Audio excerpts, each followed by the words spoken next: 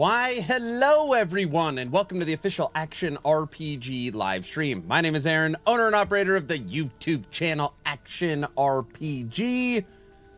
And I have a feeling, I'm already getting over a cold, that by the time this stream is over, I am going to have lost my voice more. Today is also the last day of my 30s. Today is the last day of my 30s. I feel a little weird about this. I know. Aaron, why do you care? It's just a number. It's just a day. Tomorrow, I turn 40 years of age. And I don't feel ready for it. There, I said it. I don't feel ready. Yeah, you won't feel any different. I turned 39 today. Really? Look at that. We almost have the same birthday, Walker. Woo! Welcome to 40. You gonna cry? Maybe. Damn, I'm about to turn 35 myself. We're getting older. I know, man. I'll be 37 on the 20th. Welcome to the club. Oh, jeez. 40 is a state of mind. Happy early birthday. Happy birthday. Bro, I'm a decade older than you. Rip 30s feels bad.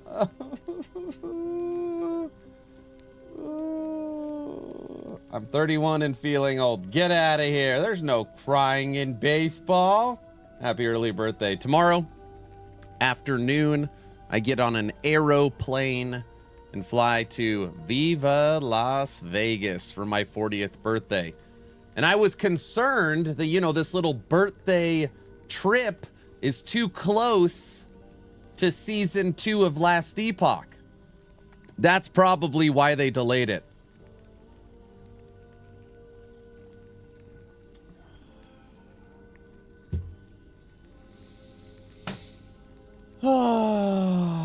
Look at LeBron. You're right. Look at LeBron. Good decision on LE. Well, I'm sure most of you heard the news. We might as well start the stream. I just logged into Golemancer because this is a build I could play without blinking, so that I could try and stay on chat today. All right. So, I'm sure most people heard the news, but we will cover it anyways. Effective 2 hours ago, Last Epoch game director Judd, the creator of the game, put out an official announcement. Hello, travelers! We've recently learned that our friends in the ARPG space have chosen to release a date just a couple of days after ours, which would divide the player base and hinder the success of Season 2. Okay, this feels like pretty pointed language. Our friends made a decision, chosen, which hinders our success. That's pretty damn pointed. I could just be, you know, looking into this a little too much. Feels pretty damn pointed. Last Epoch is still a smaller studio. We're still the little guy in this space that looks forward to each of its launches as a way to continue to sustain the studio financially. Hey, our friend EHG has chosen to release at a time that hinders our success, and if we don't change our date being the smaller guy, we might not be able to continue as a studio financially. All right, am I reading into this too much? Last Epoch is a smaller studio in this space that looks towards each of its launches as a way to continue to sustain the studio financially and work on the things we are most passionate about. It is with a heavy heart, us being the smaller guy, that we are forced to move our release date. Forced. They literally used the word forced. I didn't notice that when I made my video. It is with a heavy heart that we are forced to move our release date of Season 2, Tombs of the Erased, April 17th. As we adjust our launch date, we invite our community to help us spread the word so that everyone could join in the Season 2 experience. A massive update to Last Epoch that we've been thrilled to share with you. Judd Mox, game director.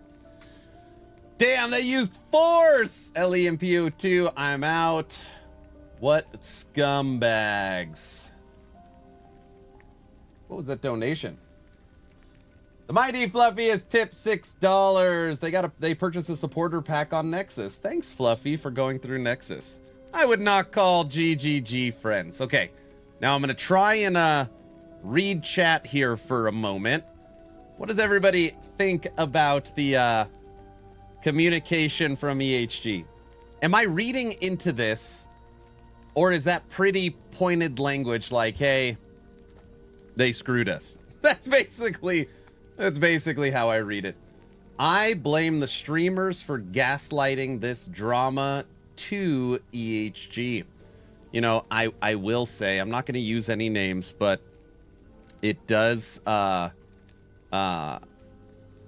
make me sad when I see all the replies to this from huge, you know, content creators saying, great, now I could blast both. Like, obviously, whether you believe me or not, I truly care about Last Epoch. You know, I'm bought in. This is my game. I would rather them keep it April 2nd from an emotional standpoint. You know, I put on X, it's a horrible feeling seeing David bend the knee to Goliath. Then on the flip side of that, you know, I get it financially.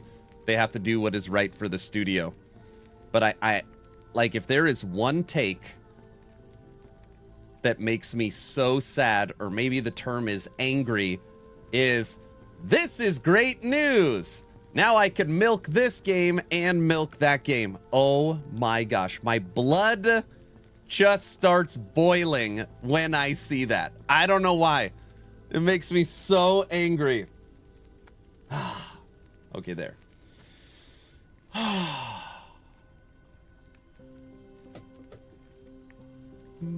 GGG did them dirty. I'm gonna buy a ton of transmogs to help out the little guy. At least streamers are happy now. They're milking the content. Holy crap, you said that before I said it. The sad reality that they need content creators streaming the game, not saying you need them to be successful as a studio. Yeah. They didn't have anything. They didn't have to do anything. I don't play nothing but Last Epoch. I've been loyal. Was playing it yesterday. Now I'm punished. Is there a date when we will find out patch notes and more about the up-and-coming supporter packs? I have no idea. I'm guessing the entire marketing has switched, so I don't know. I wouldn't have bought Last Epoch if it wasn't for X doing a 30-minute video on the cool mechanics. Yeah.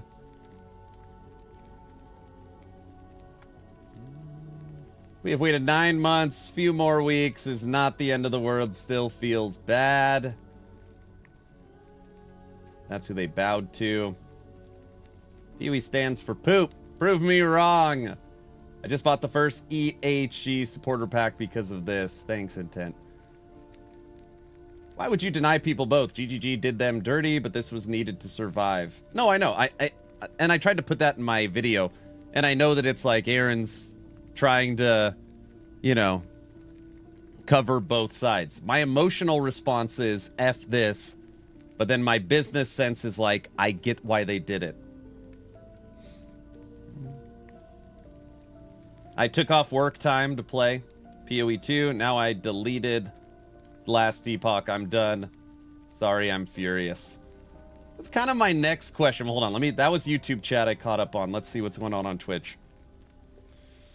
Okay, March 26th would have been better. Yeah, if they moved it forward. I agree. New content at Frosty LaRue. Don't say that. Truly saddens me to see some streamers only see it this way to milk money. Yeah, it pisses me off. What do you think about it being on Easter weekend? I hate it. I didn't want to throw Easter in my video, but I hate that as well. And wait, when you see those who said this delay is very good, so we can blast both and then play PoE 2, won't come back to LE, right? GGG used to be a small company, but now they act like a AAA studio. I'm way more excited for LE. This has killed my hype for LE. Will end up investing my time into PoE just because we are in a content drought, and that will hold me over till no rest for the wicked. All right, that's gonna be my next question. Last Epoch is the future. Believe GGG is basically the perfect example of either die a hero or live long enough to become the villain. Oh my gosh. I don't hate on EHG for delaying. I hate GGG for forcing them into this. This whole thing could have been avoided. When you talk about milking, I think of that one movie line. Are you talking about Kingpin? There's no way you brought up Kingpin and I knew what you were talking about. Huge L to bend when it takes you the entire year to make an update. You're already looking bad for having a lack of content and then delaying it again because GGG releases content faster is lame. L for PoE 2. GGG had the whole calendar, picked the worst date. I don't think it's all about milking, but content is a big deal for sure. I can't read all this. Frosty, where are you? Leave Frosty alone.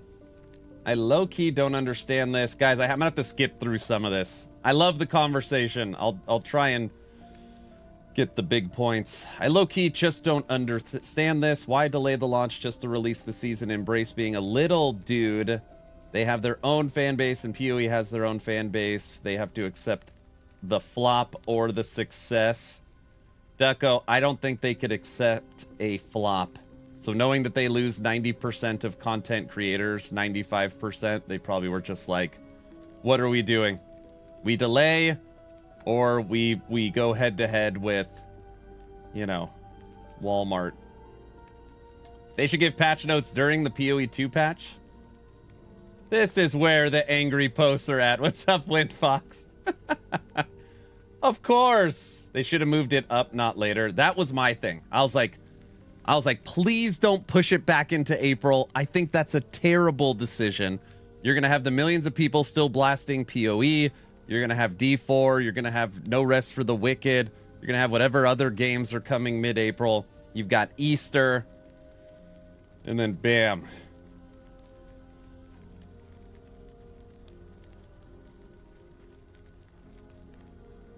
Now all those streamers that were saying they support LE now will have to stream LE for at least the entire week to sustain their word, right? I'm concerned that GGG is going to delay PoE 2 to continue to mess with LE. Okay, I already typed that out. If you go on X and look, I've been all over X this morning. Anyways, that I can't wait. I literally wrote, I can't wait for March 27th when GGG announces a slight delay of Dawn of the Hunt 020. I already put that out into the world so that I can reference it later.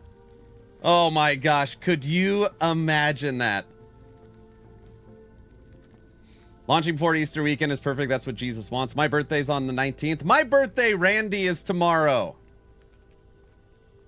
I'm turning 40. How old are you?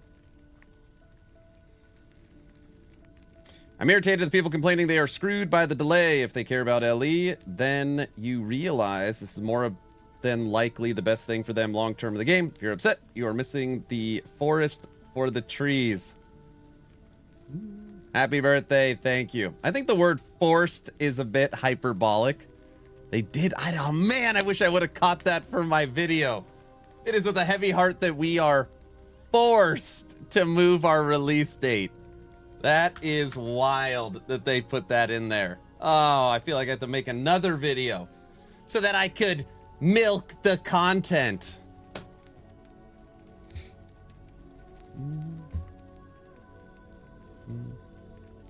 I was only going to play LE anyways, but I'm getting older and game delays aren't getting me bent out of shape anymore, for sure.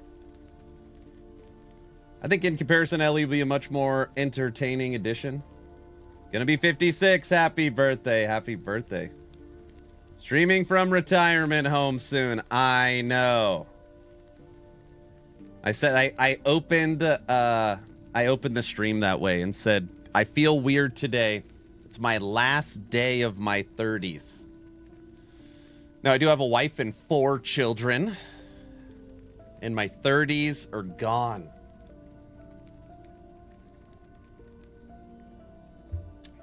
That's it. I'm 48. Just relax and think that you will never be younger than today. Great. I don't know if that helps. There's so much chat I can't possibly read this all. PoE 2 didn't do them dirty. They had to release the earliest they could or they would have backlash for a delay too. I mean, I don't know. I don't know. If you tell your friend, hey, friend, I'm going to be opening this lemonade stand on this corner of the street. All right? My lemonade stand. I've been working on this lemonade stand for 9 months. This corner is mine. I'm opening the lemonade stand on April 2nd. And the friend says, do your thing, bro. I'm excited to see your lemonade stand. And then 2 days later, they open a Jamba Juice on the same street. Yeah, they could do whatever they want. It still sucks. I mean, it still sucks. I mean, you could say, hey, it's business, which it is. But 2 things can be correct at the same time. It still sucks. Or it's still filthy, however you want to look at it. At least should have made it earlier, not later. It looks bad. Yeah. They're both wrong. Change my mind. Sounds like Walmart. I used Walmart in my reference yesterday, and people are like, Aaron's now calling GGG Walmart. Oh, I was like, okay, I won't call them. I called them Jamba Juice today. Jamba, is that better? Orange Julius? What do you want me to use? That's a good reference. No? Oh, that's literally not true. Back when it was PoE 1 and D3, Blizzard did the exact same thing to GGG. They released new content right on top of a PoE season. GGG delayed their launch, and they're very successful for it. There you go. If you are owned by Tencent, Walmart is spot on. I see. Okay. Aaron, this is totally personal, but this is awesome news for me at least. It's Easter holiday here, and I've got vacation after. Couldn't be happier. There you go. I milked a cat once, Fokker. Oh, we're on different movies. A preparation for the launch, and what is with the Torchlight Infinite? Refer to them as the Rebellion and the Evil Galactic Empire. What do we got? What was that? Iron Lord. A portion of LE launch, and what is with the Torchlight Infinite? Wait, did Torchlight no, Torchlight Infinite didn't. I was like, what? Please don't tell me Torchlight Infinite said something now. Happy partner anniversary. Thanks, everyone. I'm pushing 40 to pushing up the... Oh, jeez. No lemonade stands in Europe. Can't relate. Oh, jeez.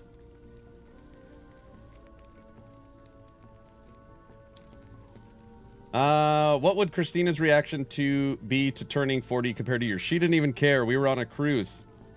She's 2 months older than me. Chris Wilson left GGG to play LE. He plays a lot of PoE too. He's like the second on the leaderboard. Wait, what are we talking about? I think people are never satisfied. Just play what you want. Evil Corporation.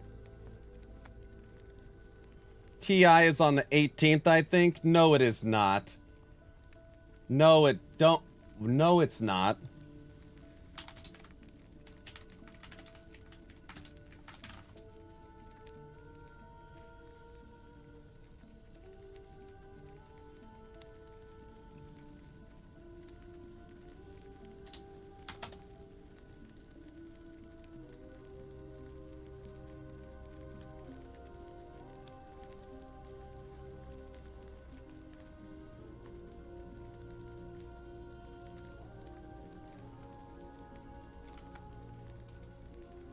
I don't accept that. I would have heard that.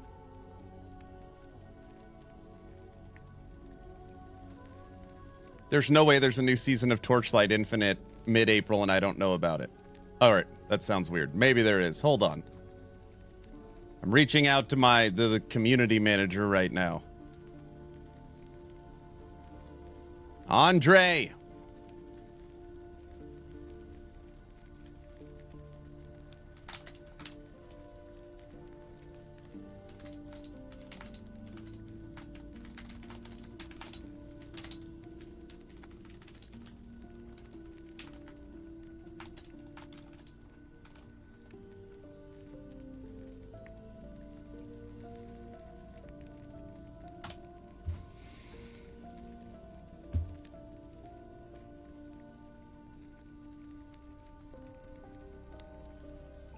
Andre's asleep in his Chinese bed. Where's he live? Japan? He's in Japan, right? What time is it in Japan? Then pushing it even further back.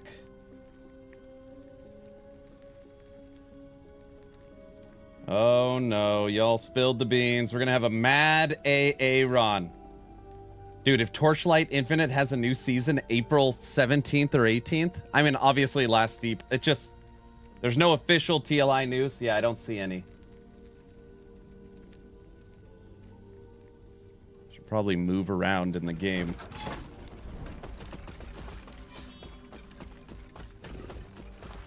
I don't know, he was in Japan?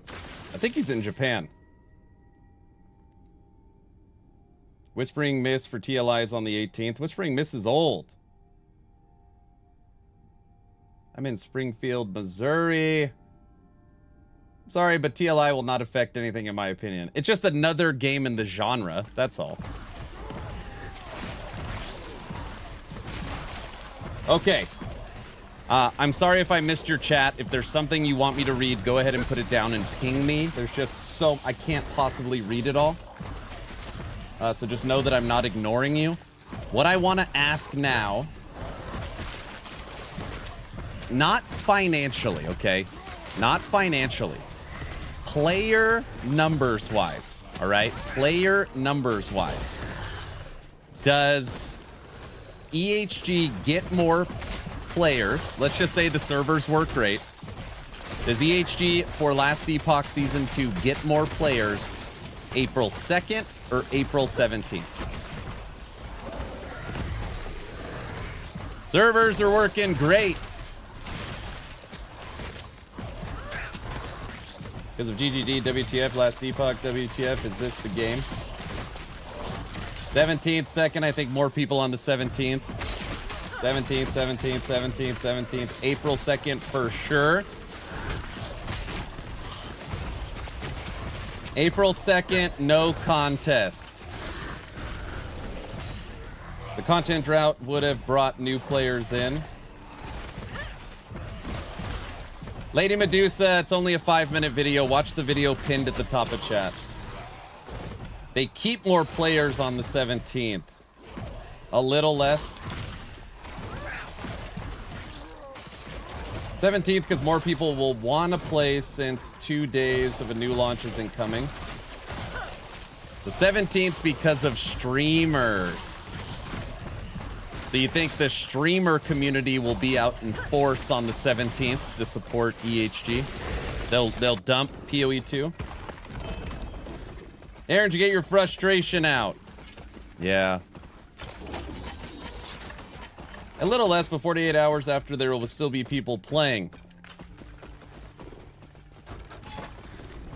Don't you think it would have been better 1 week earlier? My pitch was move it up a week. So, you know, again, like I've been playing Season 2 Update 1.2 for months. I've already got a level 90, you know, Heartseeker. So in my head, it's like, God, it's ready. It's great. Just drop it earlier.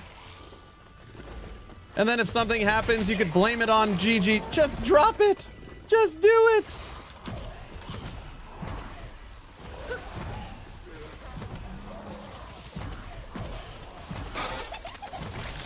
Do what they did to you. Drop it on April 6th. No, right now they are setting themselves up as the little guy that got picked on. So they're not gonna fight fire with fire. They're gonna more like a hiding in the corner a little bit. I don't know if the servers are ready. The servers run great on CT, so there's that.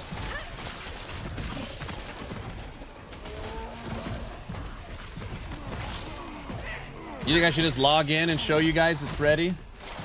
I completely agree. I'm so ready for LE Season 2. Uninstalled PoE 2, I hope so.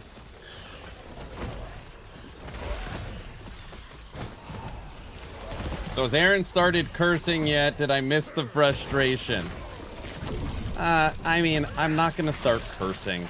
Like, again, I fall into two camps, which isn't fair. You should always take a position. You shouldn't try and play both sides. And I really struggle with this because I want the financial success of EHG. I want the studio to be here in 10 years, right? And I think from a business standpoint, moving it probably makes more sense financially, all right? I think most people would agree, not everyone.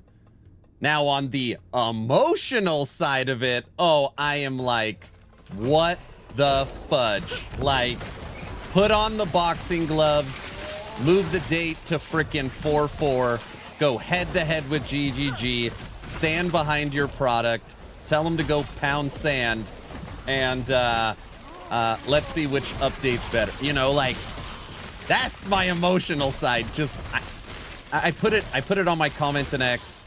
There's already 100 people saying blah, blah, blah. I was like, it just feels terrible thinking of David bending the knee to Goliath. I just hate it. And I hate it in all instances. Like, I'm more invested in Last Epoch. But it's just like, it's like Rudy gets the ball and then gets sacked.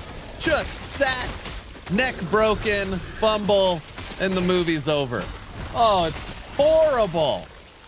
It's horrible. None of you guys have seen Rudy. I don't even know why I bring up these movies.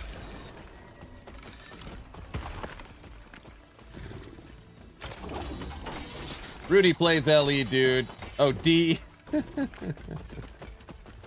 Judd kissed Jonathan's ring. Oh my gosh. Rudy got kneecapped. Exactly. David outsmarted Goliath instead. Is that what it is? He didn't need the rock? Pushing it back is the right move. You're going to get casuals to come to LE. Will you be playing PoE 2 April 4th? I don't know. Probably. Rudy wants potatoes. Rudy likes second breakfast. That's part of Rudy is always supporting Frodo. Dude, I don't know. Rudy got Triple eaten. G did you dirty. Thought I would stop by and donate my Prime sub to you, smile. Hey, Graybush. Thank you. Thank you so much. You made me smile. Thank you. Rudy got eaten by the Demigorgons, or whatever they are. So, the Demi-Dogs. Actually, Rudy didn't... It didn't work out. Tell us about your subathon, please. So, the news hits. I do this. Okay, I read this is what happened. Reenactment. You guys seen, like, the crime dramas? The reenactments? News hits. I turn to my second monitor. I read the news. I do this.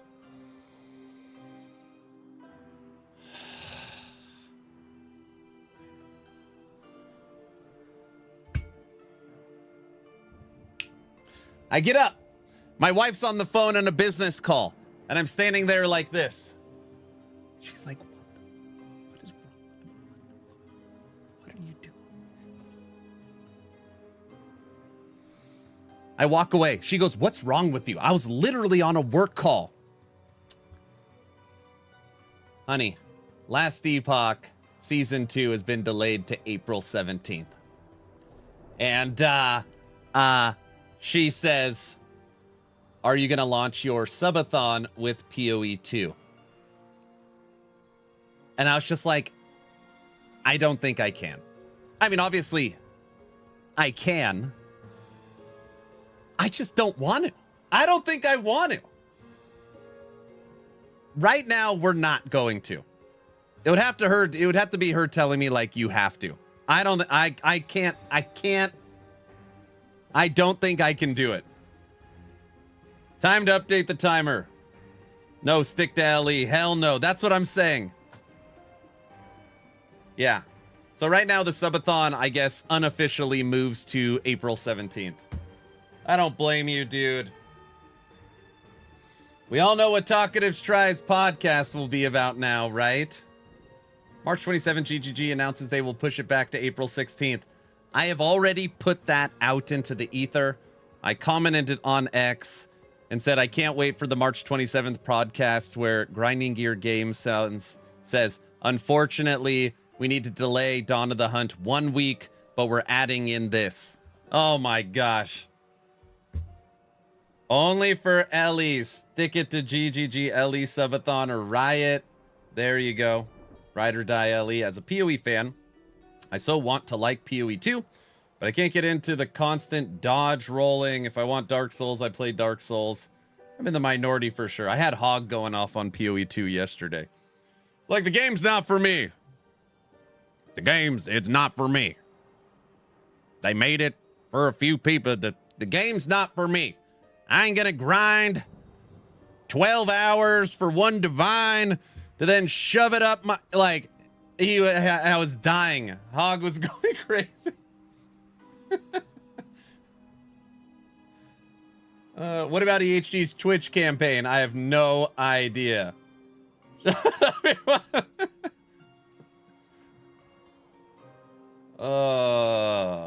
I don't know. I literally, I have no idea about what they're gonna do marketing wise. Get Gazzy happy or bet Gazzy's happy. I would venture to say if you are a main for PoE, you are happy. On Reddit, they said the Twitch drops are pushed back to the 17th to the 21st. There you go. Are they going to set up more interviews now? I don't know. I play all the effing games. I don't care about PoE 2, but give me 2 weeks to play it, and I might just start to like it more than Ellie. Terrible move. Interesting. Interesting. Why don't you make new character? Oh, I already have all 15 characters max. Are they going to do a Friday dev stream or be ashamed? I don't know. I don't know.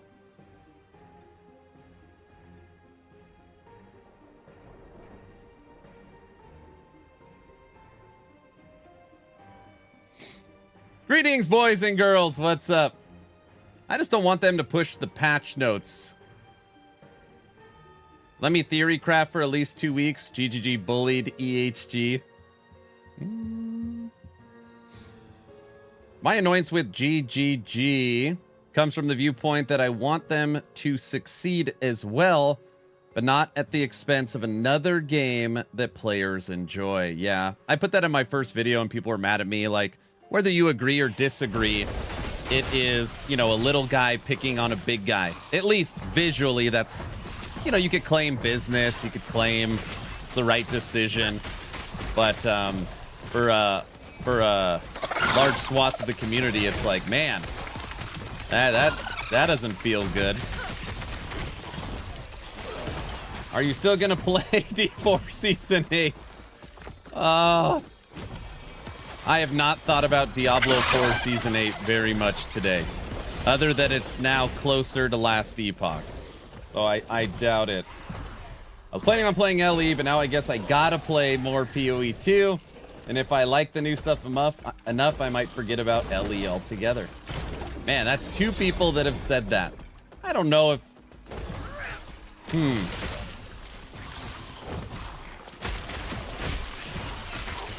In my head, if you are a Last Epoch fan, right? Let's just like, hey, the game's pretty good. I think it's pretty average, right? You're a Last Epoch fan. You're going to show up for Season 2. This is basically a relaunch. This is basically a relaunch for the game. I feel pretty confident you're going to show up. I hope.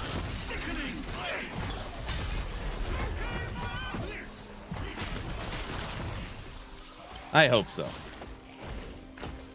Unless PoE 2, I mean, absolutely knocks it out of the park. I can't play PoE 2. Game keeps crashing between zones. I'll play D4 Season 8, but probably wait for the XP buff event.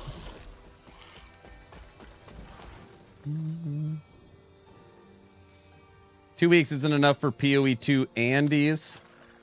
The streamers should have insisted PoE postponed by refusing to play it. Yeah, you guys, hold on a second. You are dreaming.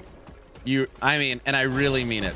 You have to remember, the PoE mains broke all their records. All of them. Followers, concurrent viewer, like average viewers, subs, donations.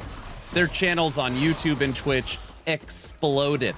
The highest numbers across the entire board for every single PoE main streamers. And you got to understand, like, that, you know, that's their job, right? It's the thought of them saying, hey, screw grinding gear games, we're not going to play unless they move the date. That would never happen. It would just never, ever happen. PoE 2's endgame is shiz. PoE 2's endgame is far better. PoE's 1. EHG made a bad decision. All it says is they believe that their product cannot stand up to GGG, and it's a bad look. I think I don't totally agree with that. I think what they think is that not enough people will see their product if they kept the date. So not that their product is inferior, it's that not enough people will see it. Because they lose all the content creators, and they lose the marketing and the buzz and all that kind of stuff. I want to look at those PoE stream numbers. That certainly changes our schedule. Maybe it will play out better. Maybe. Streamers refusing to play PoE. LOL. I was planning to play PoE LE first. Never played PoE before. But now I'm trying it first, and LE probably in May. So LE pushed their date back. Yeah, you could look at the pinned video. We're discussing it now. Is it good? Is it a win? Is it an L? How does it affect the player numbers, sales, retention? We're discussing it and going through it now. And why stream other games then?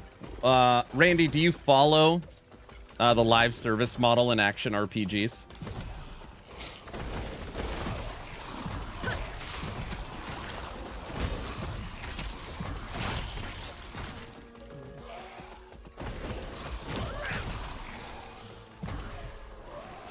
I would rather Titan Quest 2 than PoE.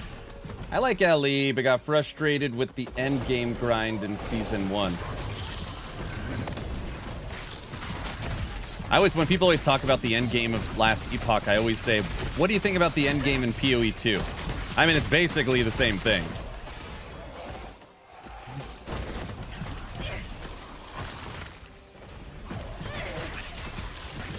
They were put in a bad spot, no good option. That's one way of looking at it.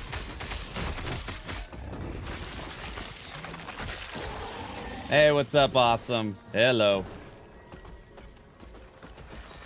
Like the endgame in D4, useless grind. We have this discussion a lot. I always say, hey, the action RPG genre, Last Epoch, Torchlight Infinite, Undecember, PoE 1, PoE 2, D2, D3, D4, Hero Siege, Wolcen, Grim Dawn, Titan Quest. Pick your Victor Van Helsing. Out of all the games mentioned, who does endgame right? I know, I'm just venting. I'm still butthurt. Who does endgame right? And most people come to kind of the same conclusion.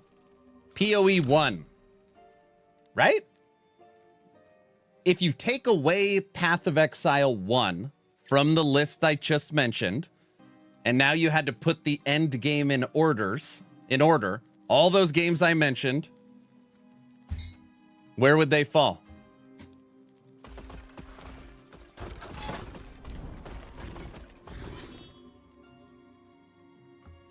Second best endgame is Wolcen, the war table.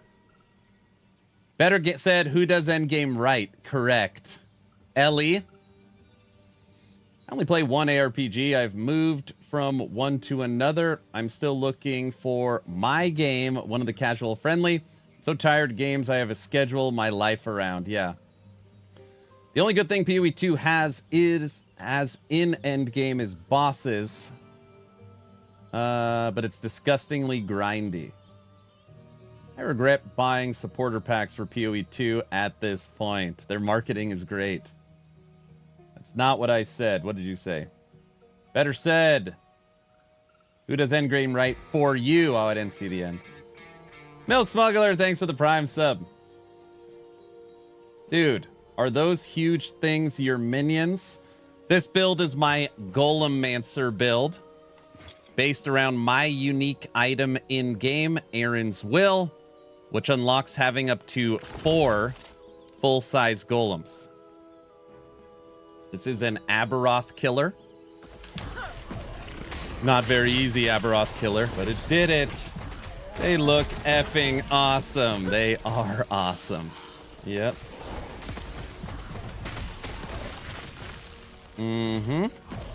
Golemancer wasn't in last Epoch, so when I had the choice of my unique item, we made it. So what's the date now? April 17th. Just remember, everyone, vote with your wallets.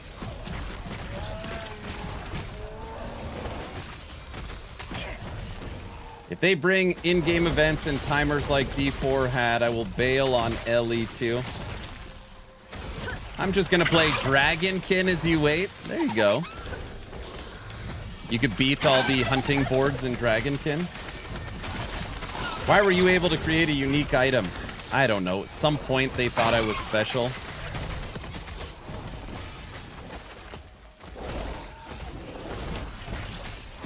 PoE 1 only has its endgame because it had so many years to build. People stop shizzing on LE and give them time to build the game. Guys, it is of my opinion. Hear me for a second. Just hear me for a second. This is my biased take. Come April 17th, Last Epoch has the second best end game in the genre. I think they're number 2.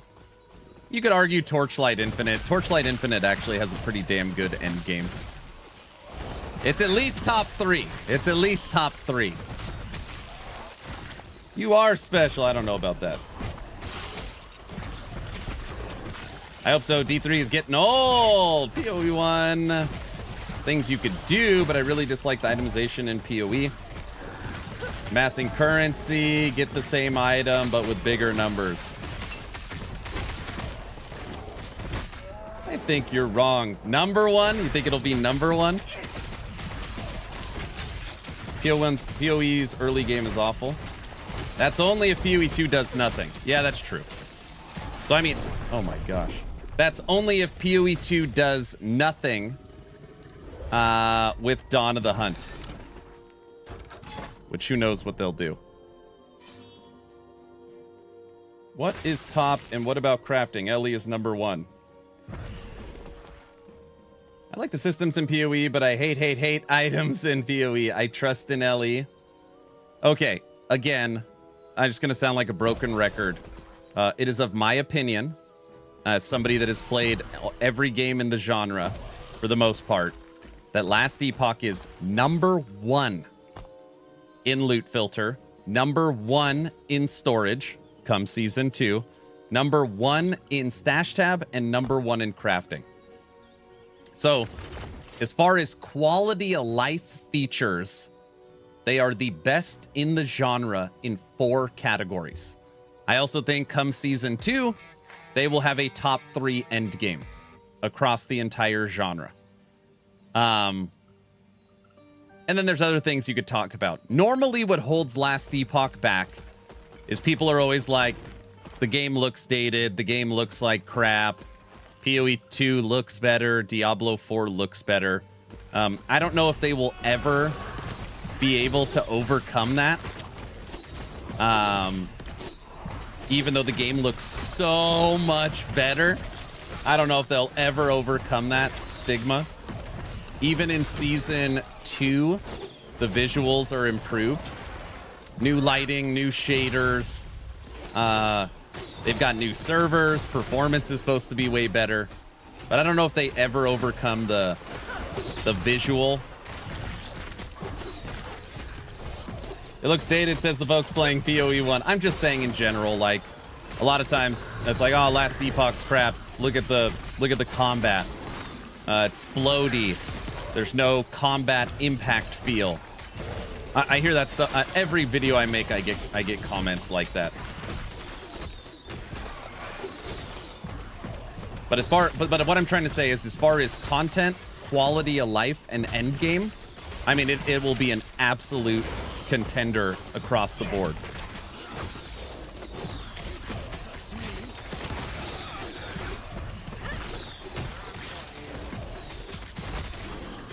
Mike Sir, thanks for the Prime sub. Thank you so much. I think the opposite. I think PoE 2 looks too cartoony. Yeah? I mean, I don't... you know, everybody has their opinion. Obviously, it's totally opinion-based, but... I just say I get that a lot. Salty, thanks for the tier 1 sub.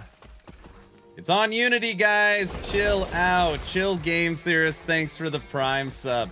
PoE 1 is only playable with MTX for me, but they kick that out of the park. Oh, PoE 1 kills it with MTX. All right, everybody, good. I can pause talking for 5 minutes. I'm done talking. Mikey, thanks for the Prime sub. Here at Action RPG, it's written in the bylaws of the channel. I don't even have control over it at this point. If there's ever a level 2 hype train, the polka must flow until the hype train is over. Enjoy. Can I suggest a build for you Season 2? Sure. By the way, I looked up Summon Bear and Sabretooth last night.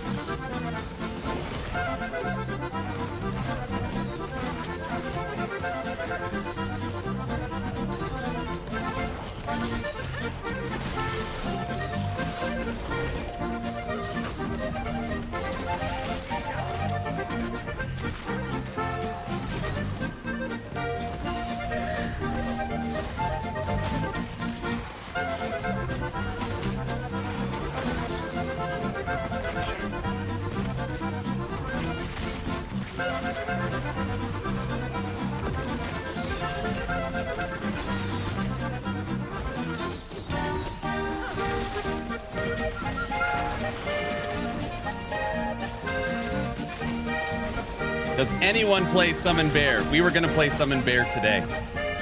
It's the worst skill in the game.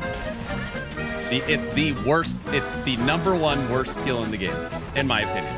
It's terrible.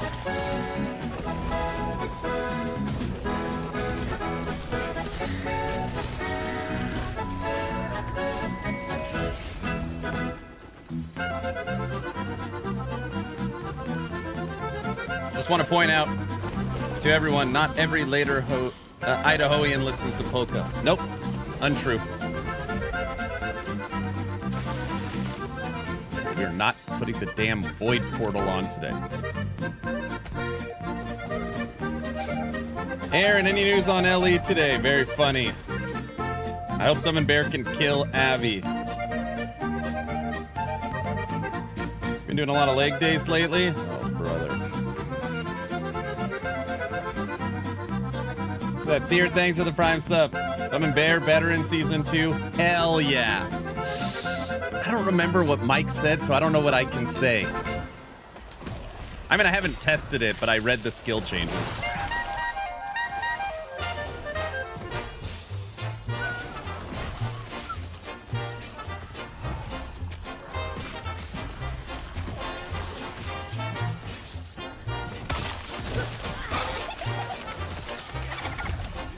Patch notes confirmed. Joking.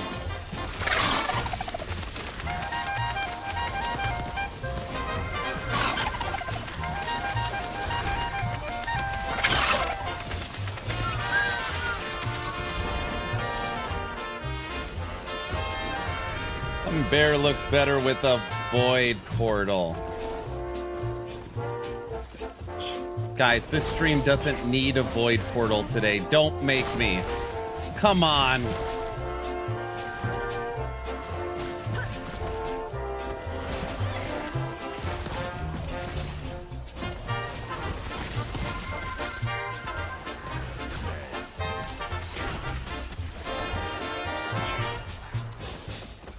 Luckily, the minions will cover the void portal today. Your comments, a void. That's 3 void portals. If anybody is wondering what's going on, you can play 50,000 channel points to activate the void portal, which for whatever reason they think is hilarious.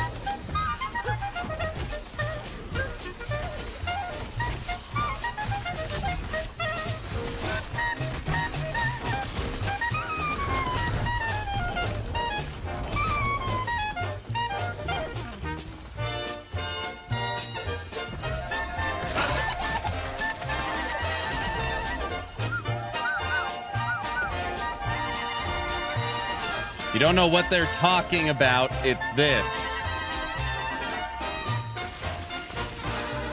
Oh, I went into it. I fell into the void portal. Not fell into it.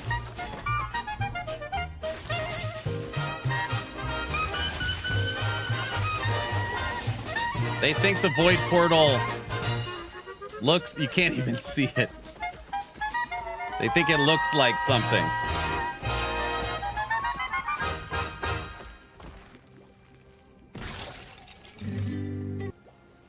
You fell in. You know what I meant. It's just a... Stop it, dog. Stop it. I told my parents... Guys.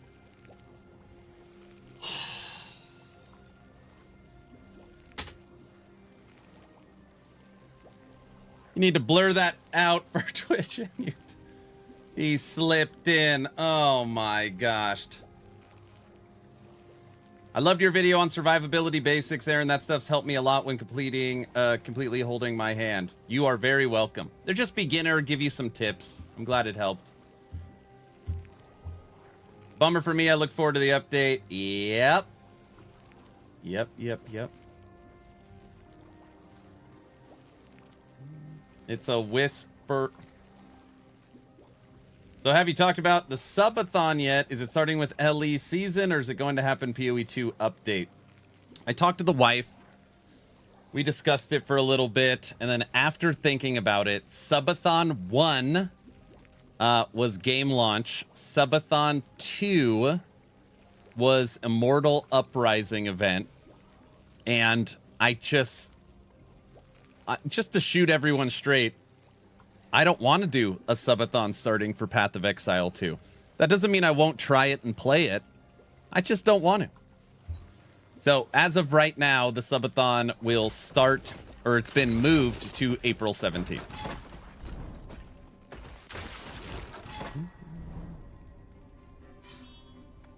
This stream just went from PG to XXX. Oh my gosh. I hope Titan Quest 2 adds chat channels.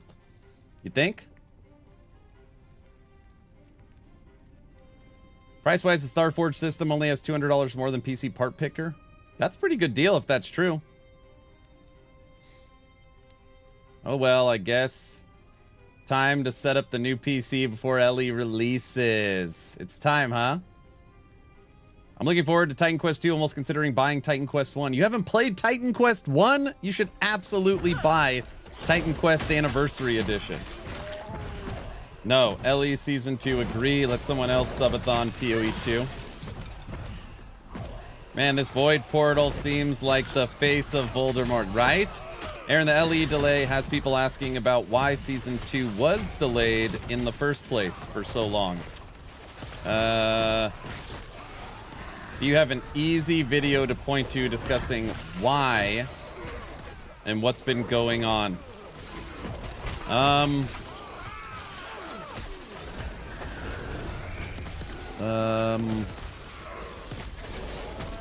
Geez, I don't know how far back you'll have to go. They won't kill me if I just stand still, right? Oh, the avalanche will probably get us. All right. Hey, we're still in the fight. I could hear it.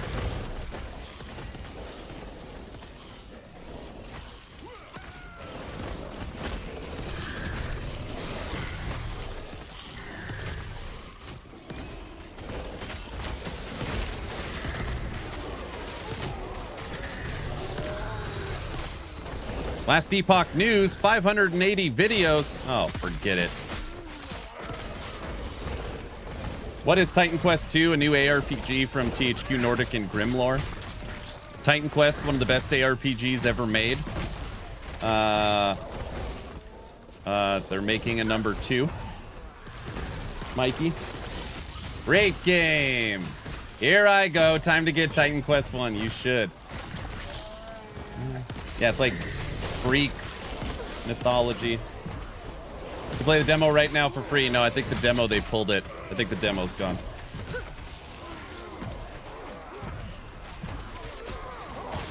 Build so OP, Aaron can AFK in an arena with Avalanche? I don't know about that. Might have to play it until the LE update. No, I mean, you can play Titan Quest 1. Novus Avaroth killer? You need to play Golemancer. No. I mean, if you just want to play a meta build, you could play Frostclaw, you could play Ballista, Dive Bomb, Bleed Hammers. I have killed Avaroth with Golemancer, Lightning Retaliation Wolves, Sabertooth, Raptor Pack. There's a lot of stuff out there. It was fun while it lasted. Alert.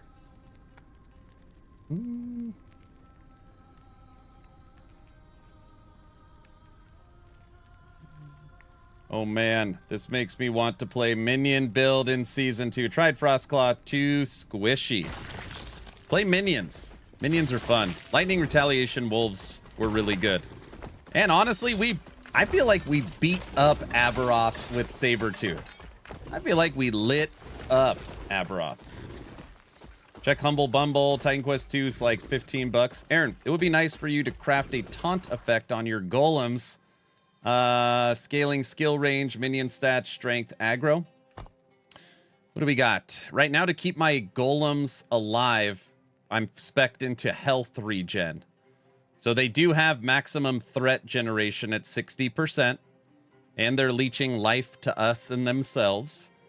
And no, we haven't gone movement speed for them. But you could go armor. Yeah, we had to go into health regen. In order to keep the golems alive during an Avaroth fight, we had to go this way. Last Epoch is delayed because of GGG. I now hate grinding gear games. Done?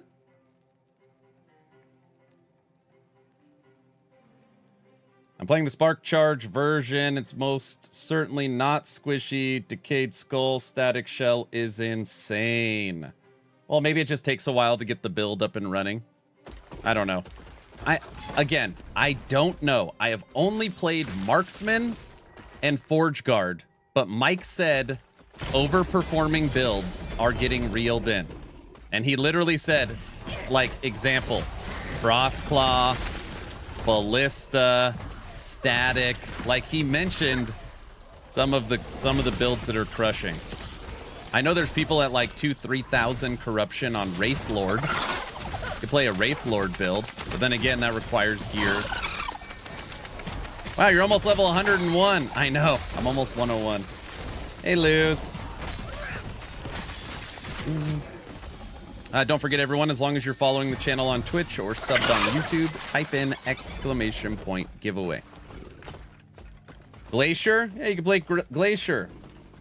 There's also a new unique coming where when you hit evade, you glacier. You could play a evade glacier build.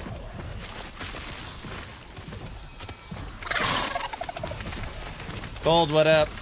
Heartseeker looked overperforming. I mean, it's good. I don't know how overperforming it is. I've got a level 90 Heartseeker in the test realm. It's a very fun skill. I like it. And I'm sure it'll be a fan favorite. But I mean, I don't know. Maybe if I had better gear, it would scale even better. It doesn't feel broken, but I'm sure by the end of the season it'll be broken. I like that everything is core, so I can go back and beef up older. Yep. I've always struggled leveling a mage. I don't really like it. Not a fan of mage, huh? Yeah, level cap is still 100, even though I'm about to hit 101.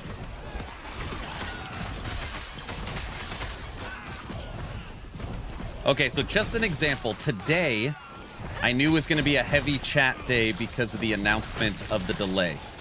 So I just picked Golemancer because I don't have to think when I play this. Which is nice. But we were going to play Summon Bear. Summon Bear is, in my opinion, the worst skill in the game. Bear is terrible. I think it's terrible. Especially for a minion. I came to see a bear. Maybe tomorrow. Oh no, tomorrow I leave for Las Vegas. Tomorrow's my 40th birthday. I turned 40. Bear is horrible. But Bear is getting a modifier that scales its strength. So if you can stack, let's say 100, 120 strength, you're going to be able to swipe with your bear like crazy and scale its base damage. It might be something. You don't look 40, Chief. Thank you so much. I got a wife and 4 kids. Heartseeker is a throwing skill with Pillager's Gold. Anyone think maybe or maybe not? I have tried that. It's pretty fun. Not that I know. It looks fun. Probably go Warpath. Wow, your golems are huge. Not the first time I heard that. It might be the first time. All right. Maybe. Are you driving or flying to Vegas? Flying out of Boise. I live in the great state of Idaho. I played Bear, Werebear build once. Yeah, was it fun? You'll see a lot of Void Port. Oh my gosh. I was going to League Start Your Fire Necro. Is it still strong? Yeah. So here's the thing. I just want to be clear. Wife and 4 kids, bros winning at life. Thank you. Thank you. Necro, from what I can gather, isn't getting a ton. There are new minion uniques because we're getting 30 new items. So there will be new gear potentially for Necro, but supposedly Acolyte's getting a lot of love next season. So really, if you want to if you don't have a lot of experience in Last Epoch, everything is going to feel new. But if you played the game a lot and you're like, I just want to experience something new, you'll play Marksman, maybe Beastmaster, or Sentinel.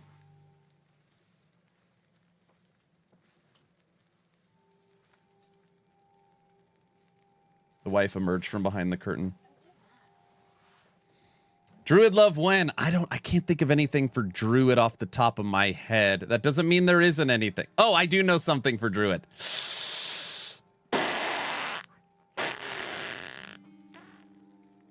I'm proud of EHG. You're happy, Kyle? Next scene is going to be just for you and Cassie. Double Bear. My plan today was going to make only summon Grizzly and just see how bad it is by itself. Huey 2 is banned for me now. Oh, no. I'd like to go to Brazil someday, but first... Oh, Peru. Wifey's the real star. Dude, I got the window open and there's like tree stuff flying in the studio. Have you updated the countdown clock yet? Don't bring up the countdown clock. I took it off the screen. I'm not ready. I cannot get the hang of Acolyte. Yeah. It's pretty easy. Lich isn't that easy. I think Lich is... The worst mastery in the game, in my opinion, is Lich. Acolyte is my favorite, and Lich is my least favorite.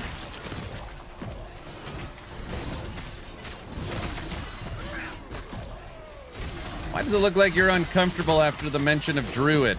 Well, I said I don't know anything coming to Druid, and then something came to mind that I know is coming to Druid.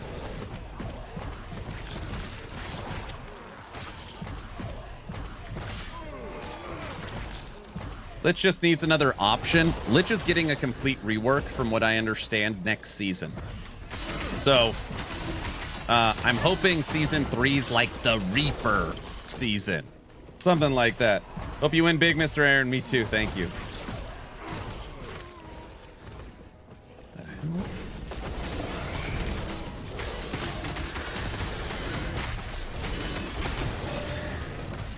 I gotta shut the window. I got all this crap flying in my studio. I'm just kidding. There's nothing flying in. Like the void portal is attacking me.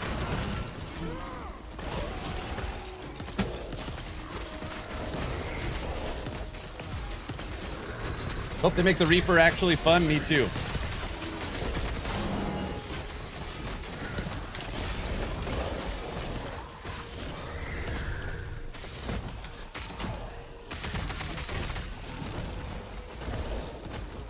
Are you going to Tree Fort Music Fest in Boise next week?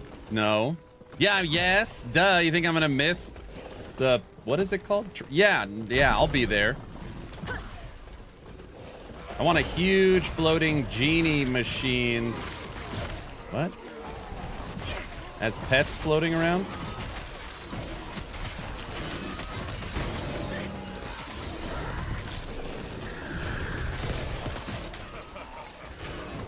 All right.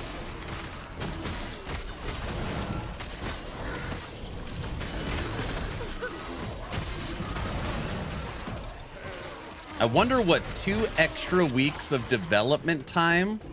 I wonder if they can. I wonder what they can make. I wonder if they could add something to the game that wasn't coming to season 2.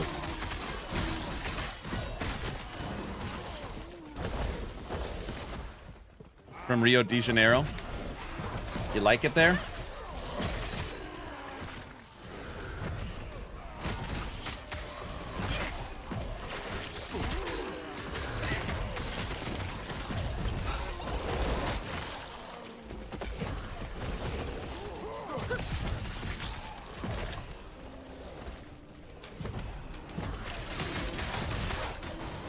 Maybe they could do some kind of server test. A stress test. Everyone will be playing PoE 2. Free MTX for all players would be a good start. I mean, they're already giving away 5. They're already giving away 5 skill MTX. They're going to be spending those 2 weeks playing PoE 2. Don't say stuff like that. I've seen the movie Rio with the talking bird. I don't know if there's really talking birds there, though, but I've seen that movie. So I don't know if that counts for anything. What? Lose? Megan Item says, F-U-G-G-G. I feel like I need to read it again. It's already been over an hour. I feel like I need to read it again. Every time I read this communication, I'm like, wow. Birds can mimic, see? Man, I'm going Forge Guard Bleed build. It's gonna be a monster with Flayer's Shield and 2-hander. Ah, I see. Why can't we be friends item? All right, let's see. No more moving. That counts. You've basically been there. So if I've seen the movie Rio and the second one, I've seen both. It's like I've been there. All right, that counts. Sweet.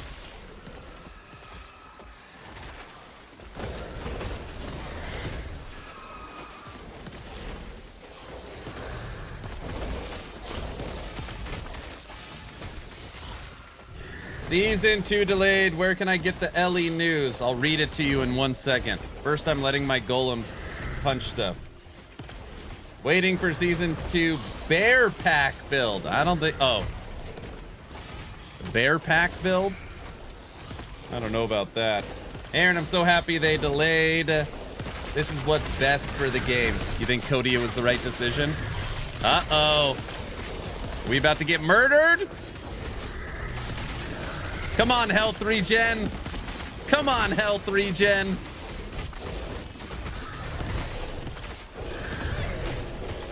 No hands bomb.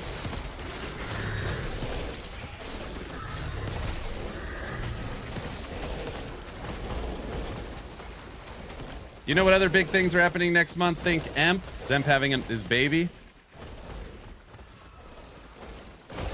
We did it.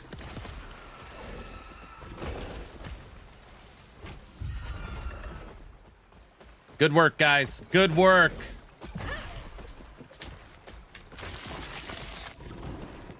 That's the schedule, I see. So Frosty and Emp are having babies.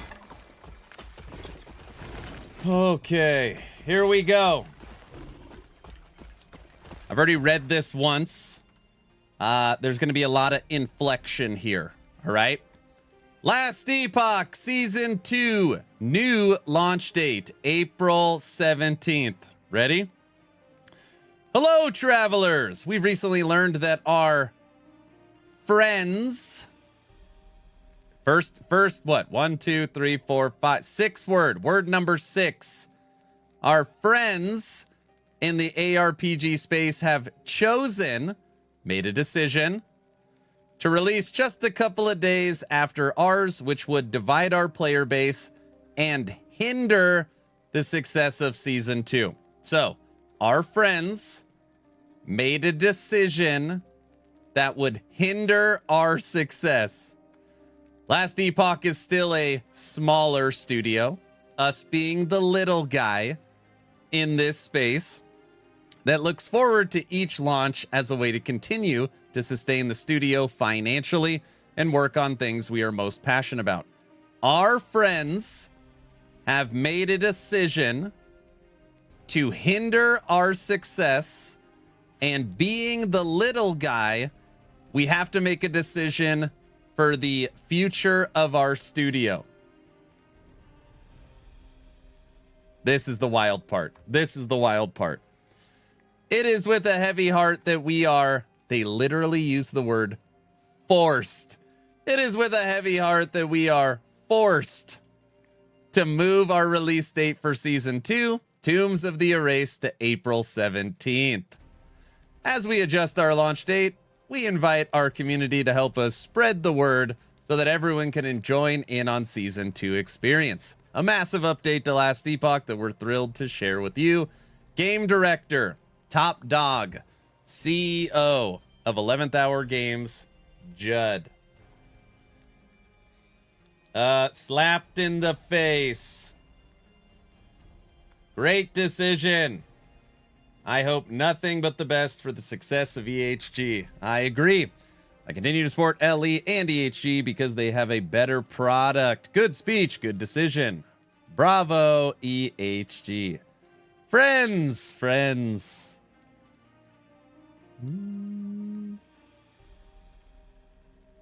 Now we can milk the drama the next month. Woohoo!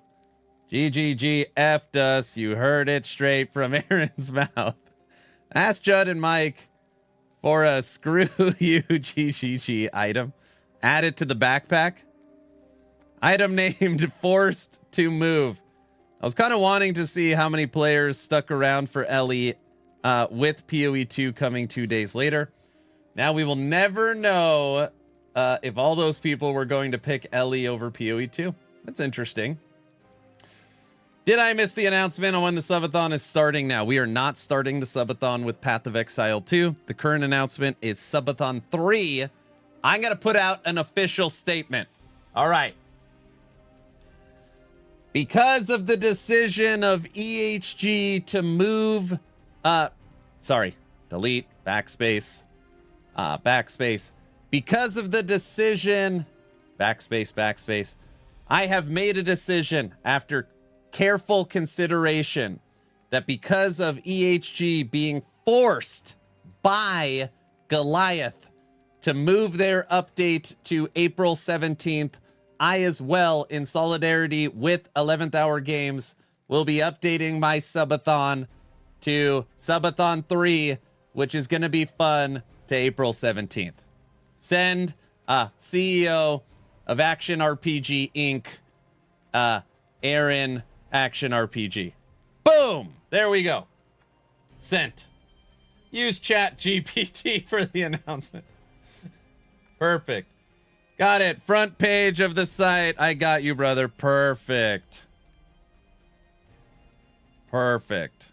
There we go. We all agree on who's the bad guy here. That was ruthless, and in my opinion, classless by GGG. Do you postpone PoE 2 as a statement to... So, I know we've already said it a few times. We've also laughed. I wrote on the social media platform X. I am so excited for March 27th when Grinding Gear Games makes an announcement that Dawn of the Hunt 020 is being delayed 2 weeks or something like that. I don't know why in my brain, like, this story isn't over. It just feels not done yet. Something else is going to happen.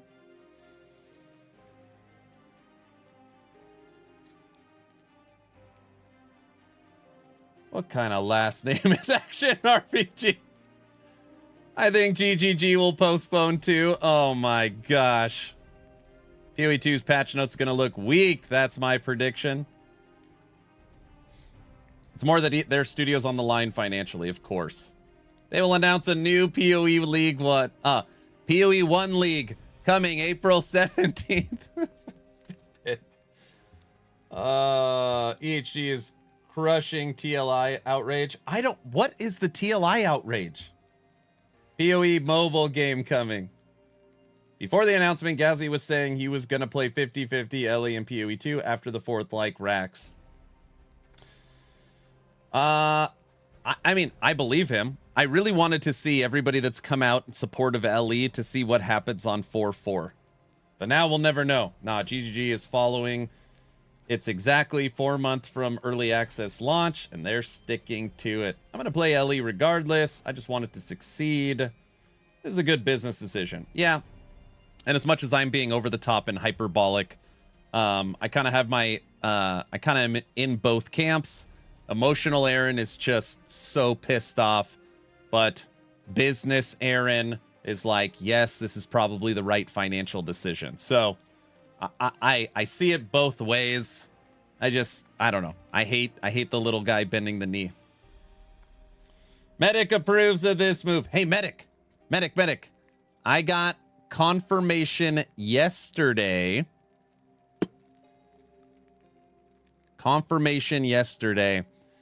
Hey, Aaron, we would love for you to test out and tell us what you think of our new controller. Nacon, the studio behind Dragonkin the Banished, is sending me their new PC controller. They said it'll probably show up around May. So I guess we'll be subathoning. No, I'm just kidding. But, yeah. They're sending me a new controller. Heck yeah, free stuff. Yeah.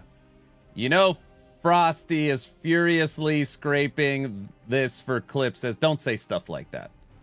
You can't bring up Frosty when I'm joking around, because then I think about all the horrible things I just said. This looks sinful. What? He said subathon. I didn't mean it like that. Everyone could still play LE on the 4th. Yeah, right. To play Dragonkin with it? Frosty's already making a new video. Oh my gosh. Frosty's not here, right? Have them send you 10 to do giveaways. I promised us another subathon. I heard it. What?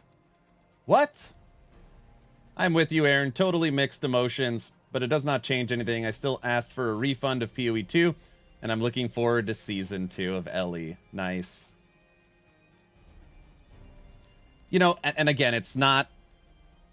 The gamble probably isn't worth it.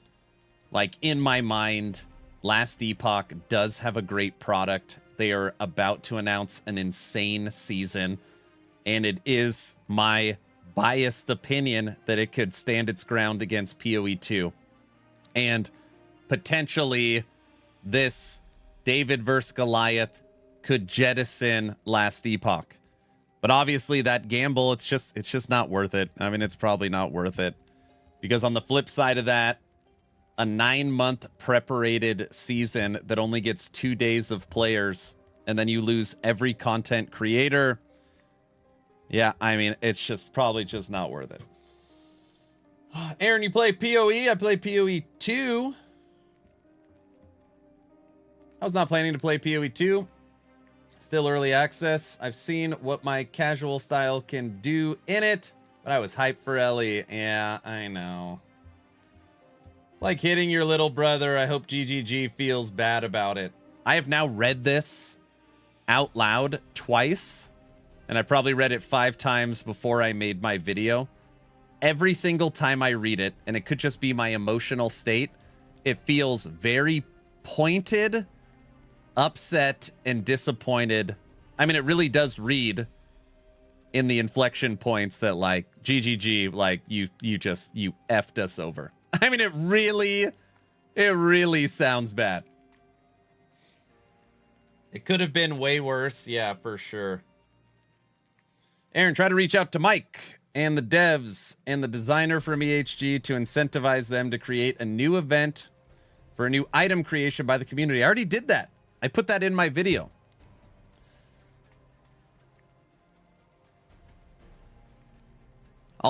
I will talk to the top 8 people at EHG right now. Is it possible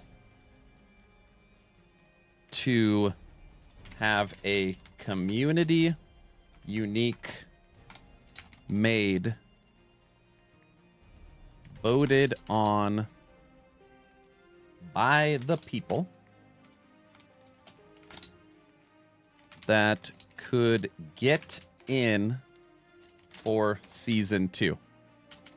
A fun marketing play and drive excitement from the community in response to the delay.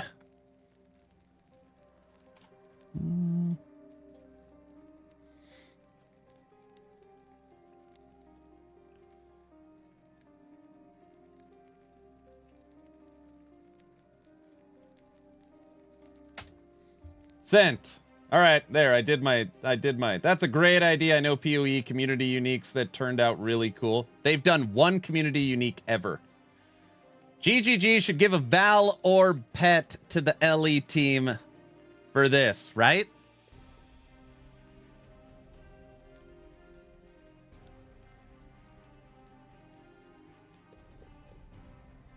Community interactive incentive is huge. Yep. Now, the question is, we have to make sure as a community we vote on a minion item, of course.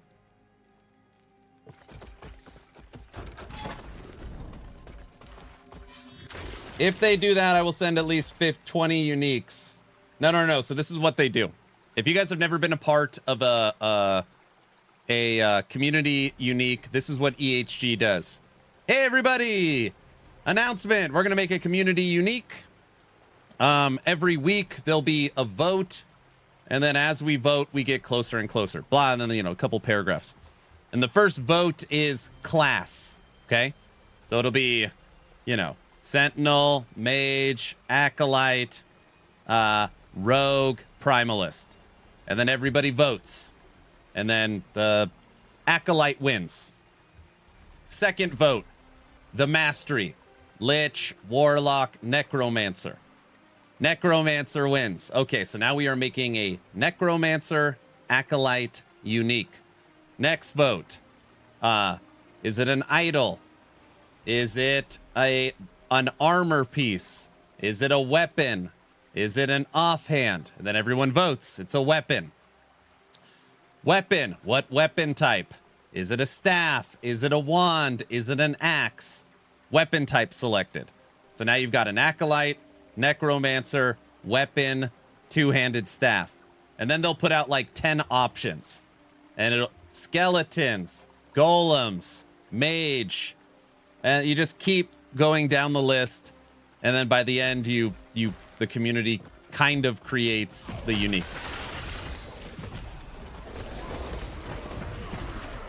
Will the podcast be delayed? Also, it looks like the podcast is going to be delayed. It looks like my podcast is going to be delayed. Level 1, Heart Seeker, enabling ability, wink, wink, bow. Oh, here we go.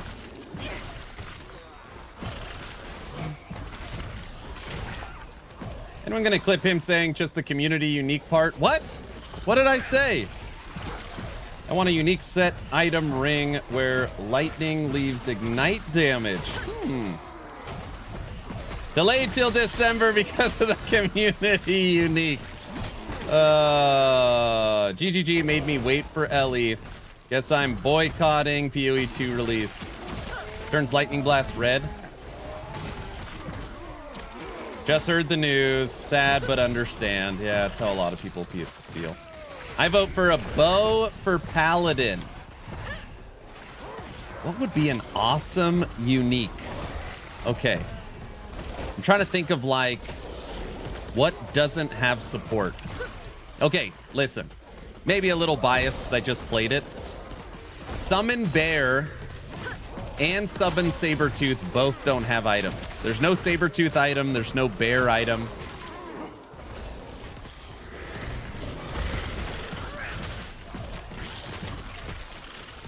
Bro, the most aggressive bear in the world is the polar bear. An item that turns your summon bear into a polar bear. It attacks twice as fast and moves twice as fast. Something like that. Something where it's like extremely aggressive. All right, that's a good, my idea is good, right? Guys? All right, that's probably not a very good idea. Bear turns white and has cubs. Okay, your idea is way better. It turns into a polar bear and has cubs that it defends. Bro, what if it was the polar bear had cubs that it defends, and every time a cub dies, it gets weaker? No, it gets stronger. No, because then you'd have cubs dying. All right, my ideas are just terrible. All right, somebody else. Someone else think of something. It has a frost AoE. Cancel PoE 2. You think it's a good idea? Cajun has just purchased a supporter pack. Man, thanks you guys. If you guys are on my Nexus store supporting EHG, that is very cool. Thank you, Cajun. Increase its damage for every cub that dies. Yeah, it becomes more aggressive. But then you're like trying to kill its cubs. So that's weird. Now I have my own void portal. Very good. Ugh. No dead cubs. I want a unique that lets your bear take damage for you. Call it Etera's Bond. Ooh, that's pretty cool. That's a cool idea. I like that idea, Aaron. I hope something like that comes into the game.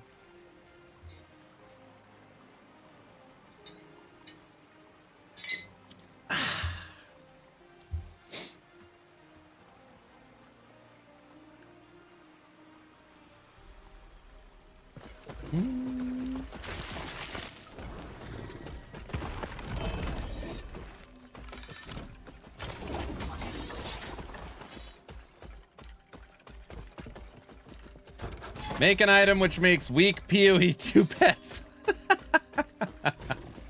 Oh, man. Kaiser, you know who I can't wait to see show up? How's Brow feeling right now? He's probably...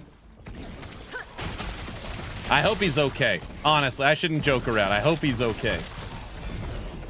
Happy partner anniversary. What's up, Jags? A unique that lets you ride a summon bear into battle and then jump off of it.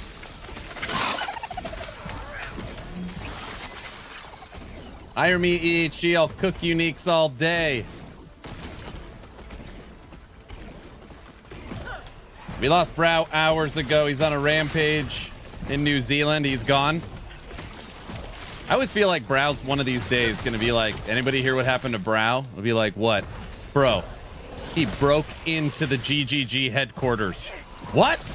Yeah, he's currently in a straitjacket, and he's got carved EHG on his forehead. Something like that.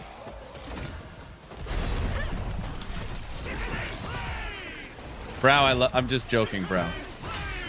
Kind of. He's destroying the servers. That's reasonable. That's reasonable. Stupid. Kamikaze? Maybe a note for the Australian players that make drop airs. Number one quest would be put intelligence pathing on minions so they could not kamikaze. EHE should make a new Kiwi Hunter. That's a nice clip for Frosty. We guys stop bringing up Frosty. He already killed me with the lawn mowing stuff.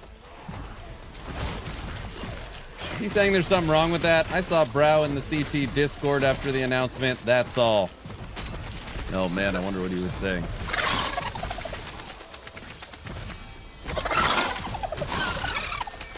You guys aren't going to tell Brow I was talking about him, right? I already said I want EHG. When I was face to face with Judd, we were chatting at dinner. He looked at me and said, Aaron, what new class mastery would you like to see inside of Last Epoch? And obviously everybody knows I want some kind of Void Caster and a Barbarian. But aside from that, I said I want Akuma. Akuma. I know nobody has heard of Akuma in this chat, but I want a Void Dark Monk. I want to see Akuma as an action RPG isometric character.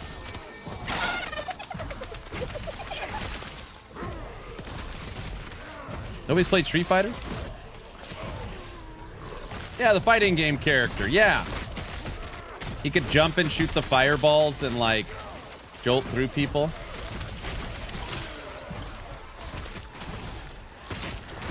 Do you know that Akuma means demon in Japanese and it's forbidden by law to name your child that? I did not know that.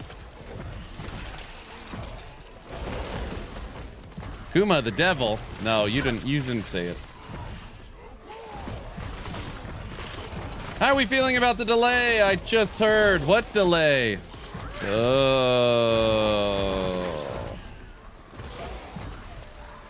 You said a mermaid is a new class. I did not say that. We're not copying Torchlight Infinite. Duh.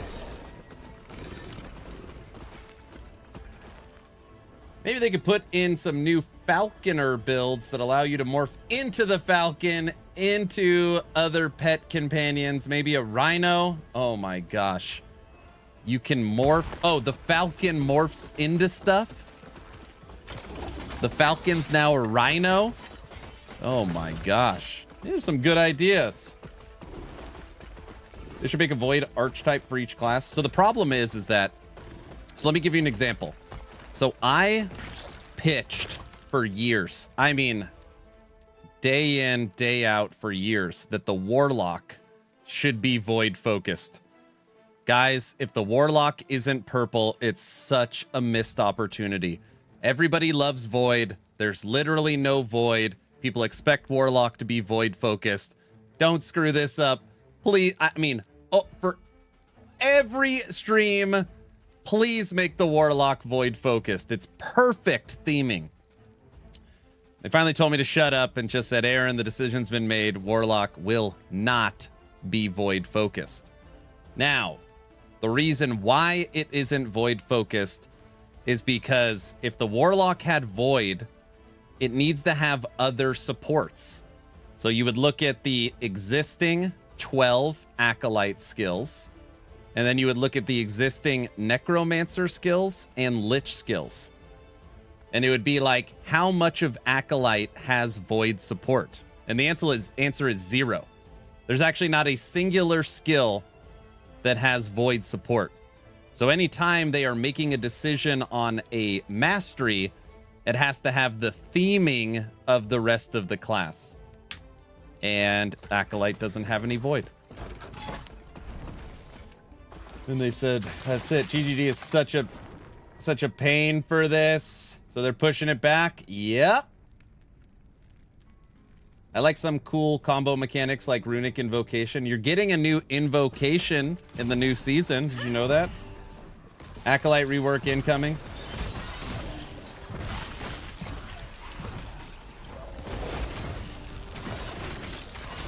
They need a Void Caster. They need a Barbarian. So they need a true melee character. Primalist. I would be shocked in 5 years if Primalist did not have a Barbarian. Knowing EHG, they'll call it a Viking or some other name for it. But I feel like very confident Primalist will get a Barbarian. I do also think there'll be a Void Caster. I don't know where the hell they're going to put it, though. Maybe like a Rogue or something? NDA breach, clip it. No, I don't know. I don't know. Season 11, Season of the Void. GGG, turning into the new Blizzard. Is that how you feel? What's the date now? So if you're on YouTube, the video I put out right before stream, it's titled Date Delayed. I recommend you watch it. It's only 5 minutes, but April 17th. April 17th is the new date. It'll be the Brute Snow Fighter instead of the Barbarian. Arcane Archer would be sweet. I feel like Rogue continues to get like void items. And over like I'm like, why is there so much void stuff on Rogue? It like leads me to believe that the Void Caster is going to be a Rogue. I don't know why. A Rogue Trapper? Wait, so they pushed it back? Yes. Final. Look at the pinned comment in this stream. Just watch it for a minute. They've pushed it back. It's only a 5-minute video. But yes. Last Epoch, Season 2, Tombs of the Erased, dropping April 17th. No, don't apologize. You're good. Aaron made them change the date. What?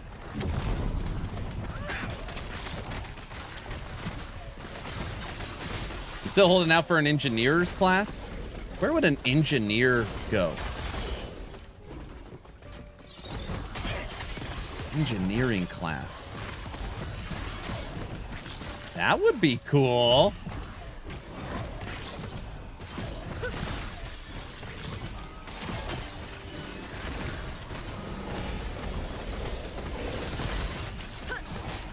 Fingers crossed. Aaron, you know you can't play the PoE 2 season, right? Right now, I don't want to.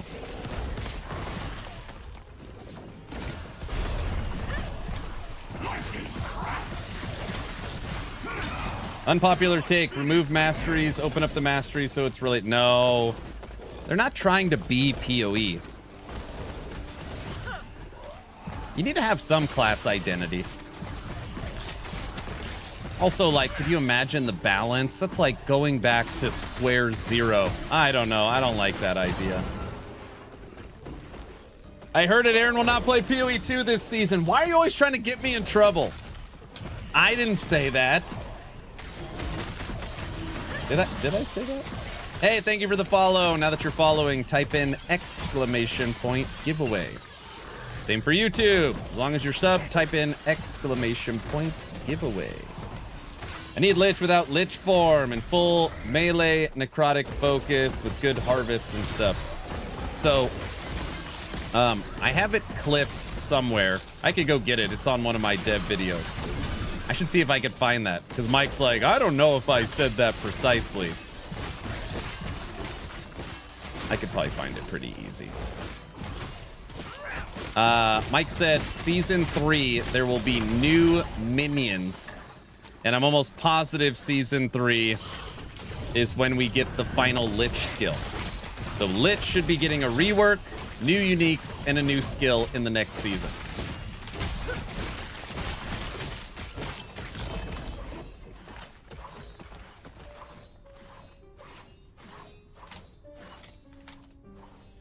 YouTube.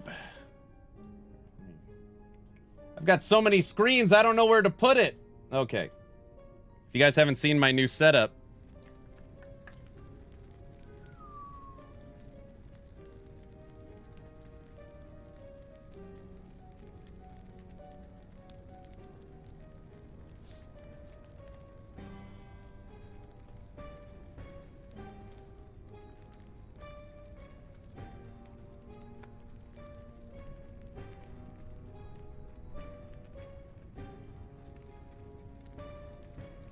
just give me 1 second. I want to see if I could find Mike saying this.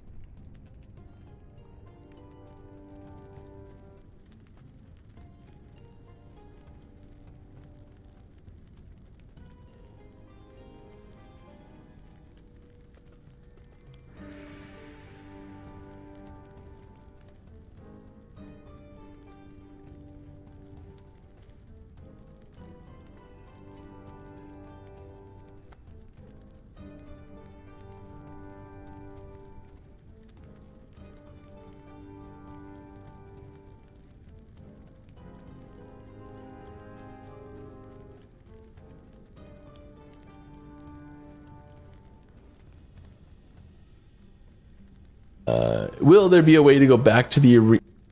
No. No, I can't find it really quickly. That's okay. I'll find it. I know I have it. Do you still miss one screen? No. I want your mouse pad. You want that one? Do we still have the same interview dates moving forward? No, my date's gonna be changed. New interview dates.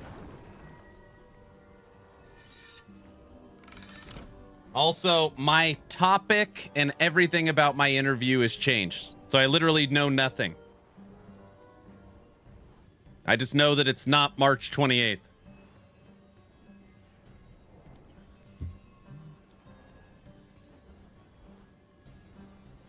It is not March 28th. Try is still on Friday? I don't know. I would guess Try's moved too.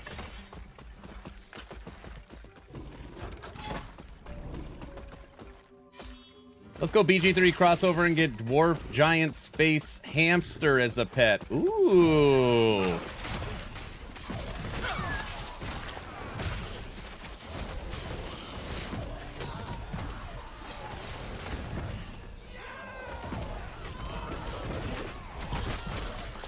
There's Brow! Brow made it! Everyone!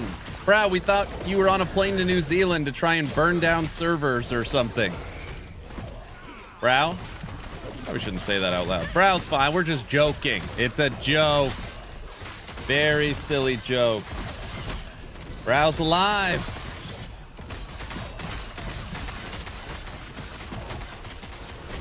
He's in a bad mood though.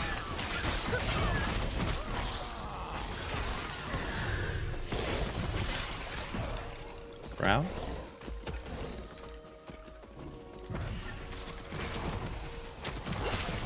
It's not a good joke. That's a bad joke. I'm just saying he's very passionate about Last Epoch. That's all I'm saying. They updated the teaser with the wrong date. What?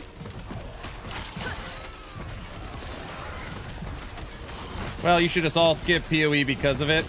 Oh, jeez. Greetings from Croatia. Hope that everyone is having a great time. Hi, welcome.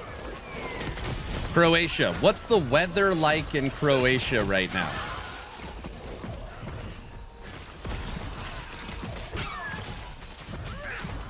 It should say LE Season 2's coming whenever GGG lets us. There it is. That's the Brow I know. First time in Endgame for me. What happens when I reach level 100? You have all your passive points. There is no Paragon system or anything to do after 100. 2-week delay is pointless. What are we talking about? Pointless? Like it'll do nothing?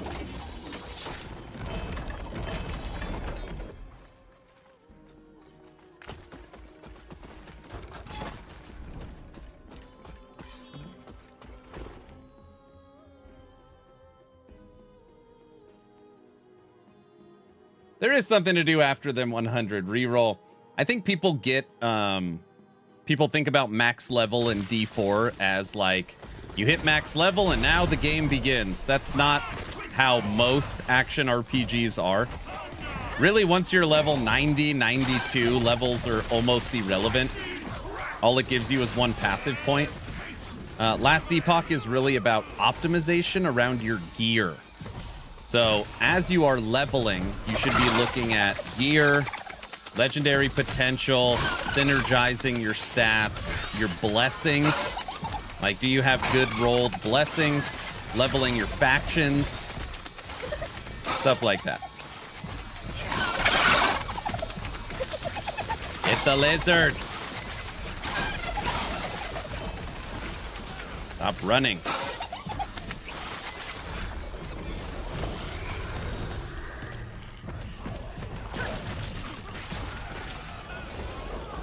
Aaron, do you think GGG will postpone PoE 2 to start a new war? Kaiser is literally trying to get, like, Frosty LaRue points today. Just to get me killed in this world. I already put on X. That I'm excited to see March 27th, Grinding Gear Games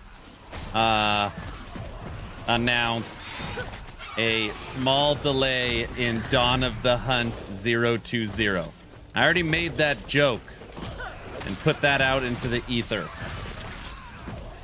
I literally just came in and hear my name. Everybody keeps bringing you up because I keep going on these rants and screaming and yelling. It's like, Frosty's gonna make another video. And I was like, no, Frosty already murdered me with the lawn mowing thing. Right? Frosty, you're too busy to make another video. Right? Frosty?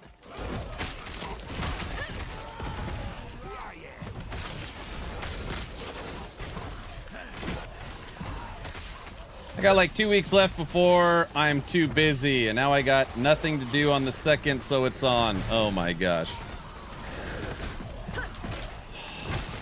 Frosty, there's a lot of goodies at the start of stream. No, you guys leave Frosty alone. He's building a crib for his firstborn. Like, leave him alone. Guys. I will keep supporting LE and will buy some sort of supporter pack during the launch of Season 2. GGG is balls. I'll quote what a Ruser said and developer replied. Sad that the demo is that short, but I'm going to play it a few times, I guess. Wait, was that Titan Quest 2? Titan Quest 2 is really taking their time. Is WASD support live yet? Nope. It's live April 17th.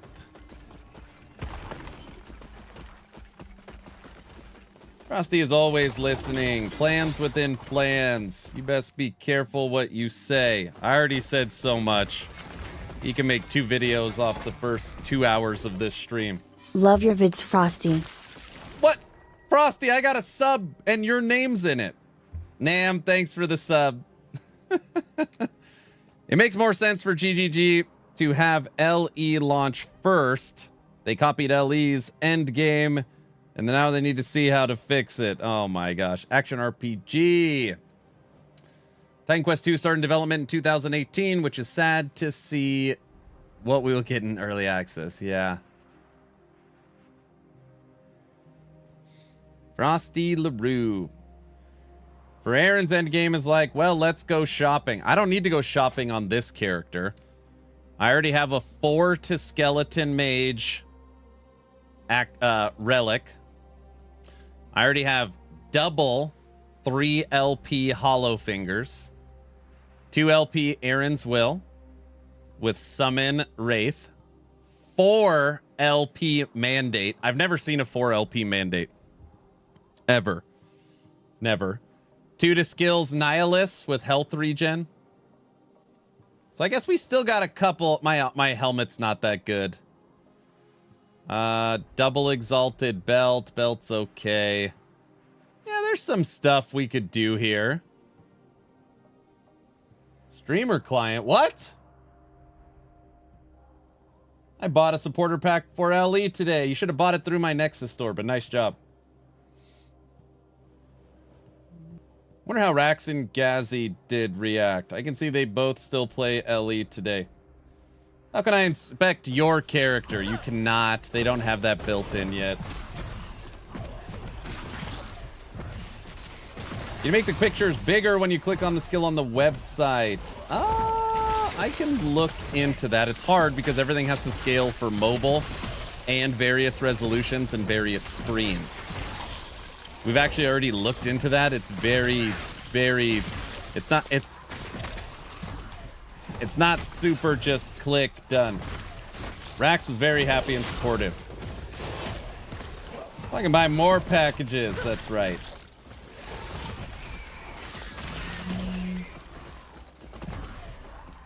Greetings from Estonia. First time here. Thanks for all the guides and videos. You made me love LE. Awesome. What's the weather like in Estonia?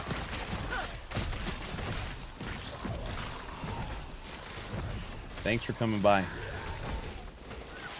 So now when people announce their new season, which they already said was at the end of April, will people lose their minds again? I don't know.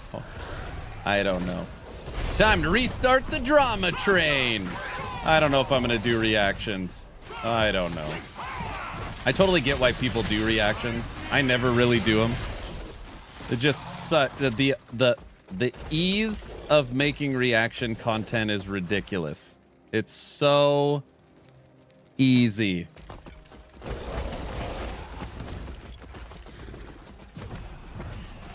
Rax's bank account was very happy and supportive. Oh, jeez. Now when PoE... Oh, yeah. They need a new Void Portal. Wait, doesn't the new LE overlap with Torchlight? What? Where? Hold on a second. Where did you see this?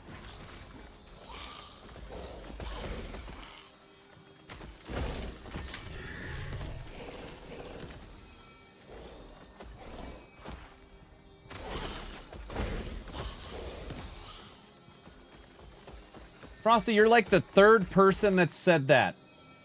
I don't see any announcements from XD on Torchlight Infinite. Nothing. Gazzy said it.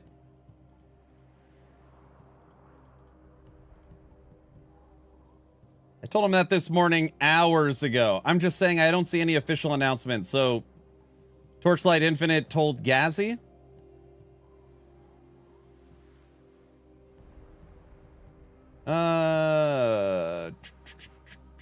It's cold. It's still cold. How cold? Super cold? LOL. You'll induce a heart attack. About to.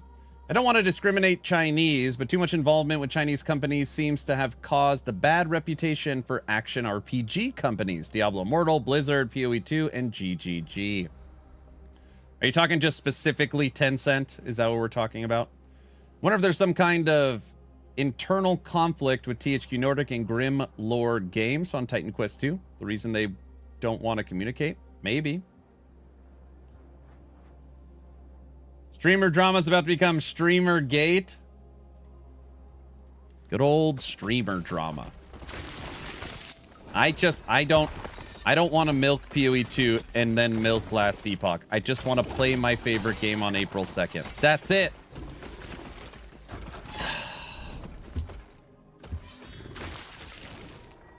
Makes sense they would tell Gazzy played TLI that one time. He plays TLI.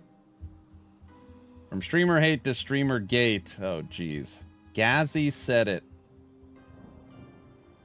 I also see it on a Facebook post. Send me a picture of that. DM me on Discord. There it is. Send me that. It's still about 0 degrees Celsius. Oh, that's pretty cold.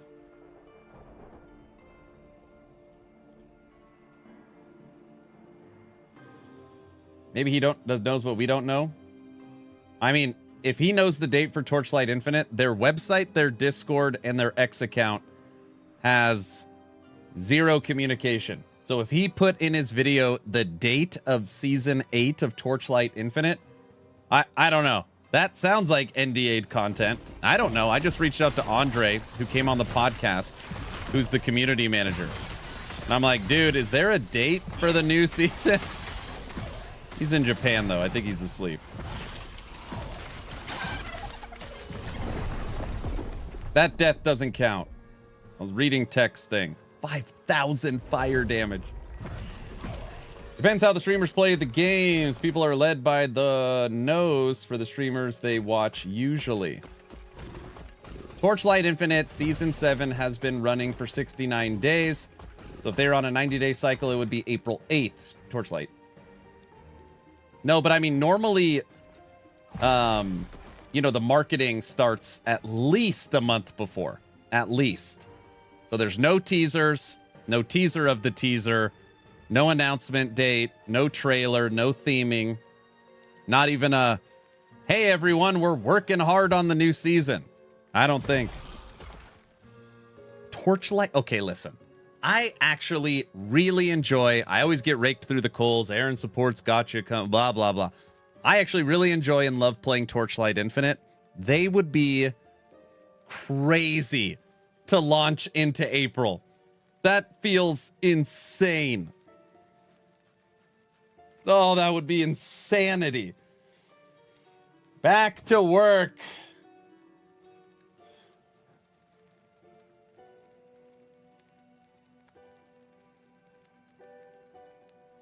PoE and LE dates are like HP percent and flat HP on idols, separated by each. I want Marvel Heroes ARPG back. That is the one game I never played that everybody says I missed out on. They always tell me, Aaron, you would have loved Marvel Heroes. I'm like, yeah, I never played it. They would be mad to jump into that circus. Marvel Heroes is back. I hear it's not back, right? It's like kind of back.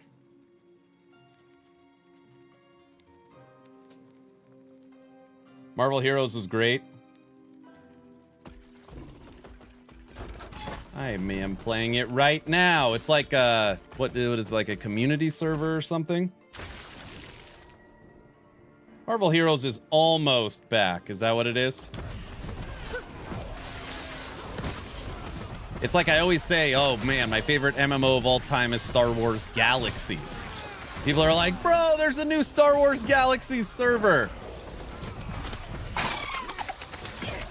I was a Galaxies creature handler. I'd pull out my Rancors. You guys never played Galaxies before they ruined it.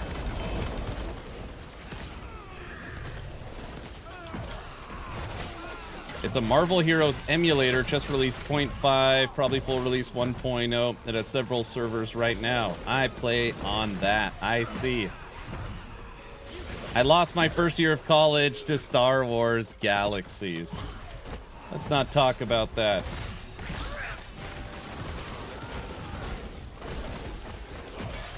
I still don't fully understand the story.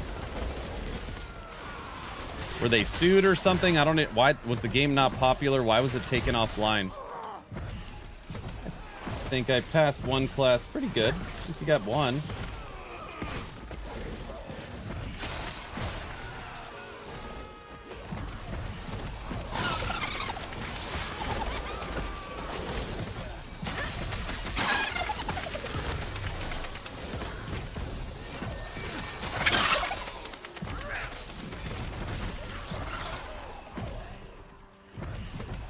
You planned on going to San Francisco for a vacation? Is that why you're going to San Francisco? Oh boy. You're in for a fun time, my friend. You are in for a fun time. Hack light. Hack very light. Marvel Heroes, harassment issue. Disney pulled the plug. Wasn't a big moneymaker. Got it.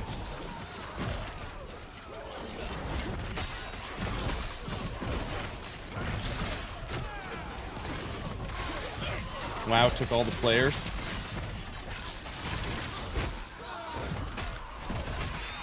I'm having trouble with MMO games. Crowdfunding Ashes of Creation, $500 back in 2017. Now I didn't even play the alpha or betas when I can.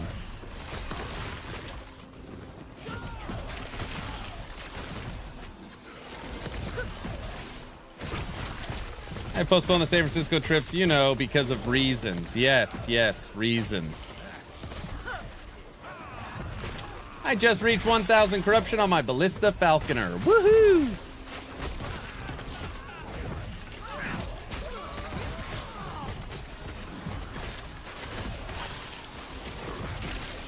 Really like Rax's detonating arrow marksman build. Are you talking about the dagger build? The marksman where you use daggers and not a bow? That one?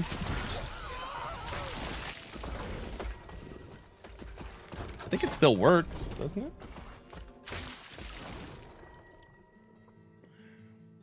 Did Rax make that build? Rax made that build?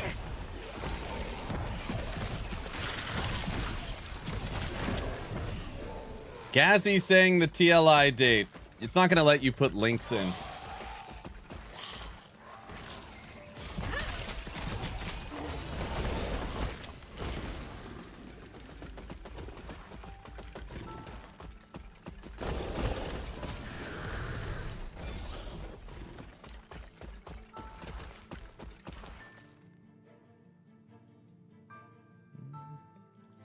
Guilty. Let his link. What video is? It must be a video he just put out. Just tell me what time. Gazzy. Everyone's talking about it. Let's see. Gazzy. Discord. Bam. What do we got? So the funny thing is, they're launching on April.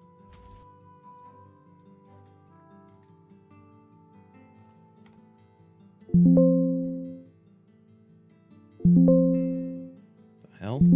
Oh.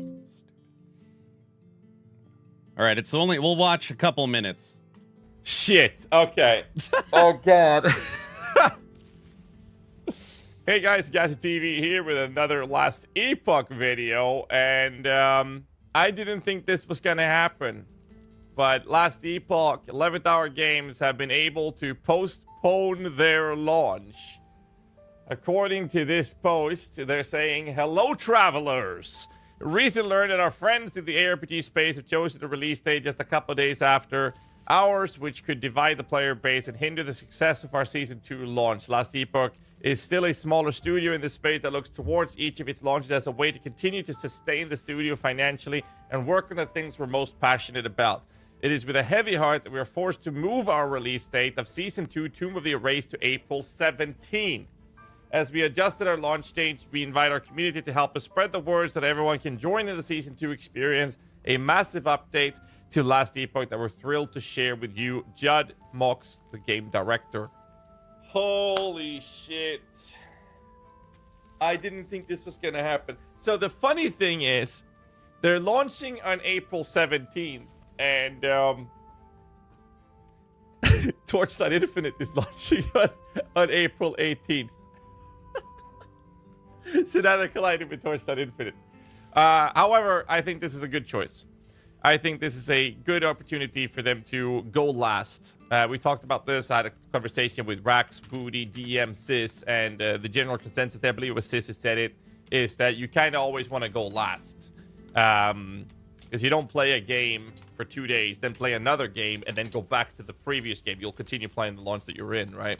So I think this is a good choice, and it also allows us to have the opportunity to keep Blast in the game that we want to play for quite some time moving forward, and then we can get that out of our system and then jump in and play the next one. The information I received was that Season 2 will launch, and the Twitch drops as well as support a creator will also be running from April 17th till April 21st. So the delay of this is allowing us to get some proper time in and playing PoE 2 leading into last Epoch mid-April. I'm very excited for this. I think this is fantastic, but again, I wasn't sure this was going to happen. This is incredible. Fantastic. It's fantastic. All right. Just so everybody's aware, I mean, I believe Gazzy. He literally said specifically the date. Torchlight's Discord, X account, socials, and website do not show a date. And now LE is the bully. Oh, how the tides have turned.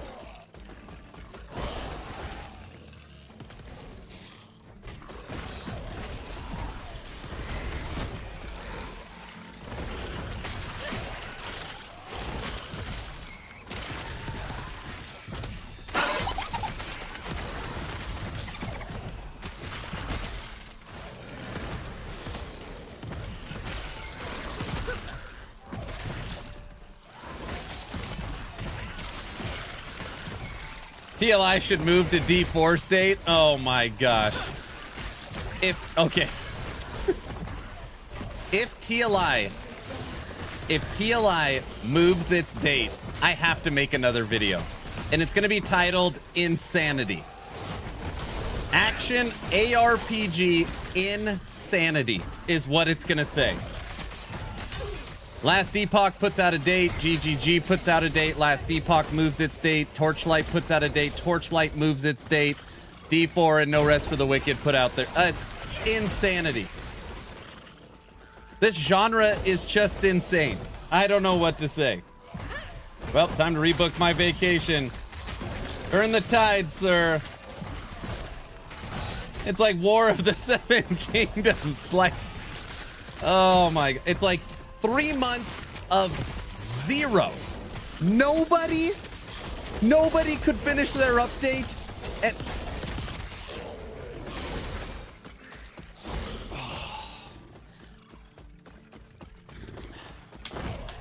game of ARPGs. I don't understand the hate for TLI. Yeah, I know I like TLI. It's the butterfly effect.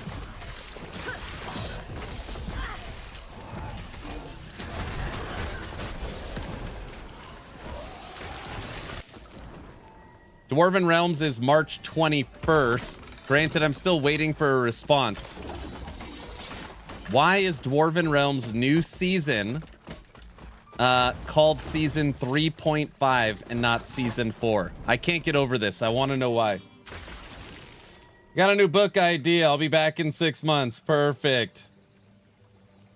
Just looks like everyone wants to shiz on everyone else. People are stupid and listen to voices on the internet, thinking that's a voice of an actual majority, right?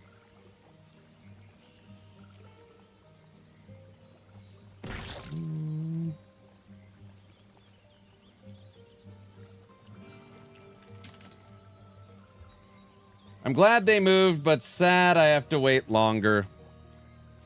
Yeah, so my official statement is the emotional side of me is very upset. I don't know what else to say. I'm very upset. The business financial side of me is like, it's probably the right decision. So like, for the studio's health, it makes sense. But kowtowing to the big dog feels bad. This feels terrible. But Aaron is the voice on the internet. No, I'm a drop in the ocean, my friend. GGG, let's launch the next patch April 4th. What is the worst thing that could happen? ARPG community crumbles into pieces. Everything falls apart.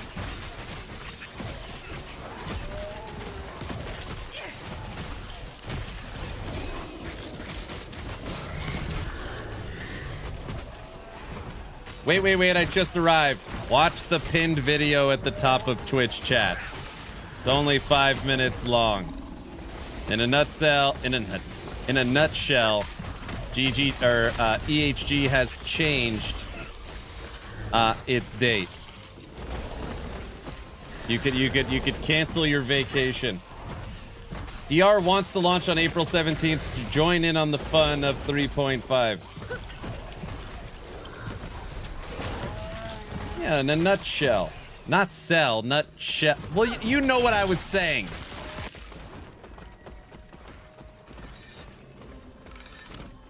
Wraith or Flame Golems? What should I play in Season 2? Both. Huh?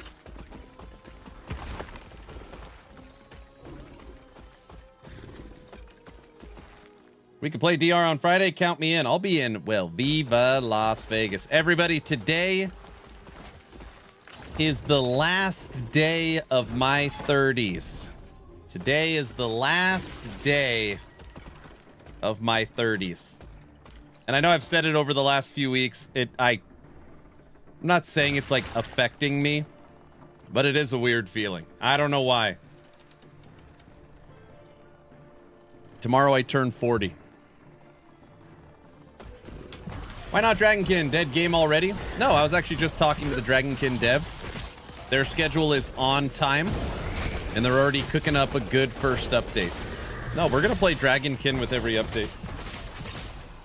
Oh, is it the reason for the gray hair? Yep. Welcome to old man life. Oh, gosh. Yes, as of right now, the subathon has been delayed to April 17th. Welcome to the 40s Club. Something new hurts every day. Great. Good. You still keep tabs on 7 Cities. Yeah, I follow all their socials and I see their stuff.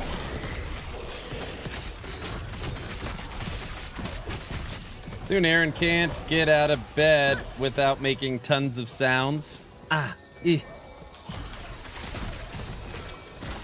After 40, healing stops, I see. Don't get hurt.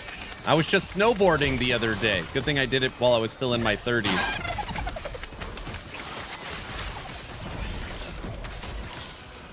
When I was turned 40, I bought a Mercedes convertible. Don't be like me. I'll buy a 5090. How's that? Is that better? Instead of a convertible?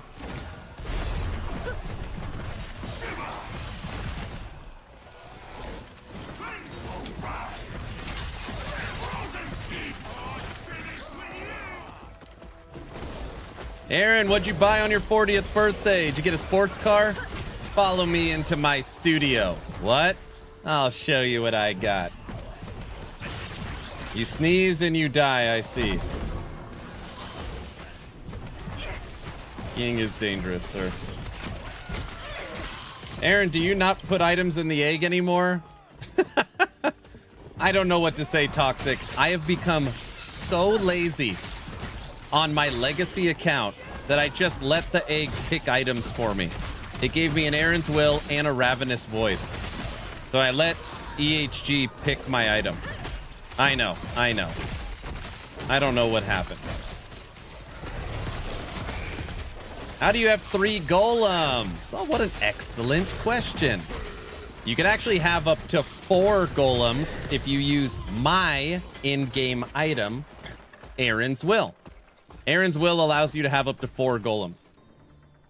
Oh, I see. Streamer eggs. Gotcha. No, Aaron is lazy. He admitted it. Yep. Sir, 40 is a number.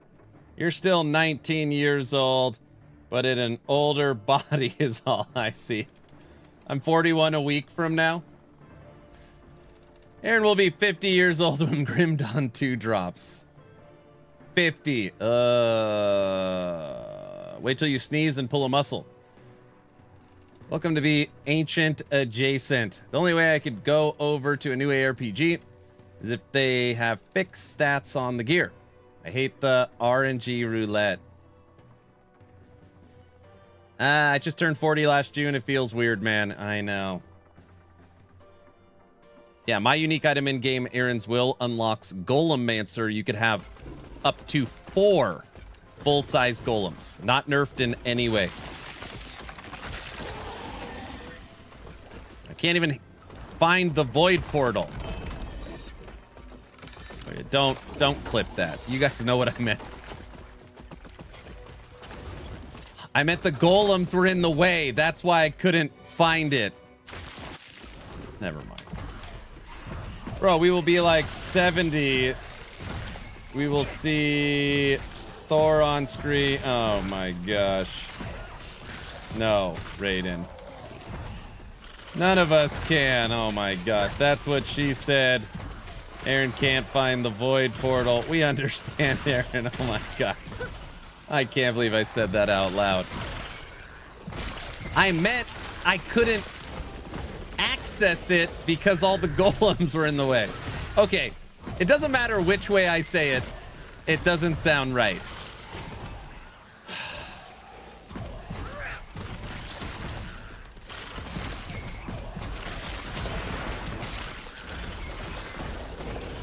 That sounds even worse. You know what I meant.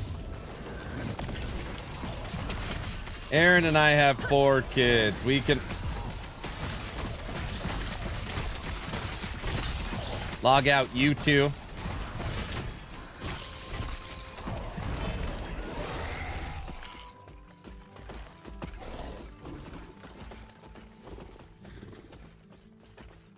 Aaron, you have 4 pieces of evidence otherwise, right?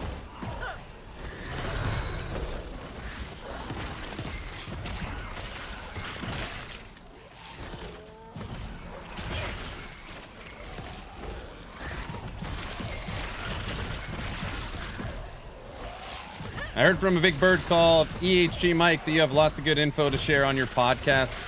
The podcast is delayed, and I legit have no idea what my topic is anymore.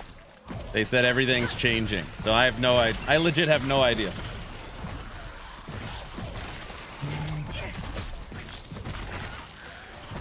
Aaron, what's your favorite build to play these days? I don't know. It's always changing. My comfort build is this. This is my comfort build. Oh, my favorite build to play this day is Heartseeker. Woo, I should log in and show you guys. What do you think? Why delay the podcast? Gonna push it closer to launch? Yeah. Boo this man. Was that mean? Use a bow on a necromancer? I already have a full level 90 Heartseeker. No, we were just talking about that. I've never made a crow build. Believe it or not, I can't show off that build. No, I've never messed with crows. Not yesterday, but the day prior, I made my first Sabertooth build.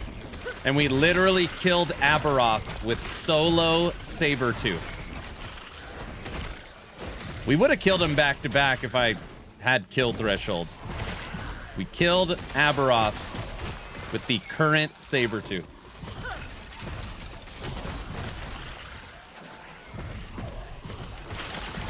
Your topic is, how can EHG take RNG out of crafting? Topic should be ethics in the gaming industry.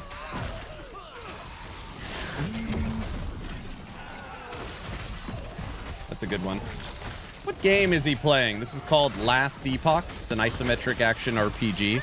Some people call it a hack and slash, or a Exile-like, or Diablo-like.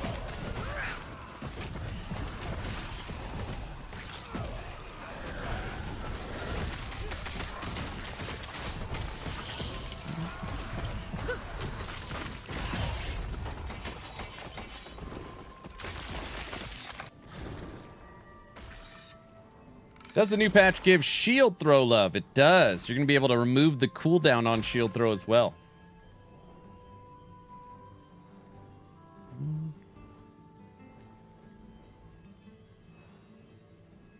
way the oceans are rising, we better colonize another planet ASAP. Yeah, which one do you want to live on?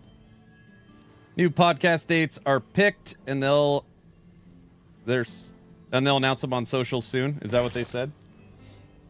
Are those your minions? I thought this game was gender locked. It is.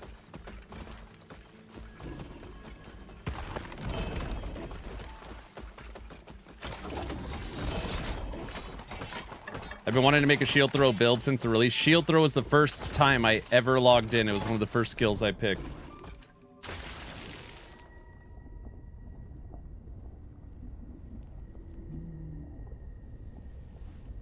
Will Dragonkin drop a patch this week? I don't know. They put out their first hot fix. I just meant when I talked to them, they said they're on schedule for their roadmap. So, they've gotten a lot of good feedback. They've already released a hot fix, and they're working on the first big content update. I don't think it'll be this week.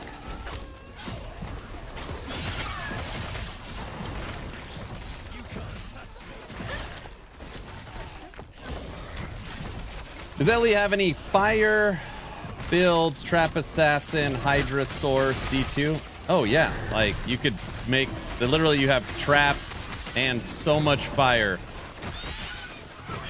Lots and lots of fire. I think last Epoch has more builds than any game. I don't know. 3LP Sunforged? What was that? Sunwreath. I'll keep you. That's a spicy meatball. With Int and Ward changes, how do you think the builds will fare? Oh, fine. Yeah. There's a lot of people in this community that think they should have nerfed Ward way harder. Like maybe take it to 1% instead of 2. Yeah, it'll still be the best. It'll probably get nerfed a 3rd or 4th time, is my guess. PoE 1 has the most builds, does it? I don't. Maybe it does. If not, then it's number 2. Nerf Ward until it needs to be buffed. Yeah. You guys got to remember.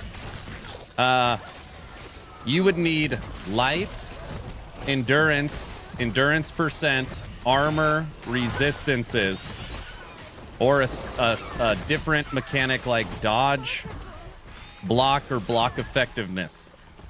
Literally 10 affix slots with blessing support, passives, gear, or a twisted heart focused on intelligence.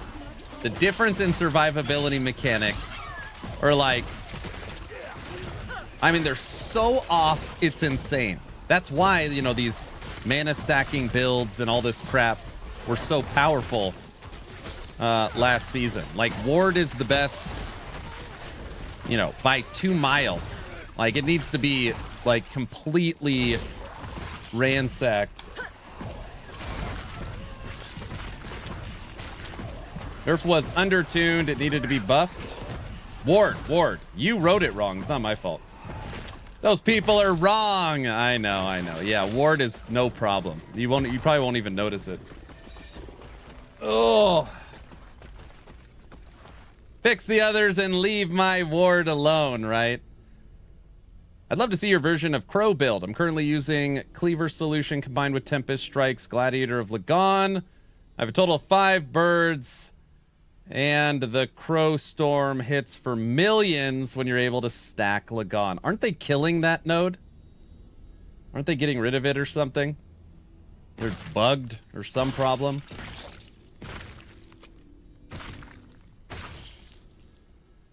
Isn't there something with that? The game I was looking forward to the most is Superfuse. Superfuse was abandoned. I used to work directly with their devs. Probably why it was abandoned. I've always been in Ellie's corner since pretty early on early access, but this news might be the last bit of goodwill I have left. I guess it's time to go back to the goat of Grim Dawn. Edgar Allan Bro, you got to listen to me for a second. I I feel you. I feel you, man. Like, the emotional side of me feels so angry. But the business, financial side of EHG, they are looking at it from a marketing, content creator, competition, David versus Goliath. Like, they need a win for season 9, and they think that April 2nd they can't get it. So, you know, they're trying to make the best decision. And it's not that they're not confident in their product. It's that they're not confident that enough people will see the product. So you gotta look at it from all perspectives. I'm not saying I'm not disappointed too. It's just, you know, it sucks. Lagon is the least fun thing in LE. He's talking about a node. We're not sure if Superfuse is dead. We have no written confirmation. I'm pretty sure the game's abandoned. I'm actually surprised it hasn't been pulled off Steam. They haven't had an official communication in 18 months or something like that. I would venture to say almost positive Superfuse is abandoned.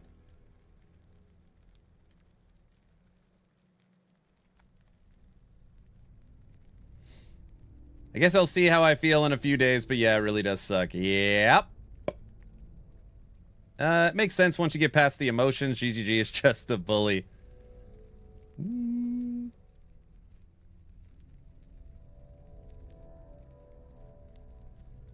Is there a build / class you would recommend for a first-time LE player? It just depends on your play style. Scrubs, everything is going to be changing. Well, a lot of stuff is changing in Season 2. What you should do is just log in and learn how to craft. Like, learn the crafting system. You could look at my boot camp series on YouTube. Learn how the loot filter works. Understand the rarities. Like, I wouldn't worry about build or class whatsoever. If you love minions, Last Epoch does Necro awesome. If you like transform, you could play a druid. You could be a werebear, a bug, or a tree. If you like spell casting, you could pick Rune Master. Very cool class. There's a lot of stuff. No more Superfuse. Yep.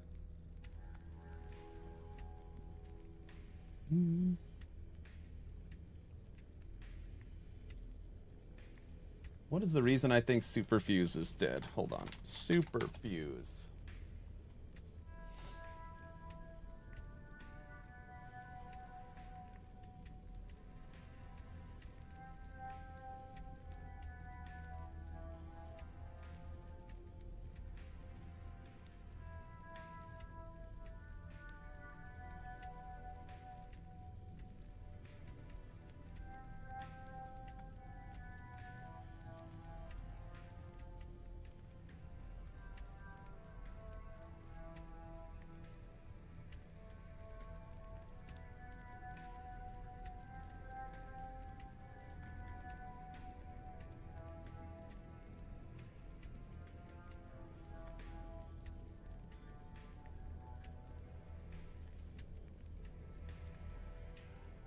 The last official announcement from Superfuse, January 31st, 2023. They have not put out communication in almost a year and a half. Nothing on their website, nothing on their socials, and nothing on Steam.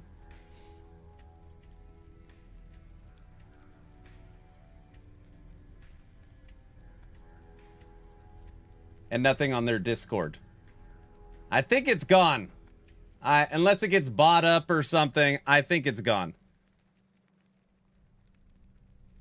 New video, Superfuse, is it alive? You know, honestly, that is not a terrible idea. Is Superfuse dead? All right, I'm putting it down as a video idea. That's a good one. I could do some investigating. I mean, honestly, I could just directly ask them. That's not a bad video idea. Hey, did you guys abandon the game?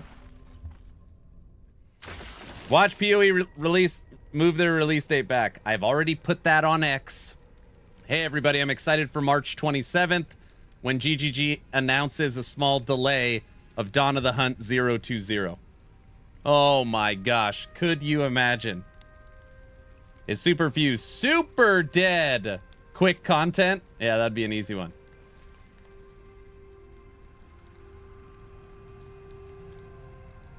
Aaron, didn't you hear Superfuse releasing April 17th? Very funny. Will the dates of your Tour of the Race be changed? Yep. My stream is moving. I feel like minion builds are still behind. Like, they all seem to require specialized gear. Yep.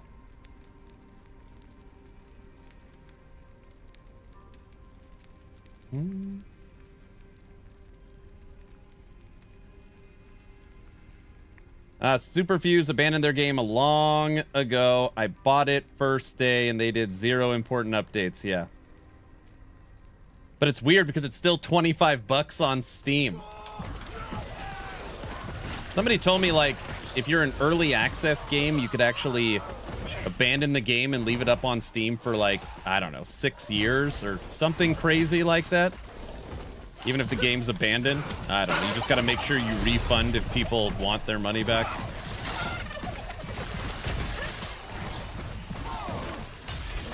I like Superfuse. We fully covered it when it was launching. That Borderlands visuals. Yeah, I liked it. But can it get a 4th golem? It's a good question. That is a good question. Did EHG give a reason as to why they delayed? Do you really want to know? I know the reason. They were forced. Their hand was forced by Grinding Gear Games. Streamer client needs a 4th golem. By the way, we're about to get a champion affix that gives you an extra skelly. It's going to be easier to get a 4th golem now. GGG big bullies. No, Jeff, I'm not kidding. We have recently learned that our friends have made a decision to release their date that would hinder our success. Our friends have made a decision to hinder our success. Us being the small studio, we had to make a financial decision because our friends chose to release that would hurt our studio financially.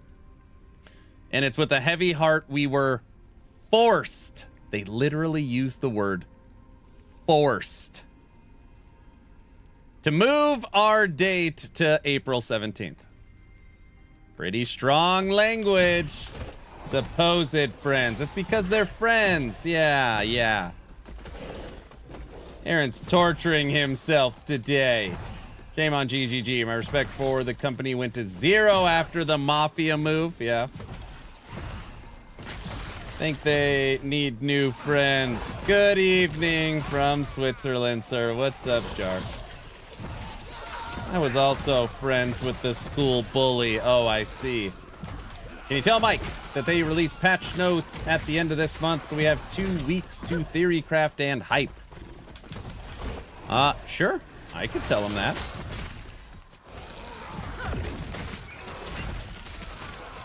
Kind of have 0 interest in playing PoE 2 at this point. Listen, everything will change. And I'm not saying you specifically. Like, hold on, follow me for a second. People's memories are very short. You know, 48 hours after the news, it might as well have never happened. Come March 27th, when GGG does its marketing campaign, that's all you're going to see. That is it. The hype for PoE 2 will be through the effing roof. Everyone will be making content on it. Everyone will be streaming it. Everyone will be theory crafting Huntress. Like, this will be a distant memory. It's just the way it works. It is a sad realization. GGG is so good at marketing that they are going to bring the hype train.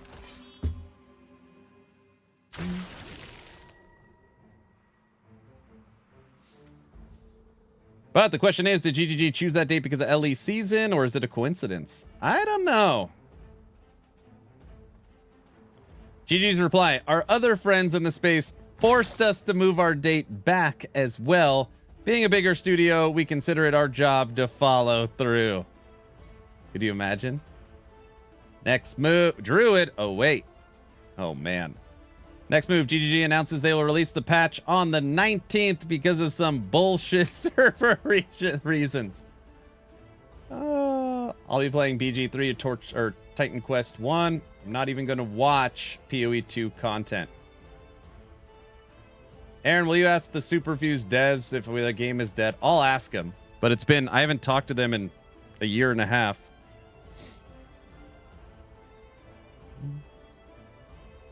We aren't playing PoE 2 1.20 launch, right? Of course we are. I gotta milk it. Huntress, boring? No, we're gonna watch the stream on March 27th and we'll see what's happening. We were gonna watch it anyways. Goliath goes grim. Hopefully more PoE 2 players learn trade etiquette with the new patch. Ah, the one requesting goes to their hideout. Have everything ready. Don't lowball. I didn't play PoE 2 yet. Waiting for the full release. I see.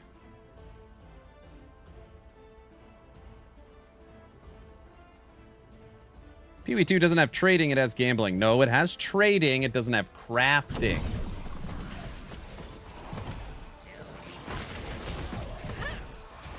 PoE 2 has no bazaar, it's a bad game. How about PoE 2 do an auction house like LE? Yeah, they've got a currency exchange. You're gonna love my PoE 2 thumbnails. Will they be good? I didn't say we're gonna make content for PoE 2, but we'll cover the March 27th live stream. I watched the D4 campfires, bro. Come on.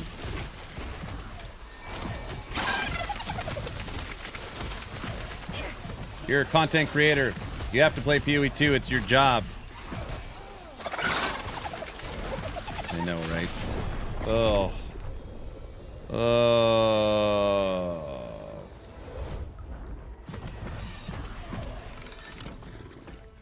D4 fooled us all. Everyone needs to carve out an hour per quarter for D4. Did you buy the D4 cookbook? I did not buy the D4 cookbook. I should have, though. It's a collector's item. D4 campfires.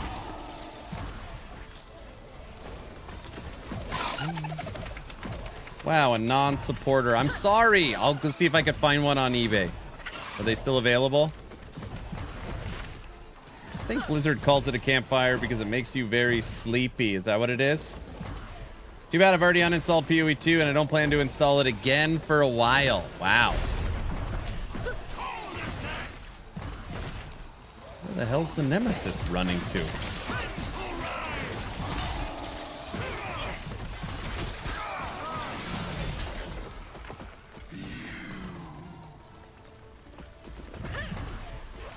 I put 80% of people I traded with on the ignore list. Why?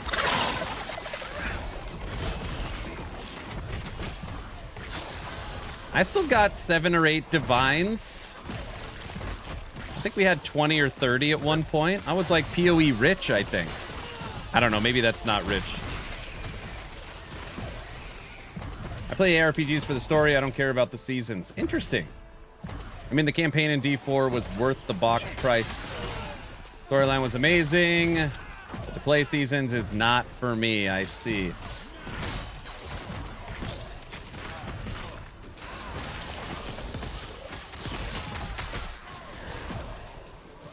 What's up, Skoji? I'm guessing you heard. Of course you heard. I don't even know why I asked.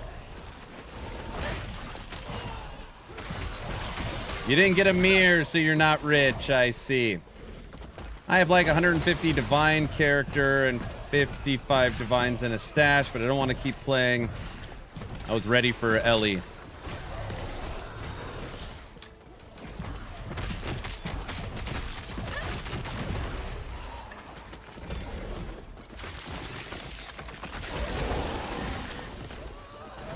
Goji, what are you up to today? Anything fun? You need at least 1,000 Divines to be rich in PoE 2. Wait, in PoE? I'm talking in PoE 1. A couple of weeks after PoE 1's early, or PoE 2's early access, like week 3, at one point I was sitting on like 30 divines. That's PoE 2. I thought I was doing pretty good. I don't know. Heard what? I just got home from work. Check the pinned comment.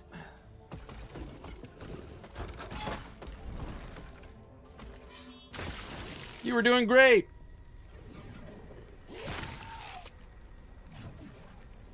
PoE 1, not PoE 2. Yeah, we're talking PoE 2. Oh.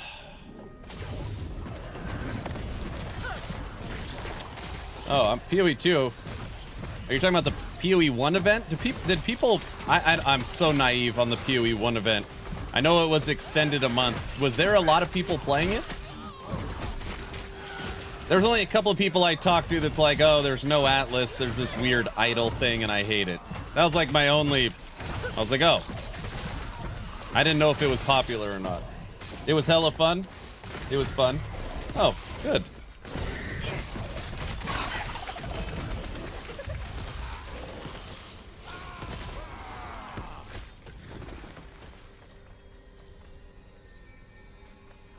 The only thing you can do with Divines is to spam them on 2 or 3 uniques. Divines are basically useless in PoE 2. I see. Can I use them to trade to get items I need? No. I'm glad I didn't take the 2nd to the 4th off, right?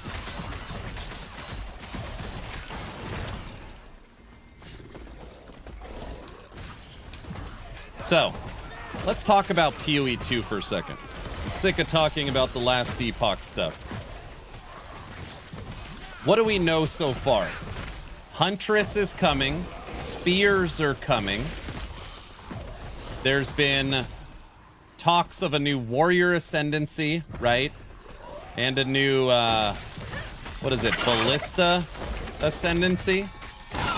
And then they've teased new items. So new uniques, new ascendancies, Huntress, update to towers. New essence.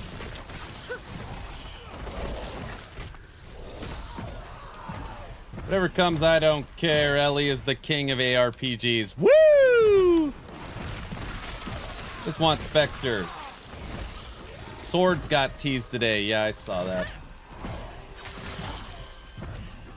Will there be a currency reset? Has GGG not officially said if it's a full economy reset? It has to be. Right? Yeah, it's a new season.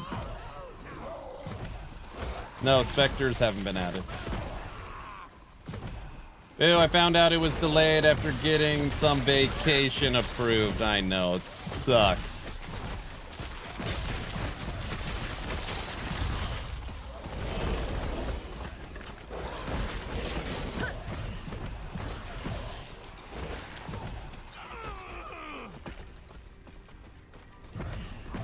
They did say people just didn't pay attention enough. Okay. Yep, it's a season full reset. If you play season, it's all new. I see.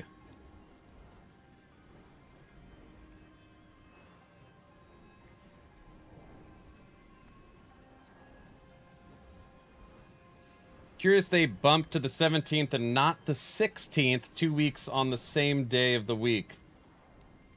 That is weird. I mean, there must have been something. I mean, there was a reason.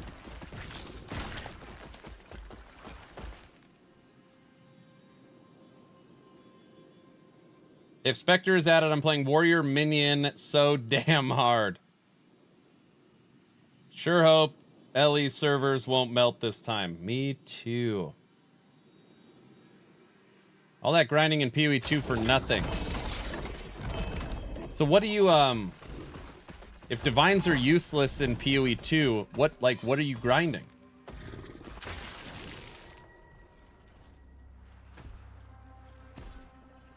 Are they doing the same thing as once you're done with your seasonal character, they move over to legacy. Mirrors? You're hunting for mirrors?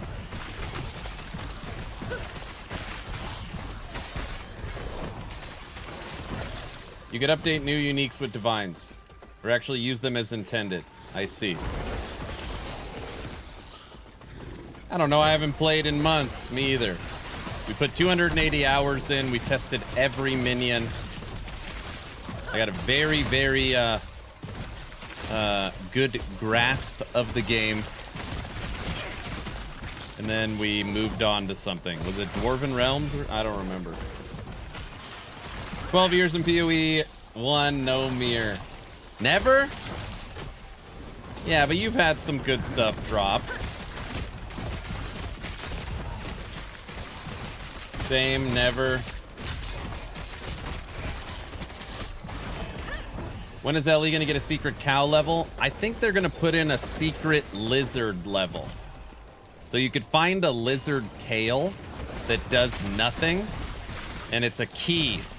So somewhere they're working on a secret lizard level.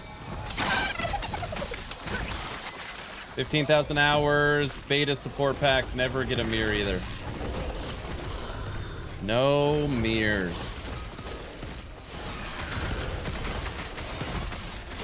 Lizard level confirmed. No, I'm just saying there's got to be something. Casually breaking NDA. I don't know. Mike gets asked on it on Friday. Hey, lizard tails, is there anything coming? I don't know. Stonks is pissed off. What's up, sir?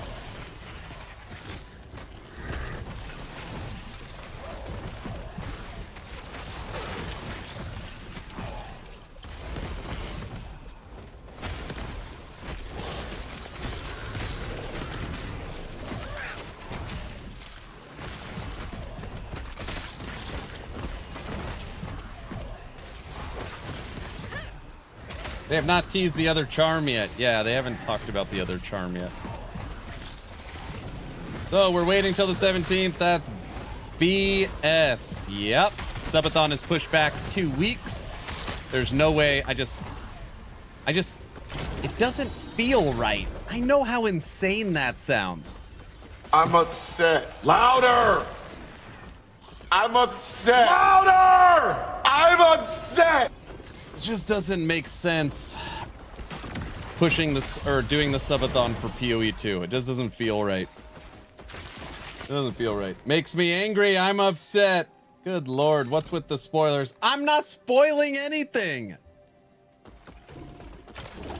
Someone asked about a cow level. I said they're going to put in a lizard level at some point, I think. I don't know. PoE 2 is the cause of all the problems. There he leaks again. I'm not leaking anything. Yeah, I delayed the subathon. Nemesis is staying, yep. I wonder how everybody would react if GGG actually did postpone. I don't know. It would be insanity.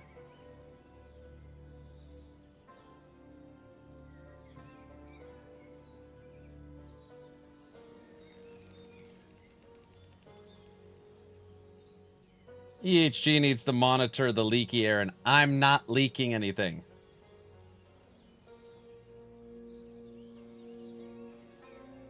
Well, you turn 40 tomorrow, you'll start leaking stuff. Guys, today is my last day on this planet in my 30s. It's like, what's the point of even going on?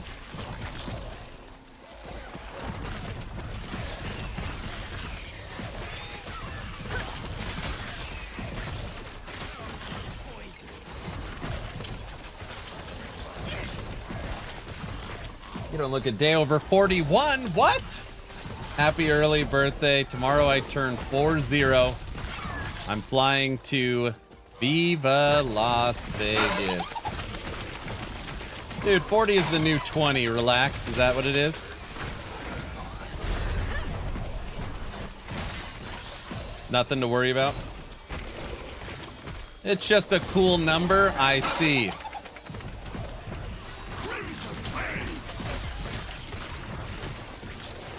Abraham was 99, Moses was 80, Joshua was 80. You still have purpose. I see. God's just starting to use me? Is that what we're saying?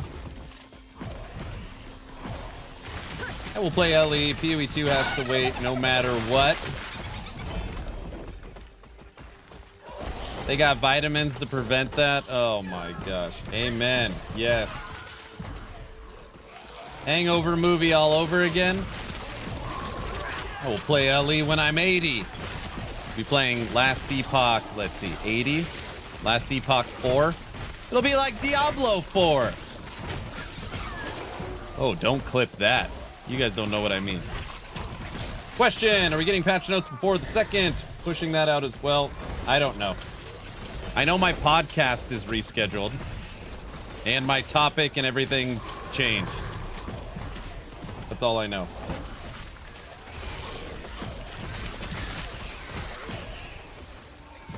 GGG showed their true colors. The new PoE 2 patch isn't fixing the disastrous endgame design. LE Season 2 endgame actually looks compelling. So let's talk about it. Since they've already shown so much, what will the endgame be like? All right. You're going to see cocoons in your area. When you kill a cocoon, the little thing, face hugger, goes on to enemies, and then you kill them. So you're going to have, like, cocoons places. You're going to have new procedural side zones in tombs and cemeteries. You're going to have new enemies, better mob density, better performance, better visuals. You're going to have new bosses. You're going to have Uber Aberoth. You're going to have the 4th faction, the Woven, which gives you access to the Woven tree, which allows you to set up your end game how you want. You're also going to have access to Woven Echoes, which allows you to select your end game echo.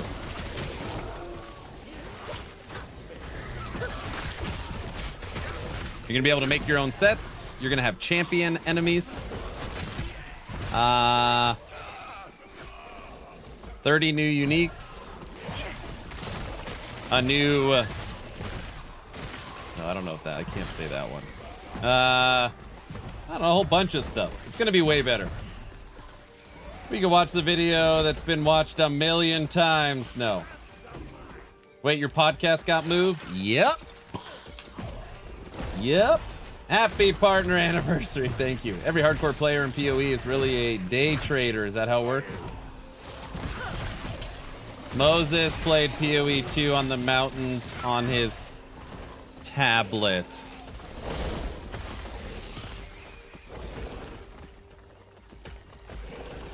Oh, man. See what you did there.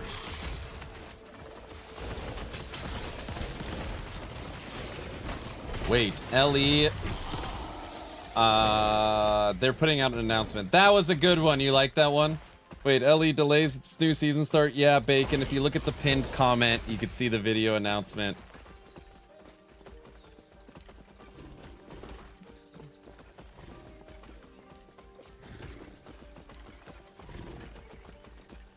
Last Epoch and EHG are closer to OG PoE 1 GGG than current GGG than PoE 2.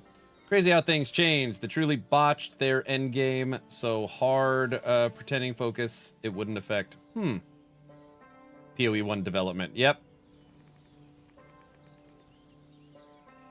I'll pay for whoever said that joke on YouTube to have VIP on Twitch. Oh gosh. Looking forward to trying out the new Sentinel rework. What are some of your favorite skills that you recommend trying for leveling a Sentinel? Most people just use Javelin and Holy Trail. I like using Rive with Lunge. You could also use Warpath if you want to go spin to win. You're just kind of slow. If you don't really care about speed, you could go Warpath and just turn off your brain and hold one button and spin around killing everything. I like Rive.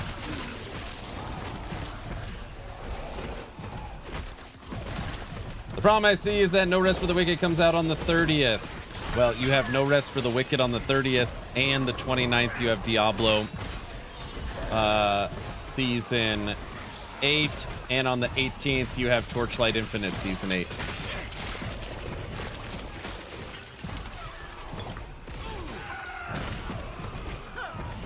PoE 1 has the most player agency in the endgame. PoE 2 has basically none. I don't understand why GGG thought it was a good idea. I don't know. Rive being converted to full on to Void is going to be very nice. Yes, it is. Imagine if Grand Theft Auto... It doesn't matter. That's not coming to PC, right? It was me.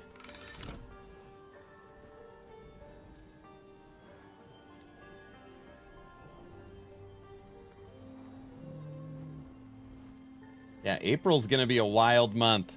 April is going to be a wild, wild month. Torchlight Infinite, is that even in contention as the best ARPG? Hey, Night Ranger, have you played it?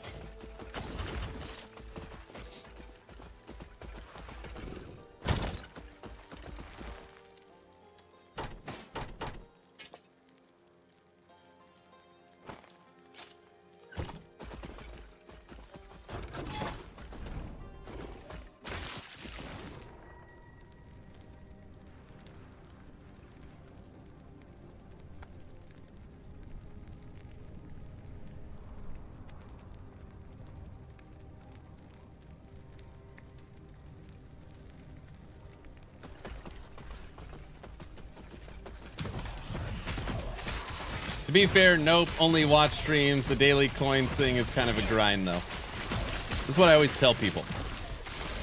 Torchlight Infinite is completely free to play, and you get access to 21 different classes, or masteries, or ascendancies. I always tell people you should just try it. You can play it completely free. You don't have to spend a cent. And then make up your mind. I always use the example of Spooky Roots. Spooky Roots is basically the top dog for the website Icy Veins. He has 26,000 hours in PoE 1. His whole life is action RPGs. Spooky Roots says Torchlight Infinite unequivocally is the best action RPG you could play right now. Because a lot of people get bogged down with Torchlight Infinite because it has a mobile port and because it has a gacha monetization scheme. So it's just immediately labeled as garbage. But when you play it, it's like, I mean, it's pretty damn good. Pretty damn good. It just, most people don't try it.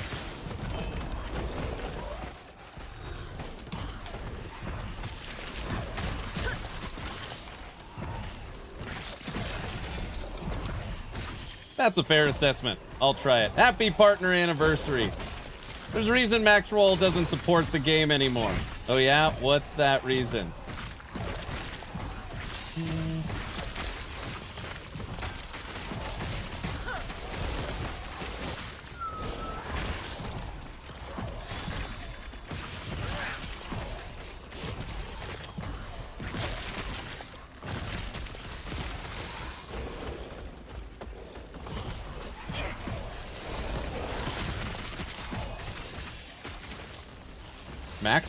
Max Roll? If Max Roll doesn't support Torchlight Infinite because it's pay to win, why does it support Lost Ark and Throne and Liberty? When someone answers that question, we could have that discussion. I always love that. It always makes me laugh.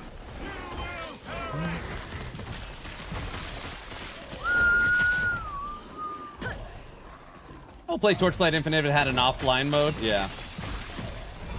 PoE is more for convenience than pay to win.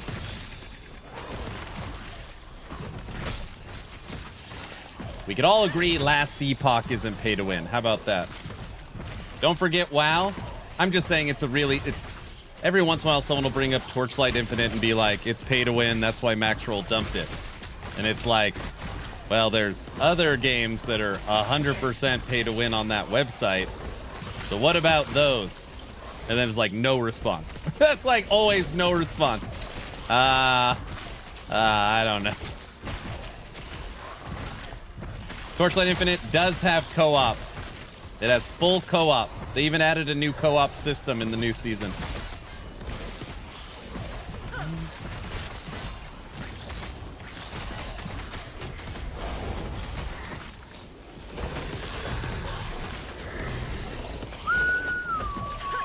There is nothing more predatory than Lost Ark's honing system. I mean, comparing Lost Ark to Torchlight Infinite would be like, I mean, that's literally not comparable.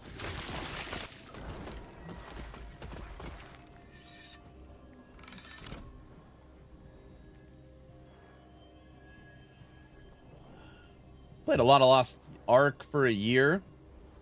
Lost Ark was fun. Lost Ark was fun. Nothing more predatory except GGG. What? Yeah, co-op's in. Yeah, Torchlight Infinite's had co-op for 4 seasons. I think you should delay the startup of PoE 2 on your website. For what? What game would replace it? Maxwell felt like they were given a promise to make the game less pay to win and stop supporting TLI since they had not made progress towards making it less pay to win. Okay.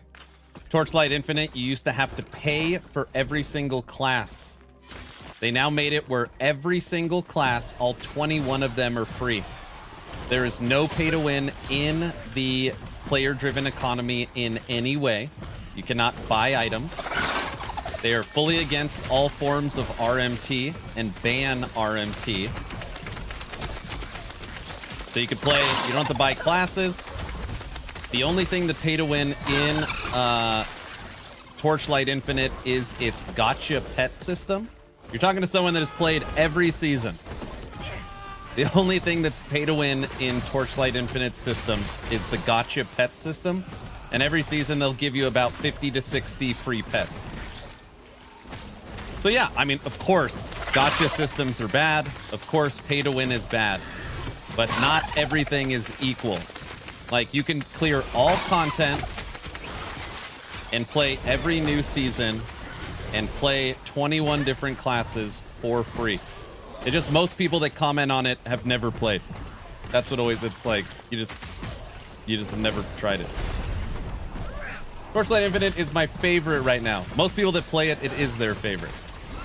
Yeah.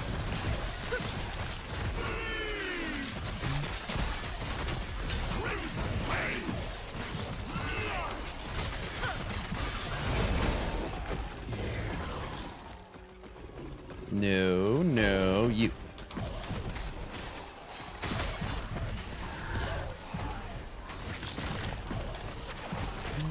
Wayfinder's pretty fun. We liked Wayfinder during the last subathon. I like that one. I liked Wayfinder. Now replace just the delay, put TLI in. TLI, the builds are so complicated that it's hard to actually do it. Torchlight Infinite has one of the best character, like, tinkering builds. Like, there's so many different systems for your character that it's hard to do. There's some nutty builds for TLI. Yeah, it's crazy.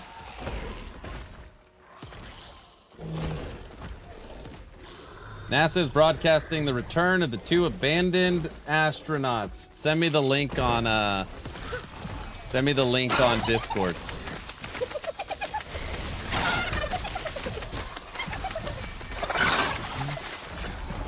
Diablo Immortal is pinnacle pay to win. Yeah, Diablo Immortal is bad.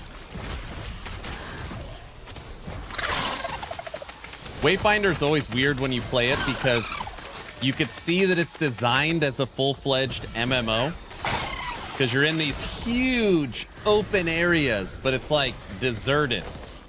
It's like you logged into the MMO and you have the whole game to yourself.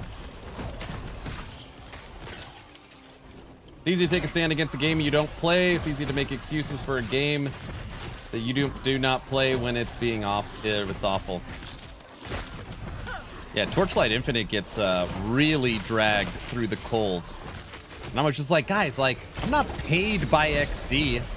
I just play every seat. Like, you should just try it. And then you just make up your own mind.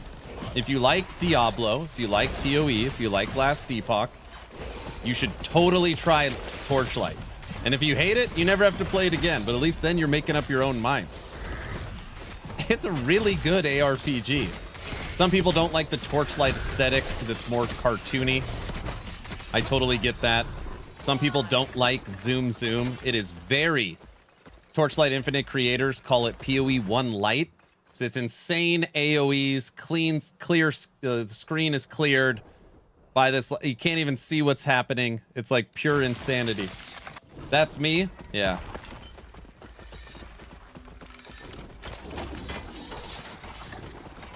I actually played it on mobile today for the first time and it played surprisingly well. Yeah. So much shorter investment to get to Endgame. Yep.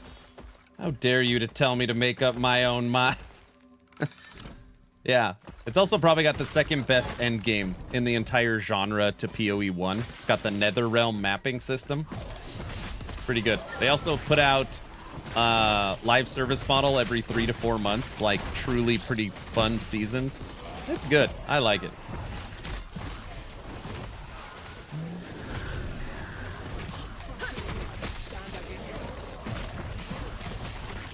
Which Necro build are you playing right now? I need something to try and help me cope with the LE news. I know, 2 more added weeks of waiting. We were 2 weeks away from the update, and now we're back to a frickin' month. Ugh. This is my Golemancer build. And it is linked. There. I am devastated! Boo! But PoE is okay, I guess. Boo! I know, I don't want to wait either. My podcast is delayed. Subathon is delayed.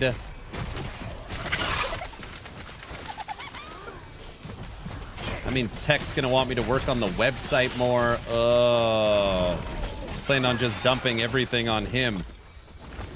Wait, what?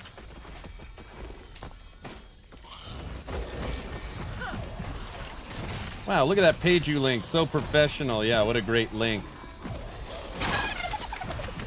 I didn't like the feel of Torchlight Infinite. It was minimal pay for power. PoE doesn't have pay to win, but buying stash tabs doesn't make the game pay to win. I've heard this argument. I don't know how I feel about it. Since the game is free, it allows people to try PoE without spending any money. And then if you want to get into it, then it basically has a requirement on the stash tabs. I don't hate the monetization model. And I don't know, like, some people say, like, the fact that the stash tabs are basically required to take the game seriously, I don't know if I agree that that's pay to win. Stash tabs are pay to win. Congrats on the new site. I love the project. Thanks, Kevin. Still waiting for a D&D ARPG. I've always said, if you're gonna buy an IP to use, or rent, or secure, a Lord of the Rings, fantasy is already the biggest genre. So if you had Lord of the Rings and you could pick an elf or a dwarf or a human or a wizard or whatever, a true Diablo budget Lord of the Rings ARPG would be the one to rule them all. Knight, thanks for the follow. Now that you're following, type in ! giveaway. We will draw a giveaway today. So if you're on YouTube, type in ! giveaway if you're subbed to the channel. If you're following on Twitch, type in ! giveaway. Didn't it fail badly? Didn't they do a Lord of the Rings MMO? I thought it's still going. Isn't the Lord of the Rings MMO still going?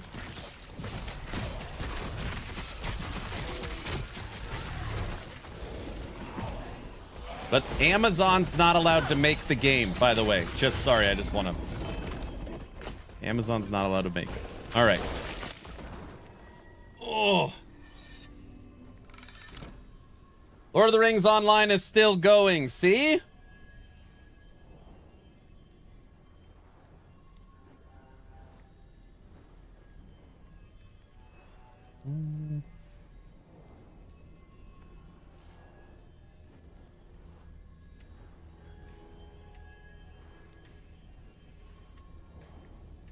Right now on the website, there's nowhere to sign up or premium membership, Epic builds videos. I want to pay you. Thanks, West. Right now, the website is like soft launched beta. Thank you for the support. That is very, very kind. We weren't even going to announce the website till April 2nd, which I guess I should say April 17th. It's just very phase 1 right now. We're making sure everything works. We're going through the code. We're optimizing it. It's in phase 2 right now. So you're gonna see a lot of stuff coming to it. Thank you. That is very kind. Patch 8 of BG3 looks tasty. I put up a poll before stream on YouTube. Let's see how it's going. Yeah, we're gonna put up a Patreon too for the website.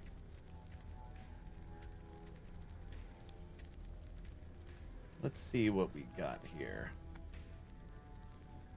Your channel. Community. Oh, there it is. I put up a poll 3 hours ago. Are you happy EHG moved last Epoch season to date? 1,400 votes. 1,400 votes. 53% say yes. 30% say no. 17% say don't care. A majority of my community, 53% are happy that it's moved. There you have it. That's something.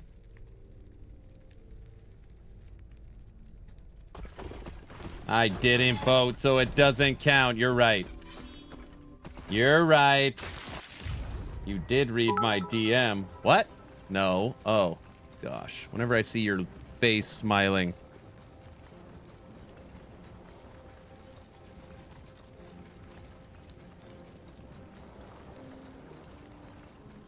Oh, I asked you to send me the link. I'm like, what the hell are you talking about? Hold on.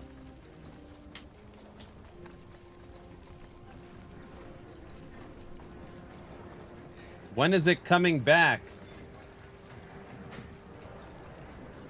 What the hell? The remainder of Dragon is composed primarily of a SpaceX proprietary ablative material. It's another class of thermal protection which is lighter weight versus Pika and protects the underlying composite.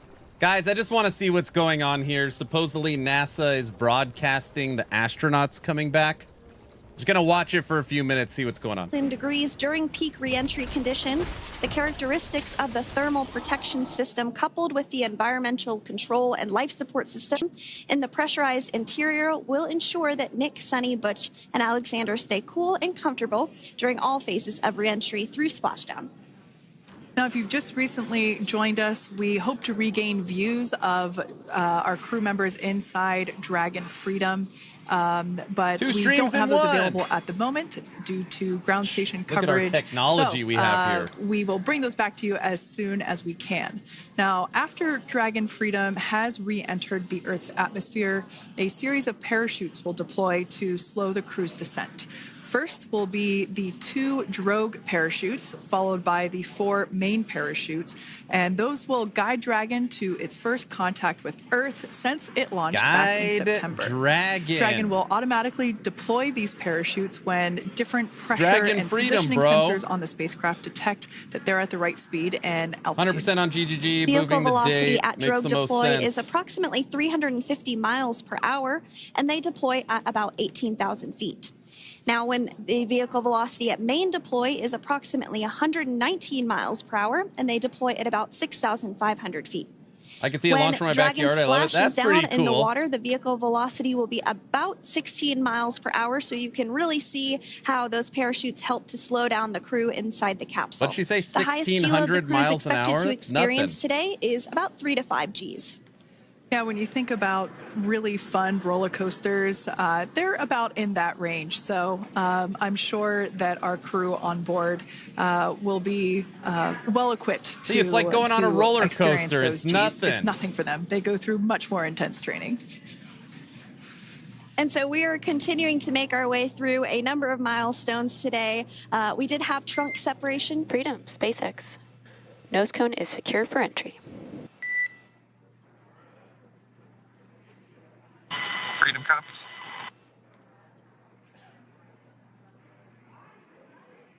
All right, great news there. That tells us that the final physical configuration change for Dragon is complete. We have closed that nose cone. This is the last physical change that Dragon undergoes prior to re-entering the Earth's atmosphere.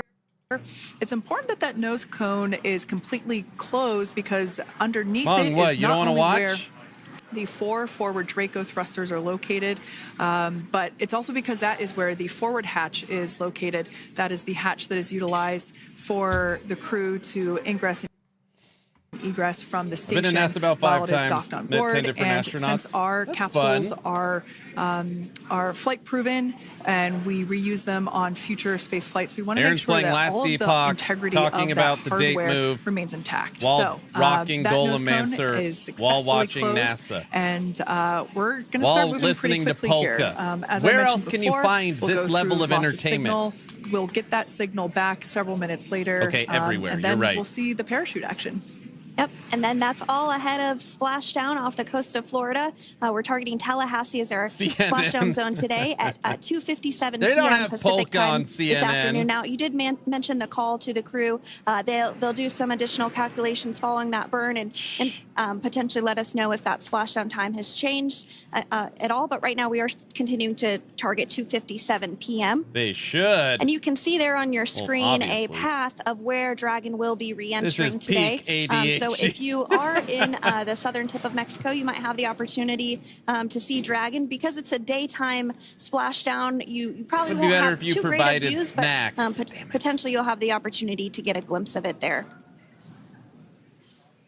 Okay, if they Once actually again, go to it coming, like, Dragon I'll go full operators, screen. They're monitoring the progress of Dragon through this re-entry When the phase. sucker starts coming That down, is we'll go SpaceX full Mission screen. Control, located here in Hawthorne, California. That is also where the crew operations and resource engineer is seated. That person is the voice that we have heard multiple times and will continue to hear as the primary point of contact to the crew on board Dragon Freedom. We will also hear the Dragon voice Freedom. of Commander Nick Hague. Basically, after we hear the core Dragon Freedom. communicate something, we will hear Nick Hague indicate that they copy, that they heard the message well, some sort of recognition that the message was received. Nothing yet? And if you joined us yesterday for our coverage during the undocking, we were communicating through something that's called a big loop. We do that when we're in integrated operations with the International Freedom, SpaceX, for entry sequence. Report when ready to copy. Oh, damn. Ready to copy. Jonathan's like, oh, I'm sorry. Was this your All right, launch? I've got some Very updated times for you. Our comm blackout start time is 2144. Our Rao, comm are you blackout talking end about time GGG is and Jonathan Rogers now 2151, with Dragon and our Freedom? splashdown time is the same per your displays. You think you think 2157. NASA had to run this through Grinding Gear Games to make sure they had permission? Okay. Understand comm blackout start 2144, stop 2151, splashdown per display. Is it actually delayed? Yes. If you look at the pinned video, I break it That's down. a good read back. And with that, please report Yes, when tablets it's are delayed. secured behind the elastic bands, restraints are tight, and visors are down. I took off work. I know it sucks so bad. I'm sorry.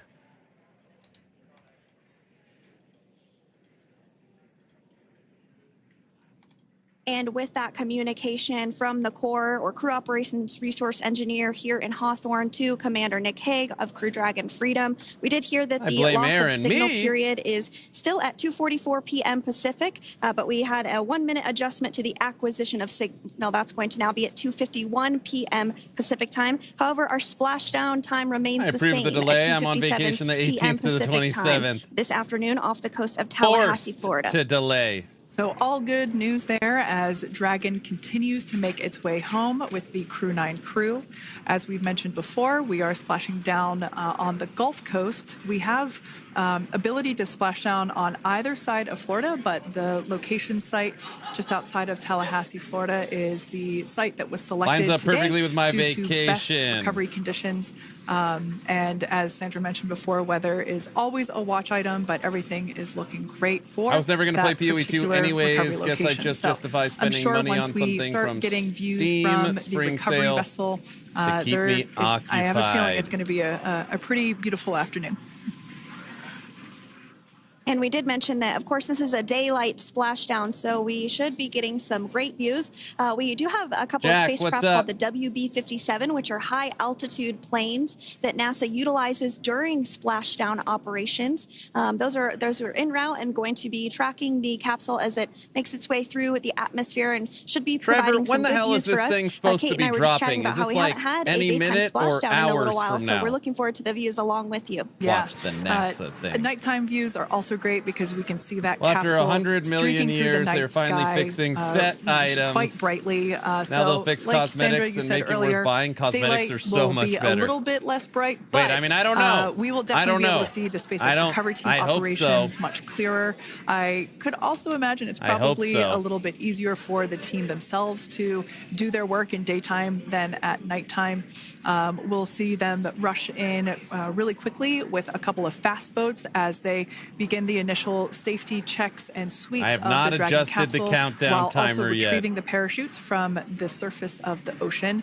The recovery vessel, the main recovery vessel, will continue to make its way closer to the Dragon Guinness Book capsule. of It is Records with stationed the a couple worst miles away cosmetics from in history. The, yeah, they're not very good. From the actual recovery location, the splashdown location, for obvious safety purposes. So it takes a little while for that vessel to make its way over. What are you comparing it but to? once it's closer, we'll D4, have even better PoE2, views and Torchlight? of those recovery operations. What other games? And you may be wondering why sometimes we splash down in the daytime versus the nighttime. PoE1, PoE2, we would D4, all love for Torchlight. these operations to happen during regular daytime working hours, but unfortunately, orbital mechanics just doesn't quite work out that way. So it has to deal with the location of the International Space Station, as well as where the splashdown zone is on Earth and that trajectory, as well as the phasing. So as we mentioned earlier, sometimes we have phasing as short as 6 hours, sometimes in excess of 30+ hours. It just depends on where the targeted area is. It should be in 1 hour, 2 hours, 10 minutes. So today's phasing has been 17 hours since undocking occurred at 10:05 p.m. Pacific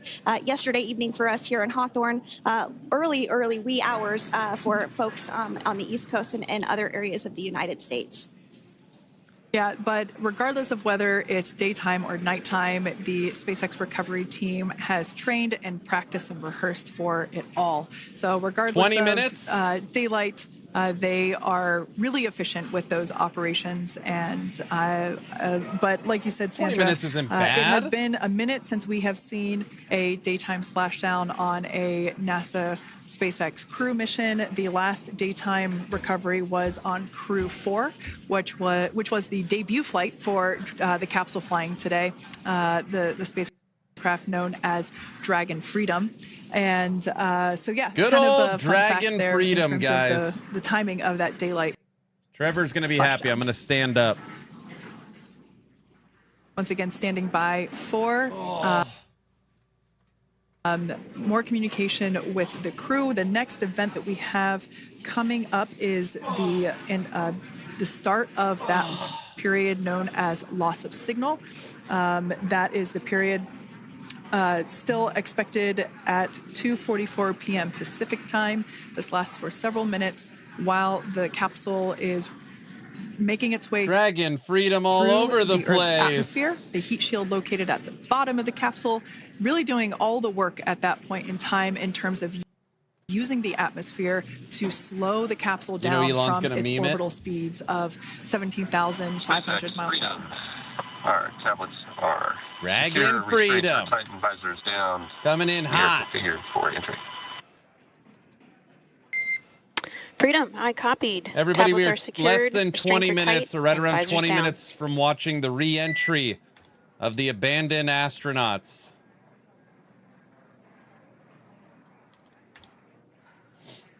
Something like that. All right, great news there in terms of continuing to make progress. That back and forth communication we heard was just letting Core know that per their instructions, Crew 9 has now put away everything that was necessary in order to begin the re-entry, including those tablets that were located on their legs. Those are now stowed away. They've tightened that safety harness that we see there, and the visors are now down. So with all that being said, let's take a minute to meet our returning crew. U.S. Space Force Colonel Nick Hague is your Crew 9 commander. Coming home. He was selected by NASA as an astronaut in 2013. This was his second spaceflight to the International Space Station and third launch overall. He spent 171 days in space with Crew 9 and has a career total of 374 days in space. 300 During his mission, days he completed in a space. spacewalk with astronaut Sonny Williams.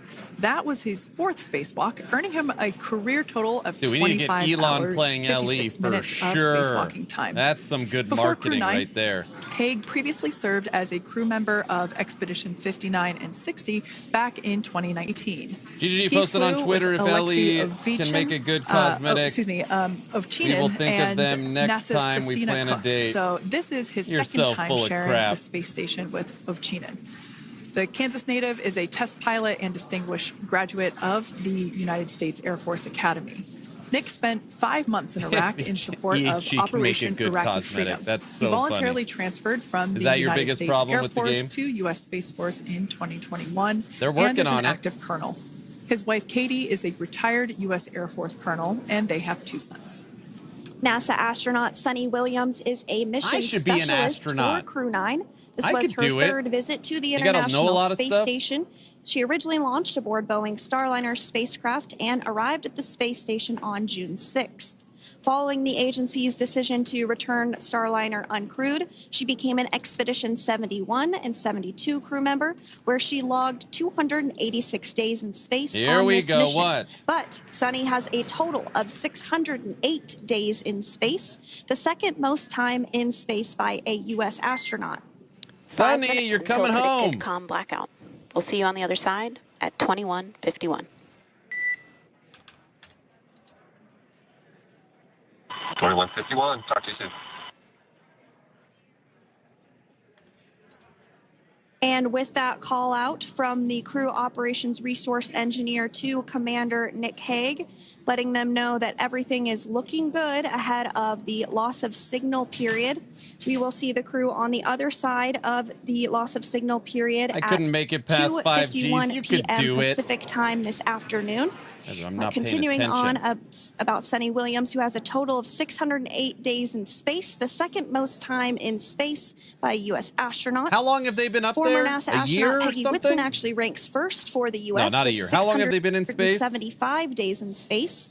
Sonny conducted 2 spacewalks and has completed 9 over the course of her 9 career months? for a total of Damn. 62 hours, 6 minutes of spacewalking time. 9 months, and they finally told Elon to go get him? She Is ranks that what 4th something on like the that? list of cumulative time spacewalking Why by did they leave him up there so long? female astronaut, and she has flown on 4 different spacecraft types, including the Space Shuttle, Soyuz, Starliner, I worked with and an old now hippie that's been 40 years in space, I bet. Previously, she served on Expedition 14 and 15 Boeing in 2006 and 2007.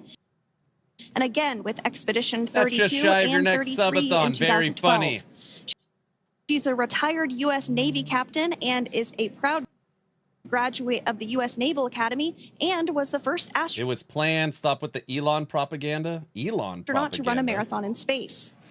Pretty awesome stuff. Someone always has to Now, take it political. NASA astronaut I don't even Butch know Wilmore what. is also serving as a mission specialist today. This is his 3rd space flight, and just like Sunny, logged 286 days in space.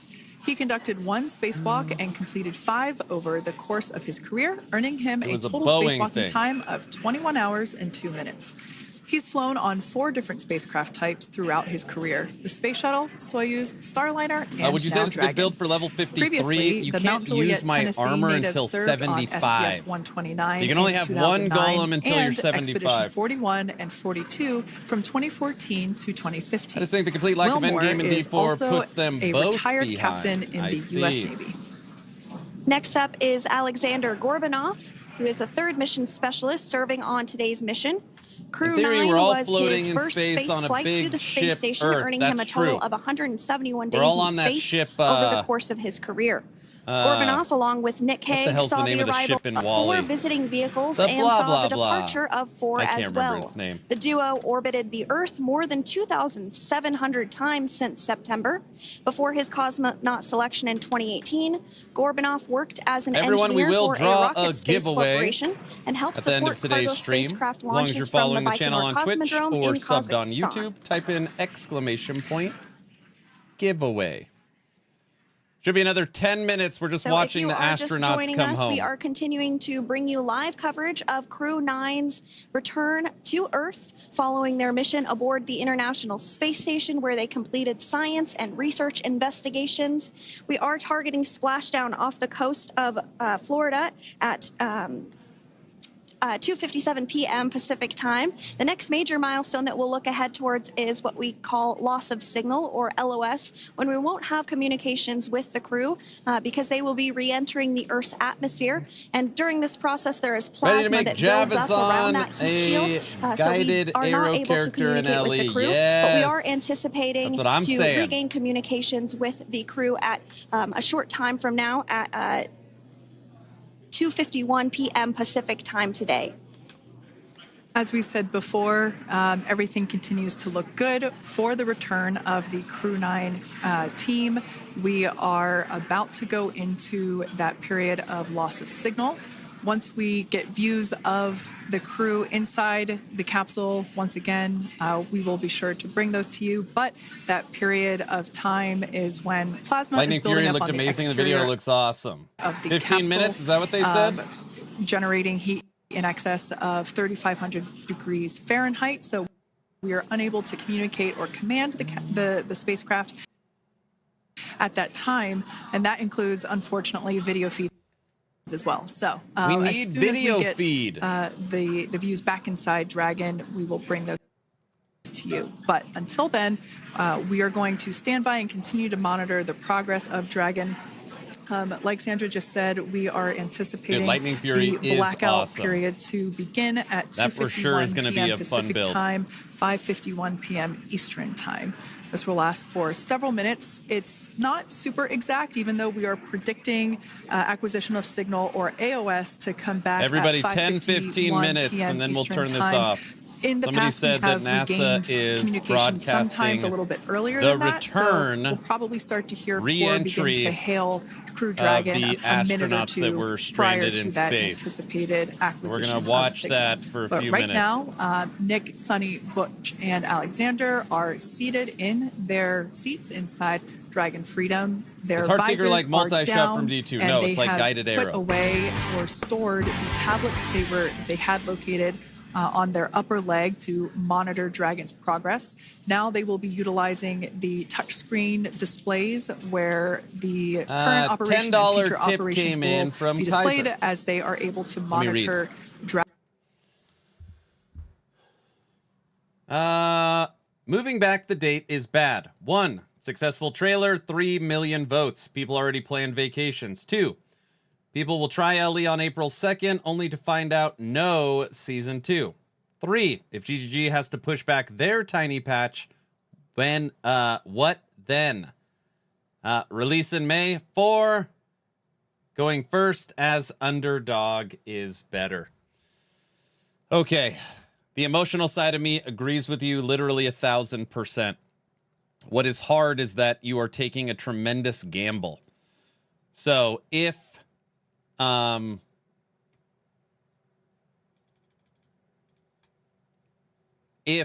they lose 95% of their content creators on 4-4, if there's any server problems, God forbid, if they can't retain their player base with the Juggernaut being there, they're putting 9 months of their finances, on April 2nd. It's just a gamble. They're trying to make the best financial decision for the studio. And I don't disagree with what you're saying, but I think it's just, they're just trying to do what's right. Thank you for the $10 tip. I know. Business-wise, it's the right move.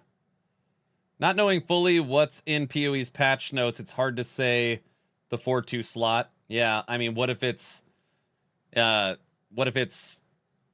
ascendancies, 2 classes, full new season, new balance, new meta, new supports, new skills, new supporter packs, new endgame mechanic? What if it's just a massive PoE 2 season? Yeah, it's just so hard to know. Hi Aaron, how are you? I'm doing good. How are you? If there's no druid, I won't play till druid, to be honest. You need druid, Panda?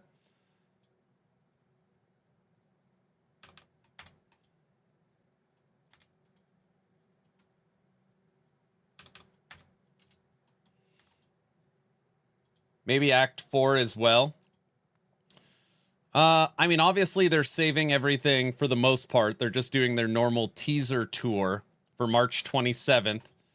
But we pretty much know it is a full season reset. We know the Huntress is coming. We know Spears is coming. We know, an update to Towers. New support gems, new uniques. We know new ascendancies, kind of. Like where those ascendancies are going to be.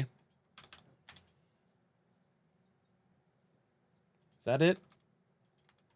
New slot system? Crafting system?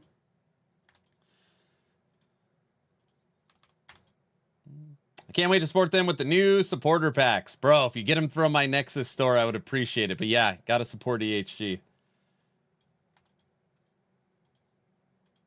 PoE doesn't have crows. I like the big bonk / big HP stacking stuff. I see. Greater Essence. Greater Essence. Is that? Oh, yeah. Greater Essence. Yeah, they showed the new Essence, right? Yeah, you're right. Oh!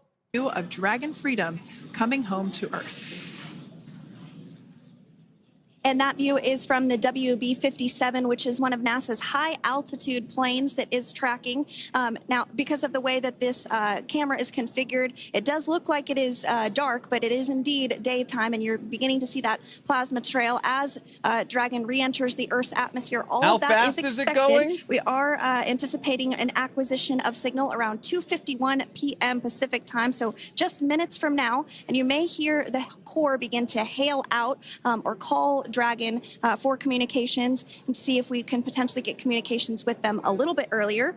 Following this, we'll have 2 events in rapid succession. We'll have the Drogue parachutes deploy at 2:53 p.m. Pacific, followed by the mains just 1 minute later at 2:54 Is that the drone p.m. Riker Pacific warned time, us about? ahead Oh of my a gosh. splashdown at 2:57 p.m. Pacific time off the coast of Tallahassee, Florida.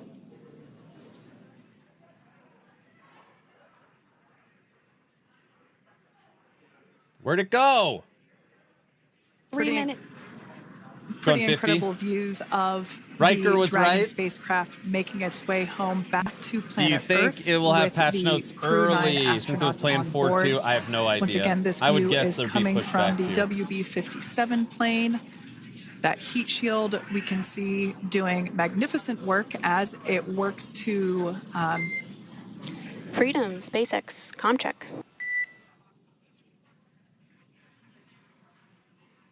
all right, we're going to start hearing the SpaceX crew operations resource engineer. SpaceX Freedom is with you. 4.6 feet. Enjoying the ride. Copy that, Freedom.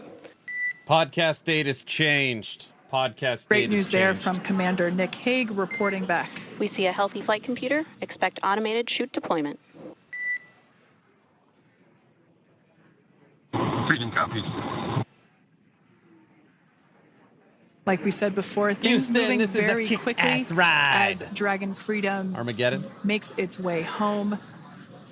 It's Next robotically event tracking coming an up will object. be deployment of the drogue parachutes. This occurs around Stash 18,000 cleaning stream feet. yet? When? Don't bring that up. GPS has converged. Expect nominal altitude for drogue chute deployment.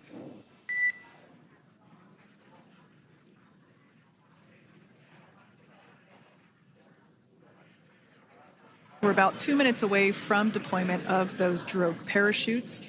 Now the heat shield is continuing to work to slow the vehicle down. That entry period, the Dragon spacecraft went from orbital velocity about 17,500 miles per hour down to about 350 miles per hour. So it really gives you a sense of why that plasma builds up on the exterior of the capsule, thanks to the heat shield and the work that it does. Those drogue parachutes will slow it down from 350 to about 119 miles per hour. Look at We him. can see 15 Dude, I could kilometers. do Brace this. for drogue That's, you windows. just gotta sit there. I could do this, right, we guys? can see seat rotation happening inside the capsule. Great to get those first views of our crew members. I could do it. Guys? Once again, the capsules are going about Okay, 350 first off, miles what per hour when the I woke drogues up are wearing deployed. this. I haven't even changed Those today. drogue parachutes that we manufacture Until things here go in-house wrong, I've seen Apollo are going to slow the 13. What's that spacecraft the name down of the to movie? 119 Do they have Ellie miles up there? per They hour. better. I'll And that get a is when we Steam will see Deck. the main parachutes deploy, and that occurs about 6,000 feet above the ocean's surface. And we are expecting Ellie drogue got delayed. I deployment don't know why at they're coming 2:53 home p.m. already. Pacific, so we should see it any second now. And there you are getting a great view of Crew 9 It's an inside alien. Dragon Freedom as it returns back What to is Earth. We are that? awaiting the drogue deploys. This view coming from the WB-57 high altitude There's plane. crap flying and there off you of see it. it on Oh. your screen, drogue deployment. Drogue descent rate nominal. You can hear the It's a crowd rock! cheer. Visual on 2 healthy drogues. The crowd here very excited as Dragon Freedom continues to make its way back to planet Earth. It's space poop. That's freedom right there. Twitch Next up, drops. we'll stand Very by funny, for the brow. main I get it. deployment of the parachutes. Twitch drops. The mains are quite a bit larger. You'll be able to notice the difference on your screen once they deploy, and they continue to ensure that the Dragon spacecraft slows Bro, don't down they gotta even slow further. it down like As way we more? mentioned, Freedom will be traveling 16 miles It's per just hour the when it tip. splashes Oh down my off the coast gosh. of Tallahassee, Florida, here at 2:57 p.m. Pacific time this afternoon. And there we go. We have visual on 4 healthy mains. That view was from inside. Freedom copy. That view was from inside one of the buckets where the parachutes are located. So we see a great view there of the reefing on those parachutes, and as those That's parachutes, pretty those main incredible, parachutes begin dude. to inflate That fully, is pretty four incredible. beautiful, healthy mains. Now awaiting visuals They're of jellyfish. splashdown. Freedom. Wow. Look how slow it We'll is. start to hear Commander Nick Hague. Copy 1000. SpaceX saves the day As we again. heard right I there, was Commander here. Nick Hague will be calling out Look the at this. altitude of the Dragon capsule from What are here they on gonna do out. about all the sharks in the Landing water? is simpler and provides more margin against Meg? unlikely parachute issues. Multi-phase see parachute those, deployment. Too cool. Those parachutes continuing to slow the Dragon capsule down. And if you're just joining us, You're looking at I wish the 800 parachute meters. said a Uber. live view of Crew 9, just minutes away from splashing down off the coast of Tallahassee, Florida. Splashdown It's 2 gonna minutes skip from like now a rock at when it hits the 2:57 water. p.m. Pacific. We do have 4 healthy mains really doing the job there. Just breathtaking views of a calm, glass-like Florida. There's ocean gonna be off the gators. coast of Tallahassee, Florida. Crew 9 just minutes away from splashing down. Hog, This where is the really hell's such Hog? an incredible shot. That Copy, was 600. That was a live view from our recovery vessel, Megan, which is stationed a couple miles away It's from Hog in the water. splashdown Hog, site. hey. We can see the crew there using their restraints as resting places for their arms. They were just in space moments ago. You like those so their spacesuits? arms were able to float freely. 400 meters. Bro, being in space for 9 months, then This coming is a home. gorgeous bluebird day here that we have for Damn. the splashdown of Crew 9. It's incredible to think want Hog to roll that up so the bad. Dragon capsule just minutes ago was going over 17,000 miles per hour. And now gently 17,000. coasting to a soft splashdown. 200. That's it? Copy, 200 meters. Brace for splashdown. Bro, they slowed it down. It was going 17,000 miles an hour. As you can see there on your screen, continuing to Wow, last monitor Epoch looks a lot progress different from of how I the remember. Dragon spacecraft. We're watching And history we're going for a to stand second. by for splashdown. See? There's a rock. Located in the Gulf of America, It came home. off the coast of Tallahassee, Florida. Very funny, Trevor. And splashdown. Crew 9 back on Earth. Won't they have some bone loss or something? 9 months in space? Can't be good for you, right? Or do they have ways around that now? Freedom, splashdown. Bro, what if it just started Main drowning? release. Copy, splashdown. Yes. Main chutes cut. Nick, It starts Alex, drowning and it Butch, turns into that Sunny, submarine that on behalf exploded. of SpaceX, Here they come. Welcome home. Earth welcomes you home. Bone density loss, yeah. They did lose bone mass. It is an amazing what bad a for them. ride. I see a capsule full of grins ear to ear. Bro, this thing was going 17,000 miles an hour.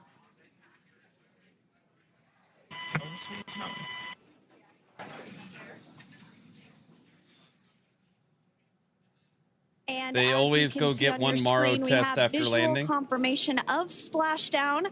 Dragon Freedom has returned home, and NASA astronauts. System safety verifications are in progress.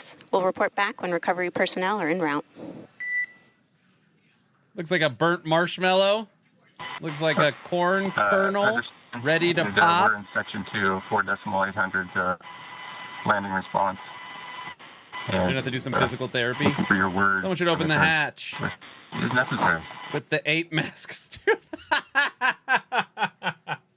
Open the In the hatch distance, we can see the with recovery the 8 vessel masks. making That's its way. really funny. Copy, you're in section 2 Oh, for that's the environmental assessment in 4.800. That is not necessary So today. cool. I've never seen this.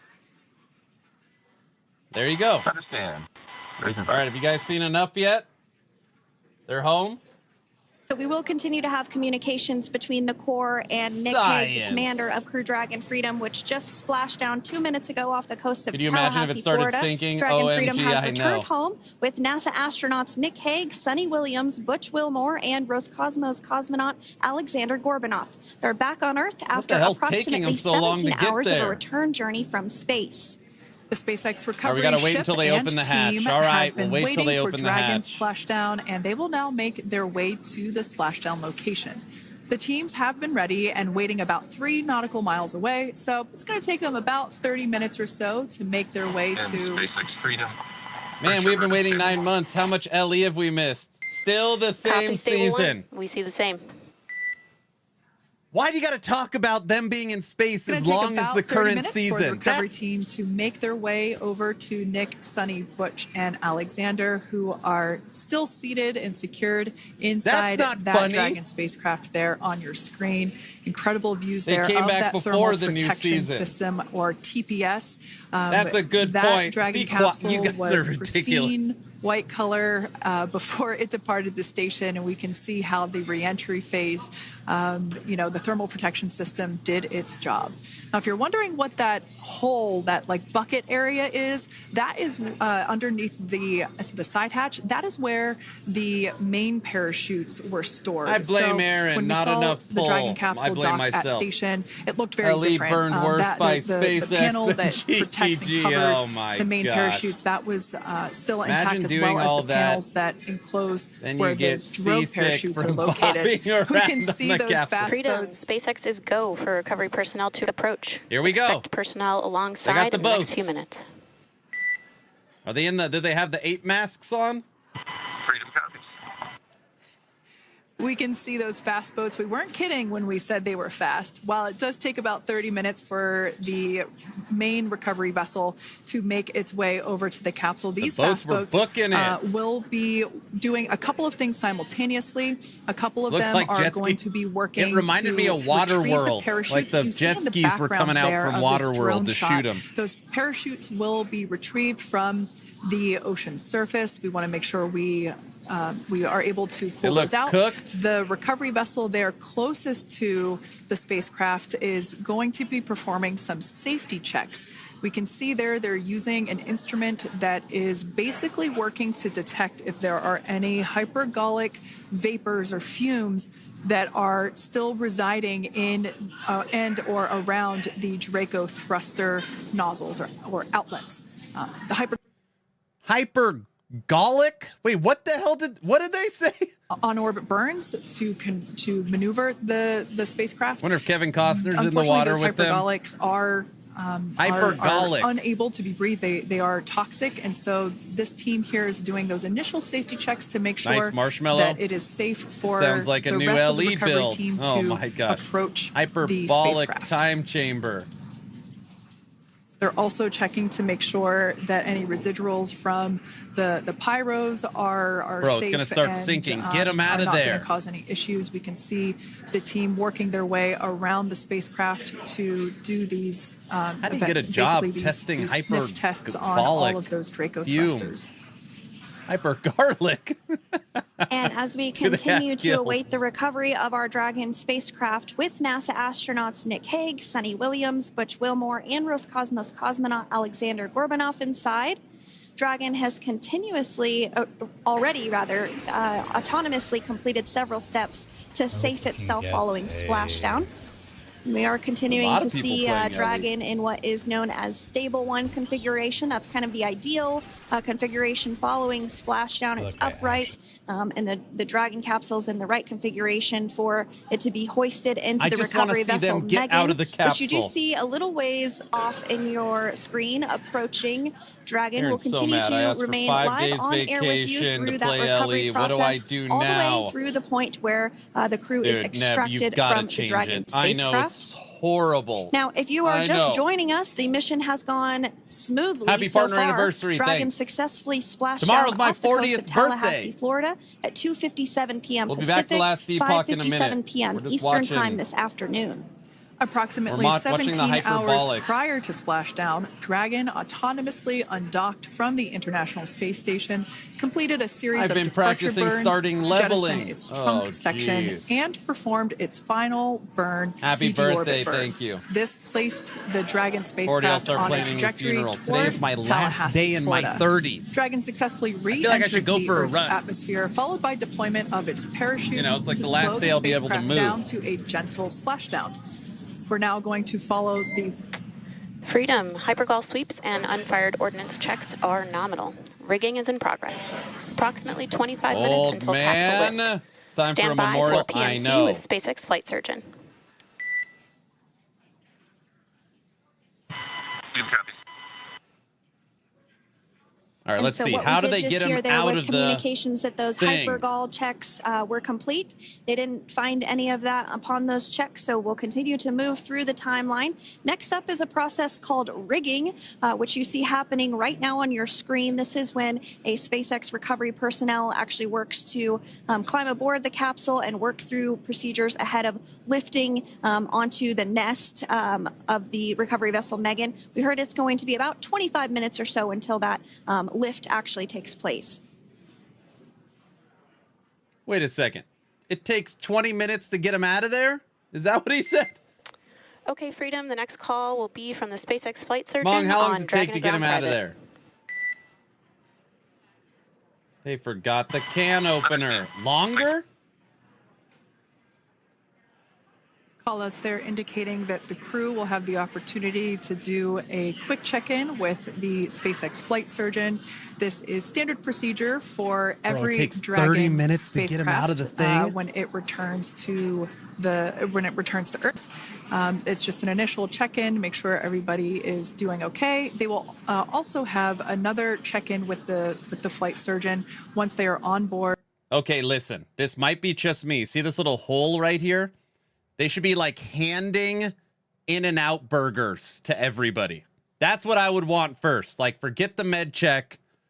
Give me something greasy and delicious. Like, first thing. That's what I want. That's like, I don't care if I've got hyperbolic stuff on me. Just give me an In-N-Out burger. Double, no onion. What a burgers? Aaron's just waiting for that thing to sink. I know it. No. So you're Tony Stark. Yes. Yes. Exactly. Exactly. Where are they going to get in and out near the Gulf? Well, you got to fly it in. It'll be cold. No, you just put it in a heater. Yeah, drone it in. Duh. Yeah, hyper chamber. You know? It ain't like SpaceX doesn't have the money. Yeah. All right. I'm going to monitor this situation since they can't get out of the damn thing. All right. I muted them. Dragon then audit. But we'll keep them on the top right for a little bit. We're going to watch until they get out of the thing. There we go. All right. Guys, they've been eating space food. They don't care if the burgers are cold or hot. Exactly.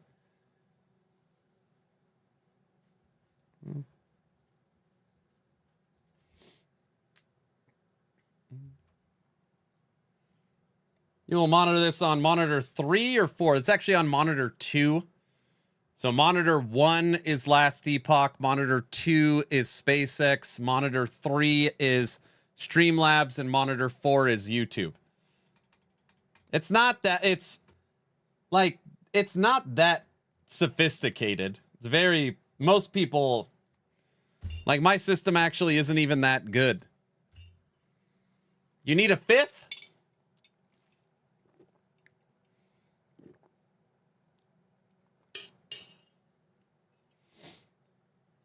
They're putting out an official announcement on the dates for my podcast.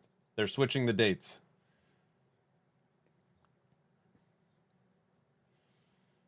Twitch on monitor 3.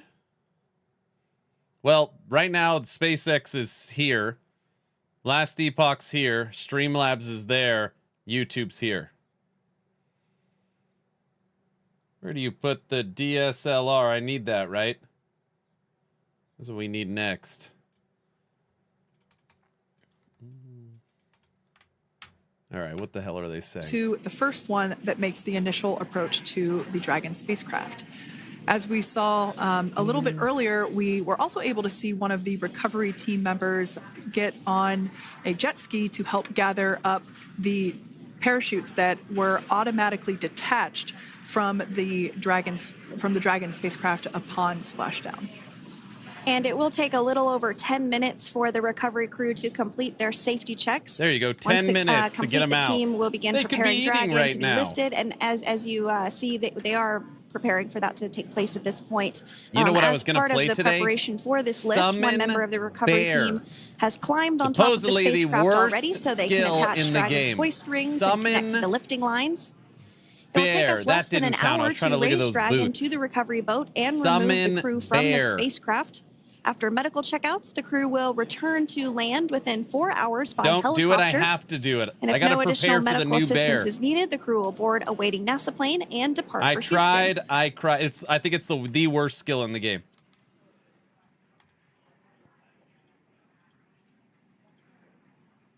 I was waiting for the patch to try new characters. I'm sorry. I know, it's bummer news. It sucks. What do I do now? Well, you could play Dwarven Realms with us March 21st if you want. Does that count? Summon Bear is one of the oldest skills in the game. Correct. And as we continue to but now I know what the new Bear Dragon has. to be I hoisted researched up last onto night. the ship, we have a very special treat. Hibernate NASA for 1 Public month. Affairs Officer Jaden Jennings, who is actually on the recovery vessel and had a bird's eye view of the splashdown today. Jaden, how are you? How was the view from the recovery vessel? Nice, I already have that game. Dwarven Realms, season Hi, 3.5, Sandra, how do you hear me? March 21st. I've got you loud and clear, Jaden. It's so great to hear you. Awesome. So Splashdown, Sandra, was nothing Freedom, short of be advised. spectacular. We are transitioning the forward link. I still don't understand why it's approximately 3-5 5 and not minutes. 4. Is this Necro Minion style actually what I wanted to try next? This is my Golemancer that uses my in-game item. Thanks Aaron's so much, Jaden. We will. did just have some communications Unlocks letting us know Golemancer. that we'll have about a 5-minute period where we won't be able to hear Why from the crew. So 3.5? I have please no go ahead, idea. tell us how was the view from the recovery vessel. Absolutely. Yeah, I was mentioning earlier, Splashdown was nothing short of spectacular. And we were stationed about 1.5 nautical miles away from the splashdown zone and had great visuals here on the recovery vessel Megan. We actually saw a little of the smoke trail as the spacecraft was coming in, and then moments later we spotted those drogue chutes, and this was quickly followed by 4 healthy white and orange main parachutes. We then tracked Dragon all the way down as it slowly propelled into the ocean. And I think I speak for all of us on the ship when I say a new core memory was made today, and we are looking forward to A having new Crew 9 on core board with us a little memory later. was made. Jaden, that is amazing. What Now, will happen next time when obviously, we are EHG gives watching their it season here 3 on date and camera, GGG gives it and 2 the days landing after? They're going to move it conditions again? I look don't know, pretty good, but James. how I'm just was as it from your disappointed as anyone perspective? else. What is the sea state out there? It's brutal, man. Absolutely. Absolutely. So we've had optimal conditions for splashdown, and today it is sunny and 63 degrees outside right now with clear skies, light winds, and calm seas. The sea looks absolutely beautiful right now. We have slow and on light us. blue with the sun Ugh. reflecting from it. And Kay, I think the crew's going to like what they feel weather-wise on this picture-perfect day for You guys splashdown stop off the coast fighting of about Tallahassee. politics. Thanks so much, Jaden. It certainly looks like Can't a we beautiful all just day. celebrate Can you tell us a that little bit about the SpaceX journey brought of these the astronauts recovery home? forces Why does it have get to to this turn point? political? It's like a total, like, Sure. So one win. unique aspect of this recovery was the Impossible. onboard Can't training do on it. station. It should have conducted for burned Bush up. and Sunny to ensure they were ready to because it was return on a SpaceX, Dragon right? spacecraft. Very silly. That training covered all aspects of their I'm return, not fighting. including nominal and contingency departures, the orbit burn, splashdown, and post-landing ops, which is what this team is preparing for now. As for the recovery teams themselves, we started the day taking a series of helicopters out to the vessel. And as standard, I'm glad the those recovery guys got director home and crew finally. support I teams were on that agree. first Like, it should be like a helicopter very out easy, and took like, the time to get everything prepared on the ship. Can't do it. About 2 hours Impossible. before splashdown, they No. deployed those fast boats and jet skis into the water. I was Bro, 9 actually months on in the space is a second long time. helicopter out, and we were on the vessel about an hour and a half before splashdown and landed on top of the helicopter pad on the Megan. And the teams have been working diligently across their respective disciplines this week, executing what can only be described, in my point of view, as a logistical masterpiece, just ensuring every detail has been in place for Crew 9's return. That is such great news. I'm so Aaron glad can't that you're celebrate their able there to home. experience He is it LE in person. sad. Now, can you tell Aw, us I a am little LE bit sad. about what's next to retrieve the crew for the recovery personnel on board? Yeah, Kate. So coming up next, If Mux wasn't the Dragon will be owner, then hoisted sure. into You the can't on-deck celebrate translation system, that or the nest SpaceX at the brought aft home end the of the ship, astronauts and then we'll be stranded in translated space pretty quickly because towards that Elon egress Musk is the platform. owner of SpaceX. We'll perform another So you series wanted of them safety checks to all as final die. precautionary measures, What just a to make sure there are no weird take. hypergolic vapors present Oh before my opening that gosh. side hatch. We And are then once that seriously side hatch of the cooked, spacecraft man. is open, the crew will That's be what my kids assisted would say. out of the We're capsule one cooked. by one from NASA and SpaceX. Freedom. I am SpaceX. happy they are Contact. home. That's my take. It's so weird. I just don't understand. What? So crazy. Thanks, Nick. Got you loud and clear. I'm just as impressed well. it didn't we have explode. completed our forward link transition.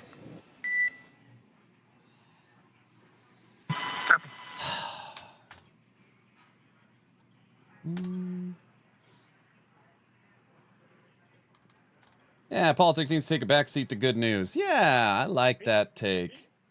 What were you watching? We watched SpaceX today brought home the 2 astronauts that were stranded in And space. Jaden, if you did just for want 9 to go months. ahead and let us know And what the, is next to retrieve the crew, we we are watched continuing to get the some great views on our capsule screen, but I know come you have through an even the better view atmosphere yourself. and land in the ocean, which was insane. Andrew, this view is absolutely It was unbeatable. insane. So just It was to kind of very finish off cool. what I was saying is, once that side hatch of the spacecraft is open, It was that very crew will be cool. assisted out of the capsule one by one from NASA and SpaceX medical personnel, where they will then head Go to to the Asman or med Hassan's bay. chat if you want to and talk after about those medical politics. checks, they will get on that first helicopter out and arrive at the airport, where they will then board a NASA Guys, I plane didn't suggest the stream and to then head back watch to to Houston, be Texas, at political. the Yeah, you Johnson told us Space to watch Center this. I just begin thought it would their be cool. post-flight period. And So, we're eager last to see the Epoch, Crew 9 yeah, we could change astronauts the back on Earth, subject. and we'll keep you updated on every moment of this process. And with that, I'll toss it back over to you guys in Hawthorne. You read a little bit Thank too you much so into the much. sentence, That man. was I don't know. Jaden Maybe I was. Maybe I Jennings, was. NASA Public Affairs Officer who But watched you're not. Freedom I'm reading the splash Twitch down trap too. It's doing the same firsthand thing. from the recovery vessel Megan. Thanks so much, Jaden. So we are continuing to get these great It's views tech's on our fault. It screen probably here is of tech's Freedom. fault. As we mentioned, it splashed down at 2:57 p.m. Pacific time I off wasn't the aware coast they were of Tallahassee, astronauts stuck in Florida. The space. Yeah, recovery there's been 2 personnel are astronauts stuck continuing in to space step for through 9 months. procedures to hoist And they just touched Dragon down in onto the recovery ocean. vessel Megan there, which is now coming into view. You can see just how close Megan is at this point, and that's that helicopter pad that Jaden was just discussing, where the crew will fly off of Morgan, onto you're the good. coast of Florida, and then eventually they'll fly back to Houston. Just underneath that helicopter pad is that translation deck where we will see the nest once it is loaded up with the Dragon spacecraft on board. The nest will be translated to the forward end of the recovery vessel, and that is where our Crew 9 You guys team remember, members will when egress Luz is here, you from have to be on your the best Dragon behavior. spacecraft. Now, here on your screen, She's we can got see the dolphins, founder actually. badge. You who don't want see to the come and play founder badge with, very with Dragon. often Now, one of the in fast Twitch boats chat. there in place, working to She's the- assist she's the got the recovery team founder member. badge. It's incredible. What's the I other just one love say? these views. We really see them even better in daytime. But just seeing the recovery team work in tandem to step through each step, to step through each operation. They were scheduled to be up there 8 days. They were up there 9 they're months. getting quick assist I from found the Mr. honorary Aaron, part that's of right. the She recovery was the team, those founder. dolphins in the water there. Now, the recovery You crew go up member, to team space member for 8 that days, is you're up there 9 crawling months. around Damn, the Dragon that is spacecraft. wild. Earlier, we saw a view where it was like a spider monkey pose. Spider we monkey? can see that individual now standing in the bucket where the main parachutes were We're just stored watching until we see while them Dragon come out, just was FYI. on orbit. Obviously, those main parachutes were utilized for splashdown today. Launch his They career, were he owes deployed you. I do and owe her cut for from sure. the Dragon capsule, and one of the fast boats in the one of the other fast boats of the recovery team working to pull those out of the water. Now, the recovery team member that is there working on top of the Dragon capsule. Earlier, we saw that person performing safety checks. Now we can see some harnessing being placed around the capsule. This harnessing is what will be used to lift the Dragon capsule out of the water. Bro, and I'm just onto afraid the it's gonna recovery start vessel. sinking, you wow, know? we got a cute little pod of dolphins. It wasn't just one or two. I mean, that water just looks beautiful. We had ideal splashdown parameters today. Obviously, wave height, ne'er a concern. The weather is beautiful, as Jaden mentioned, in the 60s, sunny. Looking forward to seeing Crew 9 exit the They'll pull the ship out of the capsule water here before shortly they once crack they it. get Oh, is that? Oh, hoisted they lift onto it the up. recovery Oh, they vessel actually, I Megan. see. They don't open it on the water. We They can put see it that on the recovery boat and then vessel open slowly it. but surely closing the Oh. distance there between. Oh, dolphin cam back again. Stuck in space 286 days, according that to CBS the News. Dragon capsule and the recovery vessel, that I distance got is it. closing. That's not Again, how this I is would do it. Just one more step as we continue Their to work space recovery chutes should be operations like, for Dragon they should Freedom. float, just jump And into the we water like a anticipate, cannonball, you know? the lift of the Dragon capsule to occur here in just a few minutes. Mermans, yes, Now, once, exactly. They should all of cannonball the rigging off the top. is on the capsule and it's hooked up to like that. the recovery vessel. We will see the hydraulic arm, which is that kind of like bridge-like structure 100% there can't at the swim. aft end of All right, fine. the Bad recovery idea. vessel. We'll see that articulate backwards. Bad idea. And that's a good sign that we're getting even closer to pulling the capsule out of the water. It will then move forward, and the capsule will be placed inside of what you can see there is basically a basket. We call it the nest, Dragon Nest, where that's where the 9.36 capsule months. will be placed in order for it to be Bro, I've translated seen to the Wall-E. forward I know end of there's the bone loss vessel when you spend and time for in the space. I've astronauts seen to it. egress. And before that does that's take accurate, place, we'll have potentially views of the rigger go ahead and jump off of the spacecraft there. That typically occurs when the spacecraft is a little bit closer to the recovery vessel, and we usually get a really good view of that particular operation from one of the onboard cameras from the recovery vessel. That is an operation that I have a lot of respect and admiration for, that individual that does that.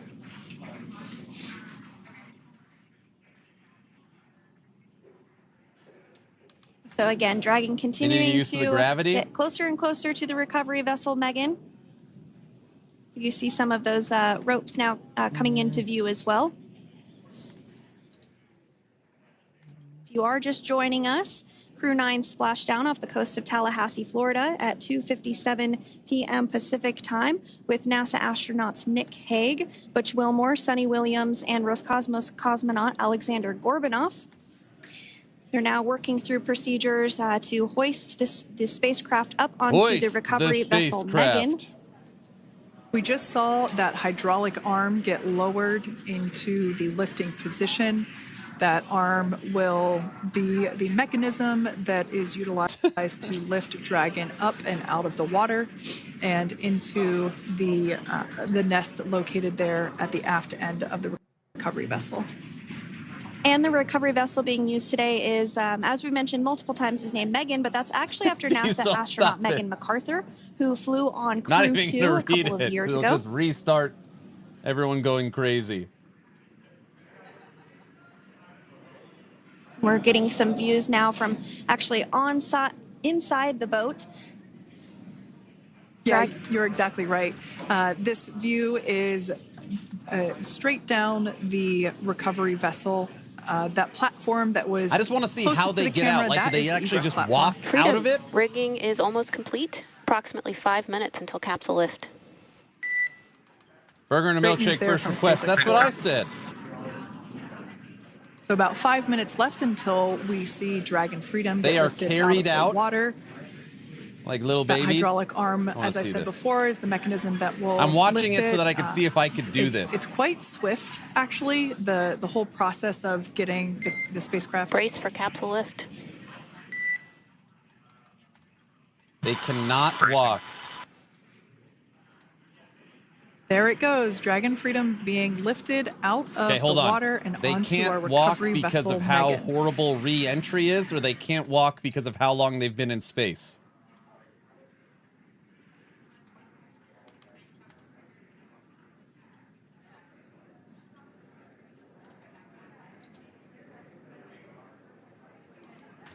How long they've been in space. But don't they have, I mean, correct me if I'm wrong, don't they have now on the spaceships and at the space station, like a way to, simulate gravity so they could work out and exercise? Welcome something aboard like the that? recovery vessel. Recovery personnel are completing final checks and stand by for translation Yes, to the but it's egress not enough. platform. No? Freedom copies. Great news there, letting us know that Dragon Freedom has been successfully recovered from the water's surface. If you've just joined us, we had an on-time splashdown at 5:57 p.m. Eastern Time, and we can now see that no gravity, but they have an exercise water routine. recovery I don't know. I've seen some movies where they could run around on treadmills. To progress. And I think those are accurate. Where the Dragon spacecraft is located is going to. They're up there for over 9 get months. Moved forward. This will happen after they got space one of the gyms, but it's recovery not the crew members same. Does some checks, and we'll also see some hosing.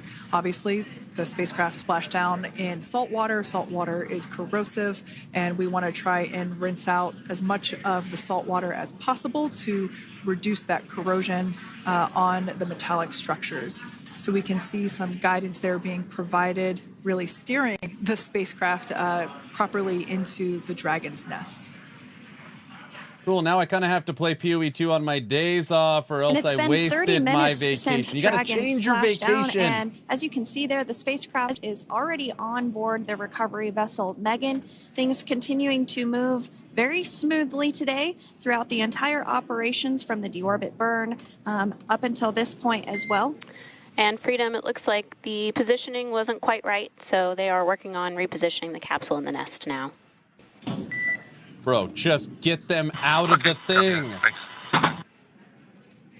And with that, the team is just going to adjust the Dragon spacecraft a bit so that it's in the right position. Good. We're all just adjusting to the a little bit closer ahead of the last side hatch. So the team is Epoch now going to step through the news. procedures to ensure that that takes place. I don't know if While you saw. Dragon does you can see the fly pinned video. itself Last Epoch Season 2 has been it clearly delayed. is unable to park itself autonomously. We want to make sure that the Dragon capsule is properly seated there in that nest.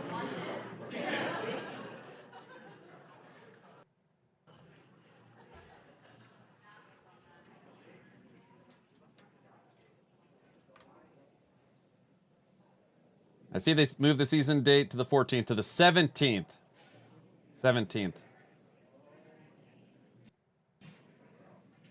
Once Dragon is fully seated in the nest, we'll probably see a bunch of that salt water come out from the bucket there located underneath the side hatch. I think I'm gonna buy a bike. It's getting nice out. Some salt water. So instead of playing Last Epoch and grinding the new recovery season on your vacation, you're gonna get a bicycle and go bike riding. The exterior. Not a terrible idea. I can get behind that. Try to change my vacation days. So you are continuing to get some great live views on your the screen 7th. of Crew 9, which includes NASA astronauts Nick Hague, Sonny Williams, Butch Wilmore, and Roscosmos cosmonaut Alexander Gorbanov, who splashed down off the coast of Tallahassee, Florida, 2:57 p.m. Pacific time this afternoon. Now working to get that spacecraft situated in the nest. Just making some final adjustments and tweaks to ensure that it's nice and secure.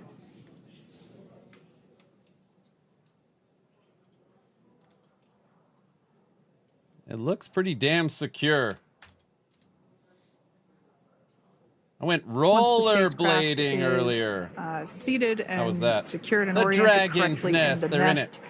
Dragon will be Without moved spoiling or breaking NDA into the for hangar Season 2 of Last located Epoch's underneath that Endgame, how much helipad different is it that than we what saw it is earlier now? from the aerial views I mean, they've during already recovery. shown it. You have 2 procedural side zones with tombs and cemeteries. All right, Freedom, looks like you are You settled have into new the nest enemies, now. new bosses, Team is new working Uber through hyperball Aberoth. sweeps.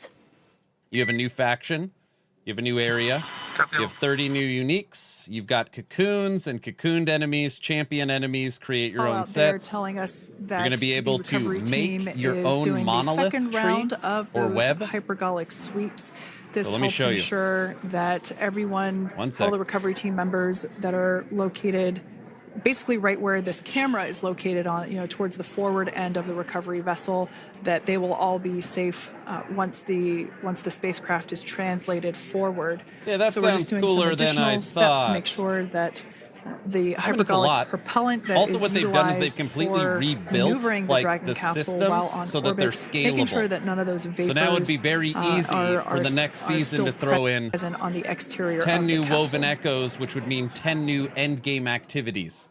So they've built the system That's to be right. very and there are nimble a variety for future of individuals seasons too. on board Very smart the what they've boat done. that help with recovery operations. Not only do we have the recovery personnel that you see here, but we also have a doctor the that two will astronauts check that were out stranded the in crew space members for 9 as months standard just procedure. splashed down. As with any spacecraft just waiting that is for them to returning come from out of the space, thing. we always perform a medical check with the crew. So you will see the crew come out of the capsule and be placed on stretchers, just like with the Soyuz landing and with all of our Dragon. So Nash, right here, this tree, you could basically make your own. Okay? You could basically make your own web. So again, champion enemies, 2 new procedural side zones, new bosses, new Uber boss, a full atlas that changes the way this works and what you see, including being able to use your woven echoes. So like this would be an empty space. You could take a woven echo from your inventory and place it here, and it creates the island. So you're making your new Endgame, including, cocooned enemies, champion enemies, a whole bunch of other stuff, the procedural side zones, the new Uber boss, create your own sets. It's a lot of stuff. That's pretty cool. Yeah, it's neat. It's pretty neat. The Weaver tree is what I'm most curious about. So, for example, like on the Weaver tree, something that's already been shown is like people hate arena echoes. You could remove arena echoes from your web. Or if you like arena echoes, you could lean into arena echoes and like super your arena echoes. And by the way, arena echoes are all different now too.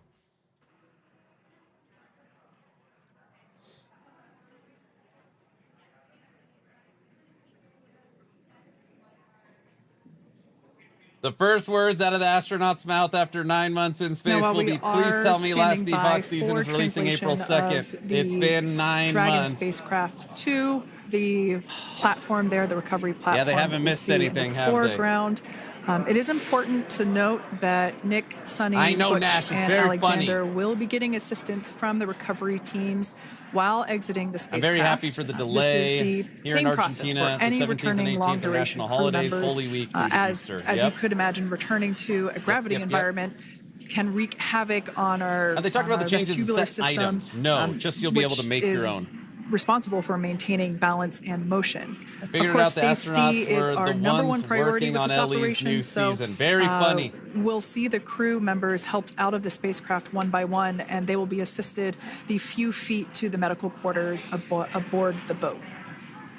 Bro, the astronauts And get on taken board out Dragon in are stretchers? 3 veterans space flyers. That includes Nick Hague, the commander, as well as Butch Wilmore and Sonny Williams. Alexander Gorbanov is completing his very first space flight on this mission, and he completed 171 days in space along with Nick Hague.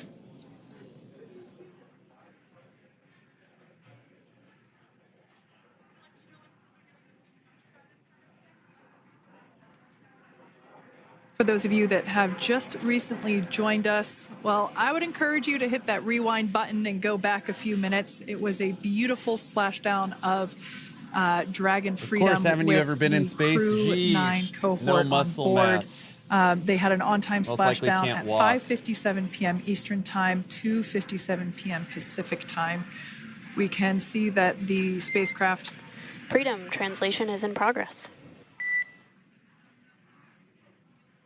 The delay feels like the small kid getting bullied on the playground for his lunch money. That spacecraft was successfully recovered from the ocean surface and is now being washed with fresh water, as obviously they splashed down in salt water. So we're trying to rinse off as much of that salt water as possible. Just get them we can out see of there. The spacecraft continuing to move closer and closer to that recovery deck. Freedom, the crew is working on side hatch opening now.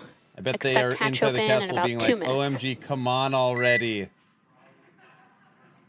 copy that. Hope they don't have to pee urgently. Oh my gosh. You and the team did an awesome job, both uphill and downhill. Just really, really impressed. Thank you. Thanks, Nick. It's been an honor. This is a pretty exciting moment coming up. We are working to open the side hatch. One thing that may not be obvious from just looking at the spacecraft here is that this side hatch that we're about to open, the last time it was open was when this spacecraft was at the launch pad. This side hatch is what is used for initial capsule ingress and final capsule egress, but all comings and goings from the spacecraft while it is on board the space station are from the forward hatch, which is located at the top of the spacecraft under that nose cone. So this is a pretty exciting moment because it will be the crew's first breath of fresh air since boarding their ships at the start of their journeys last year. Here we go. And the very first person that will have the opportunity to say hello to the crew once that hatch is open is a SpaceX medical recovery personnel. Happy partner anniversary. Thanks, Darth Microtransaction. Welcome, Raiders. We are playing Last Epoch right now, but we have taken a small break from Golemancer to watch the stranded astronauts come back to Earth, and they're about to pop out. So now we're watching them pop out. Just FYI. Thanks for the raid, brother. I really appreciate it. Welcome, everyone. Darth, what do you think about the LE delay? Are you happy or raging? I would venture to guess Darth is happy. That way he could play some PoE 2 and some Last Epoch. Yeah? Welcome, everybody. Help the crew members unbuckle and stand up, and essentially we'll also see a fun little slide be put in place to help the crew members exit the spacecraft safely. So yeah, we're gonna remove all 4 of those footrests to basically give a little bit more working room inside the spacecraft. That's right. And we did hear the go for that hatch opening, so we're just a couple minutes away from being able to see that. And then we might be able to get the chance to see a couple of views inside of the Dragon and see the crew following their splashdown. Now, opening that side hatch isn't quite like opening, the Sound works fine. Okay, just door double to checking. your car. We have to depress the seal around the side hatch. I want to see this door open. As well as... Hey, thanks for the follow. Them, if you're following on Twitch or subbed up. on YouTube, type in !point giveaway. Wait till they find out 9 months later season 2 is still not out. Why do you gotta take it there? Thank you guys. Thank you. Oh! And there you have it. The side hatch is open for the first time since September. What's it smell like?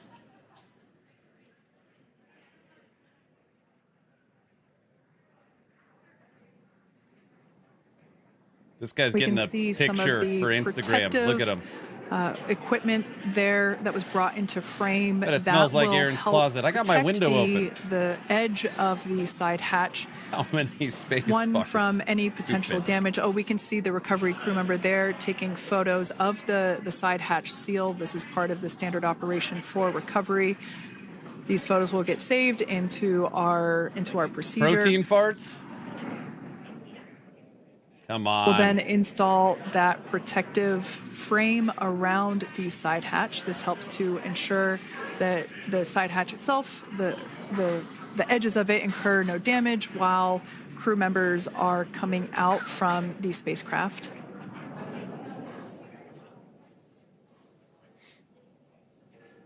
If you missed it, there was also a recovery team member that went inside. Dude with the headset, get off your phone. So there are now 5 people on board the Dragon spacecraft.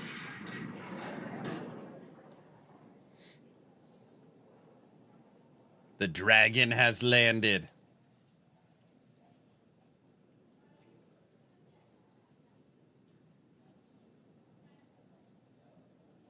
And if you are just joining us, it has not yet even been an hour since Crew 9 splashed down off the coast of Tallahassee, Florida at 2:57 p.m. Pacific time. The crew is now on board the recovery vessel Megan, and the hatch is open.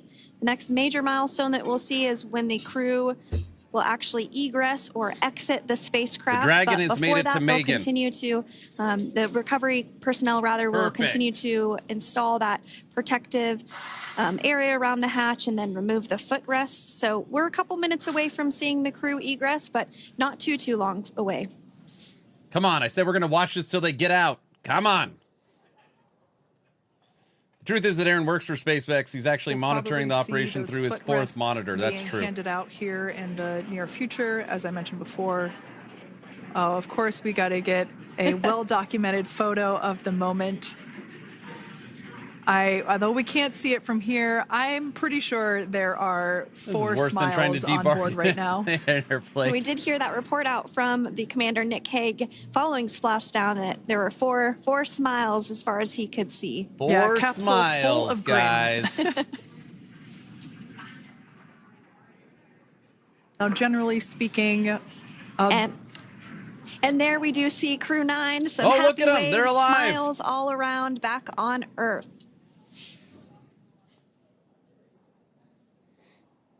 They're all alive.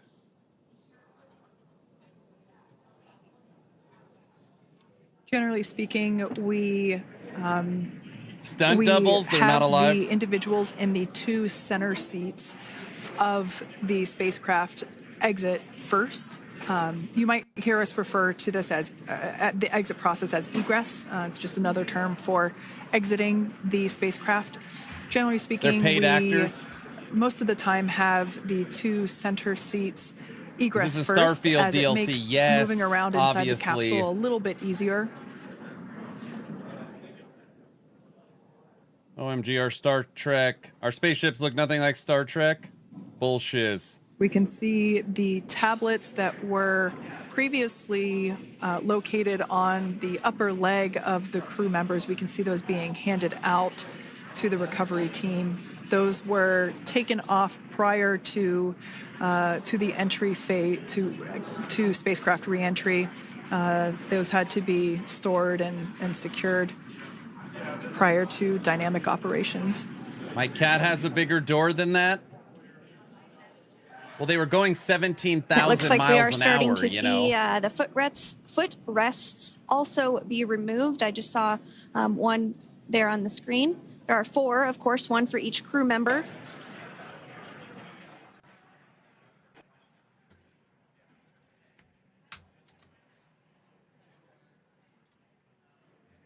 Those footrests are made out of carbon fiber and are actually sized appropriately for each crew member, as everybody has different measurements and different leg lengths. Same goes for the armrests and the bucket length of each seat. We size those appropriately for the crew members and to ensure their comfort and safety. I believe we just saw the little ramp that is used to help. All right, they're never going to get out of this crew thing. Members out from inside the spacecraft. I do not envy the mods and their job. And once the crew does exit Dragon Freedom, they will be placed on to it's so funny how people call it a stretcher to go to a medical bay this. for medical checkouts. This is standard procedure for all Dragon spacecraft flights that splash down crewed, as well as for our Soyuz spacecraft that land in Kazakhstan. Oh, man.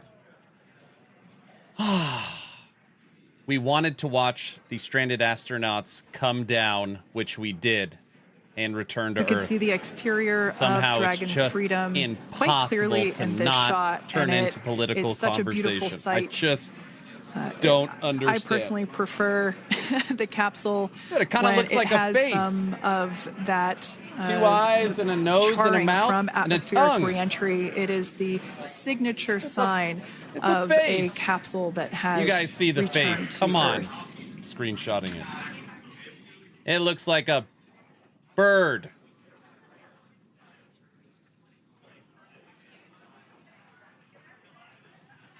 It looks like a dragon. Oh, gosh. It looks like an old warrior helmet. Continuing to stand by for our first crew member to egress or exit Crew Dragon Freedom following their splashdown at 2:57 yes, p.m. this is Pacific SpaceX. time. SpaceX went up and got Dragon undocked from the International Space astronauts. Station Of at course, it can't 10:05 just p.m. be, Pacific yay, just yesterday. the astronauts so it was are about home. 17 It has to hours be of phasing. political. My brain, I can't, it's just too much. This is his face. That's what it looks like. Yes. Future LE boss. All right, I'll send it to EHG. Squidward's house. Oh, let him out. I know. And while on board the International Space Station, Crew 9 contributed to 900 hours of science, over 150 research experiments honey, and it was so investigations. cool watching him come back in. Making great use of the microgravity If lab I at was the those International astronauts, I'd Space legit Station, which unbuckle and celebrates bum 25 rush years these of people who are continuous human sticking presence cameras in my this face November. instead of letting me the F out. Well, supposedly their legs don't work. A new portal? Come on. Looks like we're about to get our first crew member here upon Here egress comes of one. the Dragon spacecraft. They're just milking it for the views. Yeah, they're getting So we are pictures for standing by science. for that egress. Outside of Dragon, you do see one of those stretchers. This is the expected procedure as the crew will be taken to medical facilities following their exit from Dragon. Psh, who needs legs, right? You don't have a back, and you still kind of work around. Go for a swim, Lieutenant Dan. Oh my gosh. Anti-gravity will do that to them.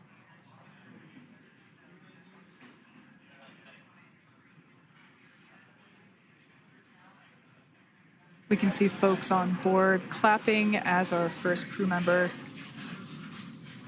And that is NASA astronaut Nick Hague, commander of Crew 9. He could stand up, kind Now of. You out see of that? Crew Dragon Freedom. Some smiles, thumbs up, and a wave. Can't get any better than that. Yeah, that is one happy camper, that's for Ain't sure. got no legs, Lieutenant Dan. As we said before, it is standard procedure for space all legs of our long with duration two people crew members helping. to receive assistance upon egressing from the spacecraft. We basically help them move off of the recovery deck Imagine and feeling into gravity for the first time in private 9 medical months. quarters Dang. for their initial consultation with the SpaceX flight surgeon. So we'll see that take place for all 4 of our crew members today. Your organs are all mixed up. You got to be careful. How many times have you made the space dementia joke? None. I've made no space dementia. I only made one Armageddon reference. He's got space dementia. They have 500,000 viewers on the NASA channel. This channel's better. We're talking about how And this we are standing by for the spaceship next looks crew like a member face. to exit Freedom. I don't want to close my eyes, right?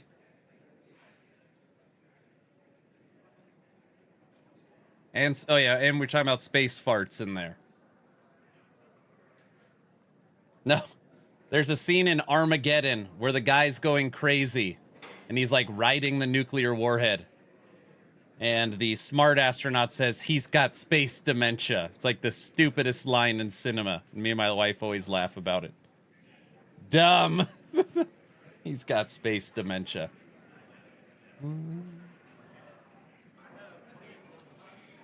Next up out of the capsule, we expect Roscosmos cosmonaut Alexander Gorbanov. His first space flight. Spent 171 days in Want to feel space the power alongside between my NASA legs, astronaut brother. Nick Hague. Exactly. Looks like we're getting some cheers and clapping on board as Alexander is slid down the little ramp and placed into the mobility aid. Vern will have a good one. Once again, big smile.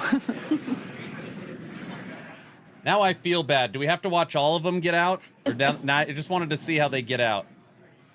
I guess we should watch all of them. Now I feel bad if I cut one of them off.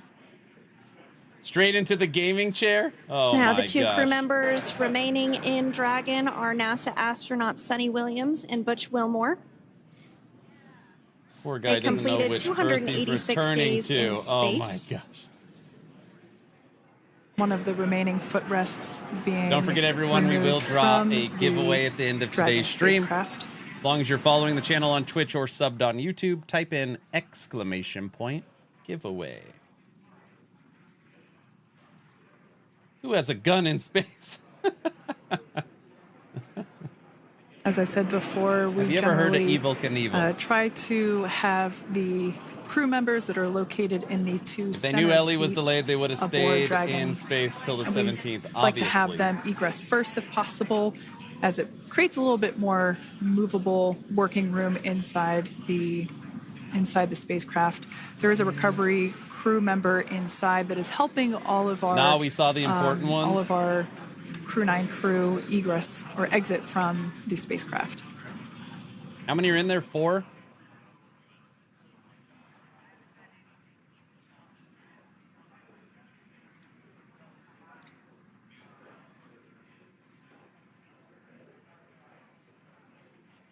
Who's a fun melee character to try in Torchlight? Wait, which Torchlight? Oh, Torchlight Infinite? We are standing by for the next crew Rehan? member to egress or exit Crew Dragon Freedom following the splashdown. All right, I feel not bad even an hour ago not at watching them all 2:57 get out, p.m. so we'll just Pacific do time. this. And then we'll turn it off. All right, there we go. Really have the recovery operations Rehan. down pretty quick at this We're talking point. about Torchlight Yeah, Infinite. it's pretty incredible to think that, just 5 years ago when we were doing the initial demonstration missions of the Dragon for Crew Dragon, that now we're under about 30 minutes for, to retrieve the spacecraft from the water, and just several minutes here while it's been on board, and to get everyone really to get Come that here, side hatch snake open. lady. I hate how they run away. Like, you're so close. For those of you that have just recently joined, the Dragon had an on-time splashdown. It looks like we're getting our next crew member here. That is none other than Sonny Williams. Sonny made it! Big smile, big waves. She, like her other crew members, now will be assisted onto the mobility aid. One more. One more. There we Honey, I have told it. them Some they need like waves, a some In-N-Out thumbs up, and burger some should smiles. be greeting them. Definitely seems to be a theme among all recovery operations.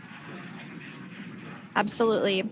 And of course, that leaves NASA astronaut Butch Wilmore inside Dragon in seat 4. Inside of Dragon.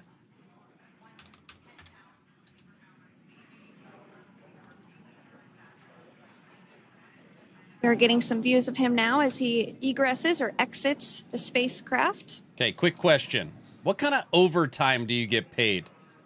You go on an 8-day trip, you come back 9 months later, right? What's the pay structure like there? Once again, some elation Right? and cheers there from Butch Gotta be like Wilmore. double time. As we mentioned before, They are returning salaried? to Oh, Earth they're screwed from, then.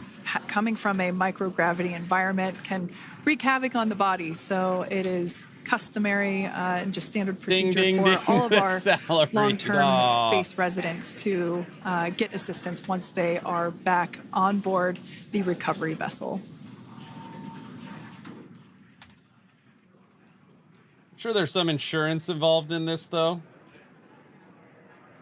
There's got to be some bonus Well, structure now that or something. Nick, Butch, Sunny, and Alexander are safely back home on Earth and getting checked out by the NASA medical team, we're going to wrap up our live coverage of their return. There we go. The Crew 9 mission began a little differently than usual since Butch Wilmore and Sunny Williams were already aboard the space station when Nick Hague and Alexander Gorbunoff arrived on the Crew 9 spacecraft in September.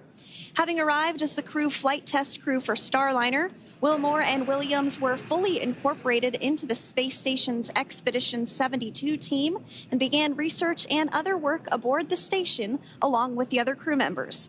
Williams commanded the orbiting laboratory for much of the expedition. After a successful liftoff and separation from Falcon 9, Nick and Alexander made a short flight on board Dragon to the International Space Station. Veterans of long-duration space station missions, both Williams and Wilmore conducted spacewalks during their 9 months in space. Imagine the feeling of dread like all being crews up on there. the station, Oh my gosh, Crew 9 had the ability dude. to leave at any point had there been an emergency. With their full-duration mission coming to an end, the crew began packing up their personal items for their return to Earth about a week ago and worked through tasks and shared lessons learned with Crew 10 teams as they arrived a few days ago. Their journey home began about 17 hours ago when they closed the forward hatch to Dragon and undocked from the space station at 10:05 p.m. Pacific, 1:05 a.m. Eastern. After 4 successful departure burns and a phasing burn to line up their orbit, Nick, Butch, Sunny, and Alexander rested for a few hours before waking up to prepare for re-entry this morning. We jettisoned Dragon's trunk and performed our final on-orbit maneuver, the approximately 7.5-minute-long deorbit burn. A couple that hours of occurred sleep at to 2:11 prepare p.m. for Pacific, re-entry. 5:11 p.m. Eastern Time. And that sent Dragon on its path home. The spacecraft re-entered the Earth's atmosphere and slowed its descent with successful deployments of 2 drogue parachutes and 4 main parachutes, with the final splashdown occurring off the coast of Tallahassee, Florida at 2:57 p.m. Pacific, 5:57 p.m. Eastern. Following that... All right. Gone. So... pretty cool to see that. Felt like a monumental thing, I think.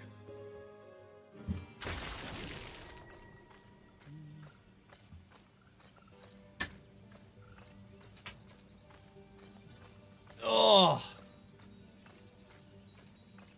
Well, I feel bad. I didn't really get to say thank you. Well, I mean, kind of. Darth microtransaction raided during the astronauts getting out of the ship. Welcome, everybody, if you decided to hang out. Today we are talking Last Epoch, Path of Exile 2. Obviously, the announcement of Season 2 being delayed by EHG. And we've just been grinding some Golemancer for Necromancer and just chatting. We're already at 5 hours on the stream. Today is also the last day of my 30s. Tomorrow I turn 40 years of age. I don't feel ready for it, but we will draw a giveaway at the end of today's stream. First day workstation bringing astronauts home from space, and they use half the amount of Aaron's monitors do. Here we go. Here we go. Just turned 39 again. That's what I said. I'm just going to stay 39. I thought that was a good idea.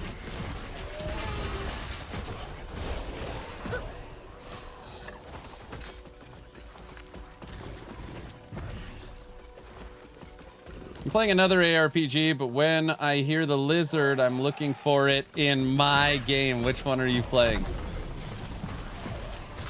I'm actually aging backwards. A reverse Benjamin Button, if you will, I see. When are you going to stream again? The plan is Saturday. I come home Saturday afternoon, and I thought maybe boot up Saturday. So tomorrow I will spend probably the morning time with the family, then head to the airport, and then Wednesday night, Thursday and Friday in Vegas, and then fly home. I think my flight's at noon. So, not too long. Not too long. Quick trip. Yeah, when you're this old, you can't spend too much time in Vegas. You know, I'm not a young buck anymore. Like that old creepy guy, you know.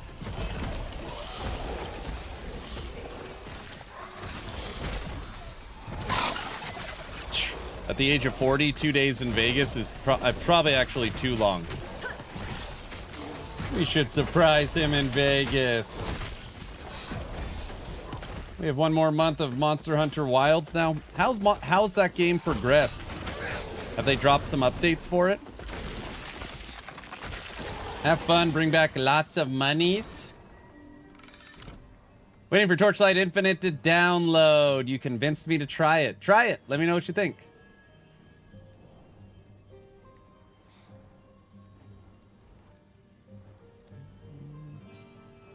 Does this have WASD movement? It will on April 17th. Its next update is bringing it in.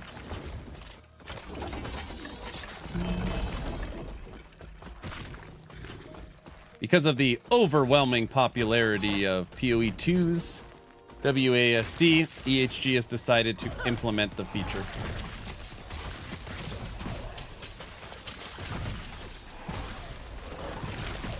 Even though the game was never, ever gonna have it. I thought that was like a never feature.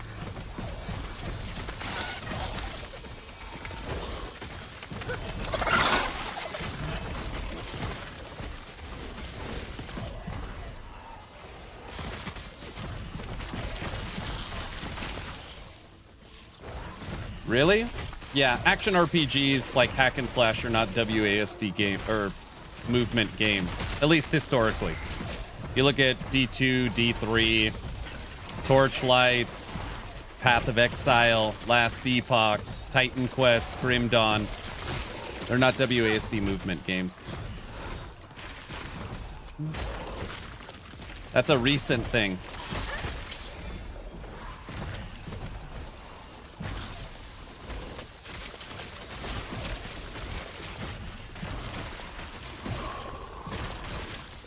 They aren't like real PoE-like games then, huh? Right.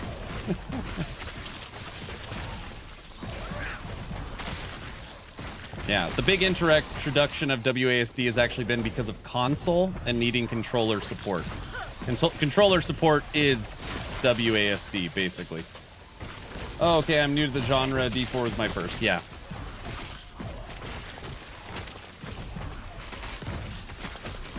You have to do a lot of animation work to make WSD movement look good. Yeah, it just it changes a lot of the game too. Like, are you going to introduce strafing and being able to move and combat? Yeah, it's different. Aaron, happy early birthday. Thanks, Midnight. Thank you. Nope, my interview is pushed back. My interview is not March 28th. It is pushed back. They just said they'll announce a new date on their socials. Also, my topic is different. I don't know. I'll figure out all that stuff when I'm back from Vegas. By the way, you're already 40 in Europe. Just saying, don't say stuff like that. Don't do that. I'm not 40 yet. I am still in my 30s. I'm still in my prime. My prime 30s. What time is it? Oh, 7 hours. 40 isn't too bad. I'm not 40, guys. I'm not 40. I'm in my prime 30s. Have you tried No Rest for the Wicked? I have. We also watched the live stream and made a video on it. Yeah, we'll be playing the Breach update. 40 is prime now. Tell your wife that. Oh, brother.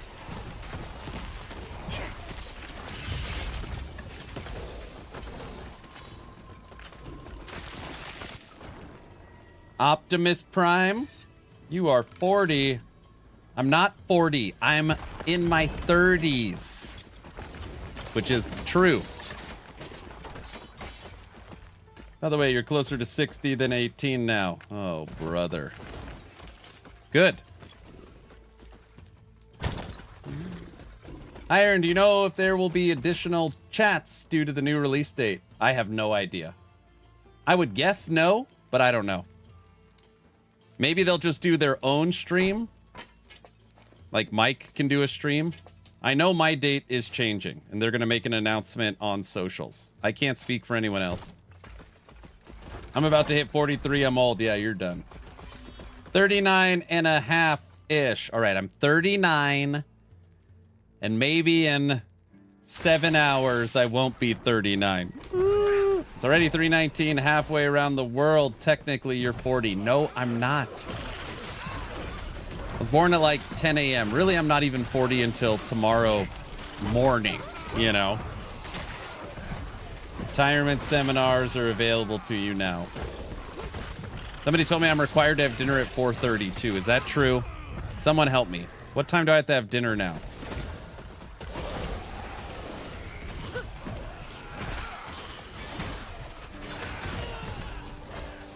I turned 37 in June.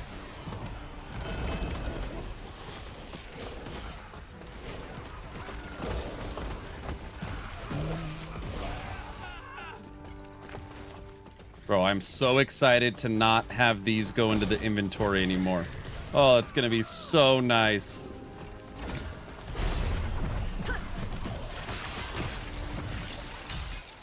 Golemancer gonna eat you up, I think.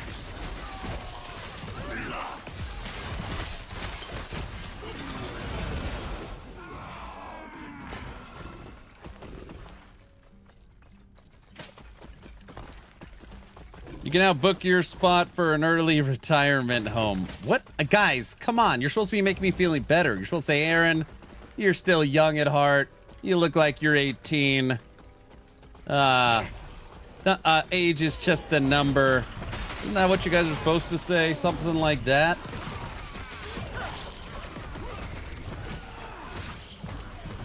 Guys? Thought you were older than 40, to be honest. Oh, great. I am 39. I have a wife and 4 kiddos. I'm 39.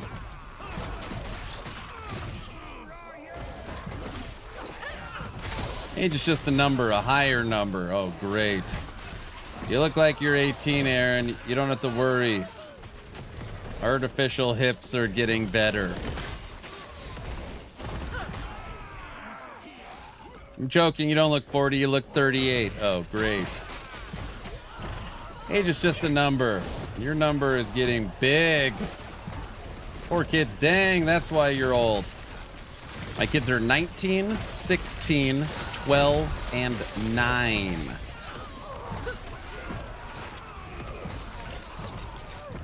I can't talk. I'm 40 already. Perfect. Living the dream? You look good for 39. Yes! Gotta rock that dad bod, you know? You should look older then, you think? Guys, we're almost level 101 in last Epoch. Look, we're almost there. 40 young pups. 38, and you have a 19-year-old. I'm 39, and I turn 40 tomorrow. Okay, help me out. Help me out. There's got to be someone. Who in the action RPG category is older than me? There's got to be somebody. Who in this category on Twitch is older than me? Is there anyone? Guys? Deckard Cain. Aaron was wondering if it would be good time to get back into this after stopping months. Last played in June. Season 2 trailer seems promising. Crip? How old's Crip? How old's Crip? David Brevik, you monster, dude. Lord Zane, yes, it's going to be an excellent time. It's going to be an excellent time. Younger, I think.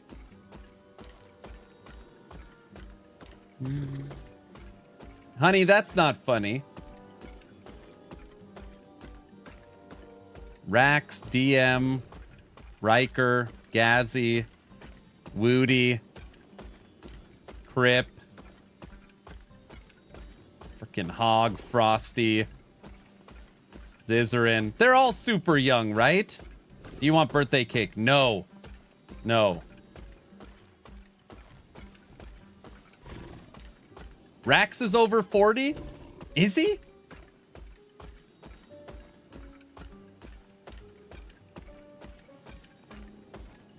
No? No. I feel like I missed a lot since then. I was playing old Torment Warlock build. No, you haven't missed a lot. He's 38. Rax is 32. Rax is 38.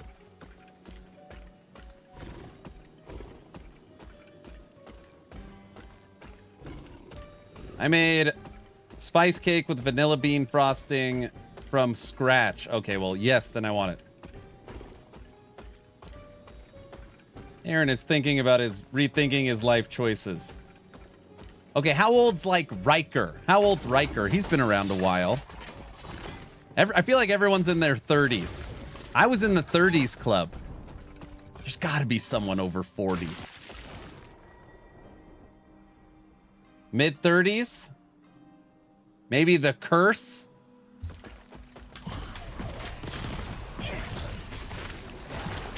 I need to think about this.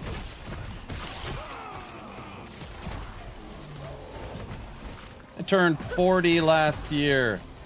I'd say maybe Crip. Riker is 38. Hog's playing LE. Nice. Okay, hold on a second. So Rax is 38. Riker's 38. I'm 39. That's pretty close, guys. Crip's 37.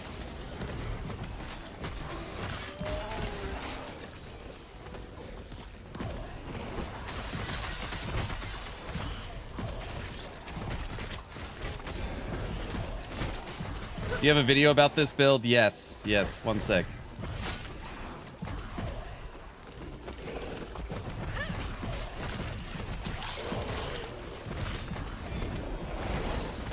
Is Darth even in his 30s? Darth seems young. I don't know how old anybody is.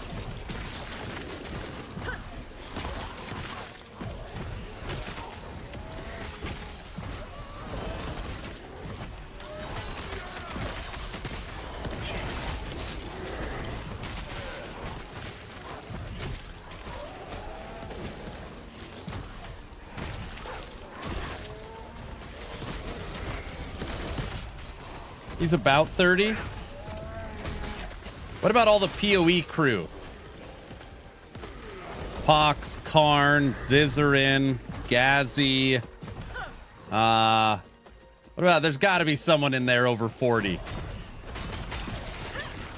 You know Crip has a Wikipedia page? It's crazy. Does he? Darth's 33.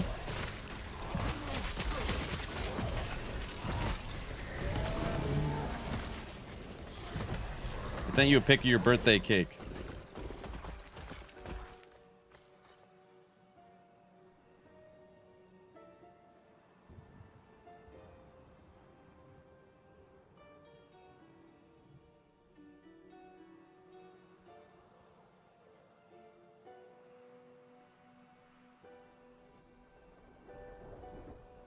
Oh my gosh. Hold on, I gotta show everyone these pictures.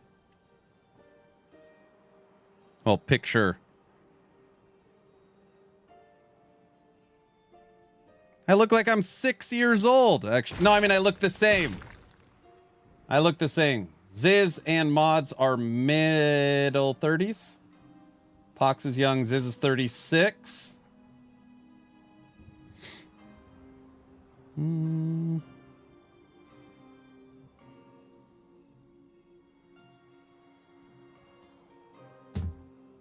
So nobody's 40. Well, by the way, we're just having this conversation. I'm 39.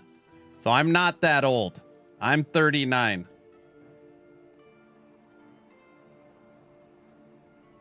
This is 13 years ago.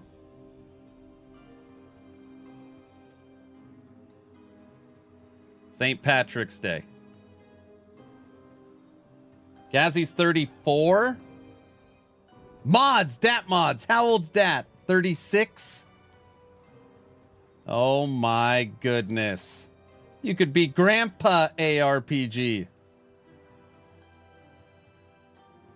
I would not recognize you. OMG, baby face.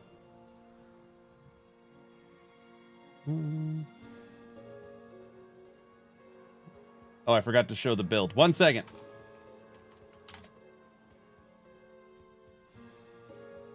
There's the build link. Who is this kid? That was 2012. It's 2012. Prego. You had hair? I've got hair under here. There's some left. Wife hasn't changed a bit. Oh, brother. That's not you.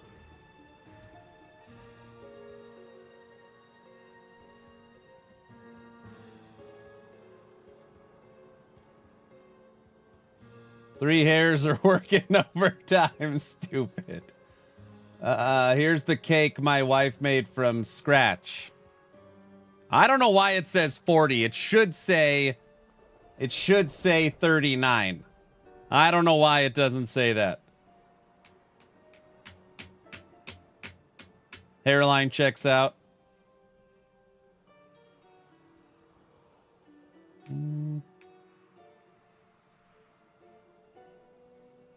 Yummy. Why doesn't Ellie have a cursor size adjustment? You're right. It should be like PoE and sell MTX cursors. Just use YOLO, bro. What? You didn't think I knew that, did you? Wifey's always right. Og, look. This is me on my birthday in 2012. Now I'm old as heck.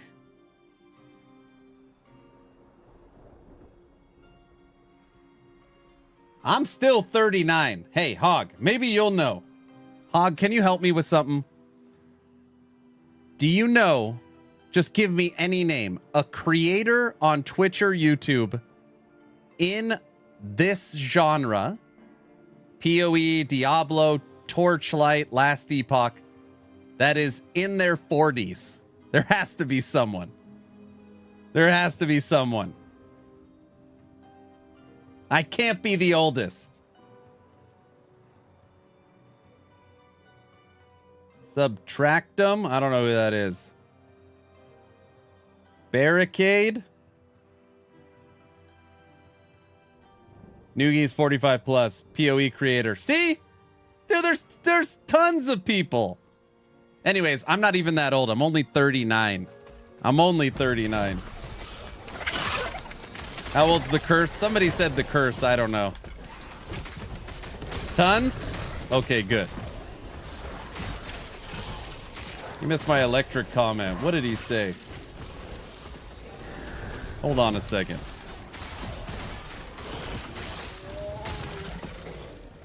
Hey, Hog, you probably bought those. MTX cursors, didn't you? Unreal, dude.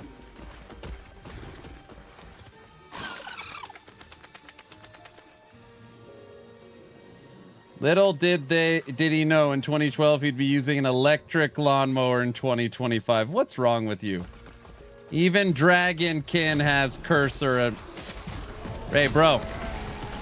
Hey, Hog. Let me show you something. You ready for this?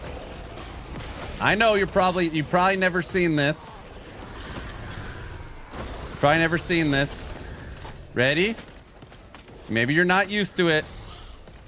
Sort items.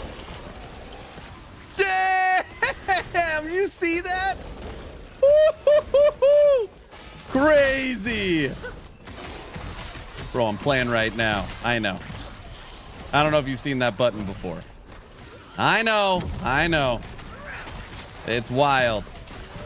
That's why I came to tell the devs to give me cursor size. I see. Dragon is a sore button too. That's true. Hey, at least you're getting WASD. There's that. Hog just, what's Hog? What's freaking Hog, dude?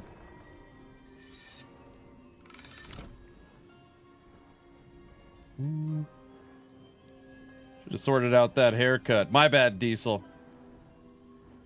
It's just the size of your cursor. It's not the size of your cursor, it's how you feel about it.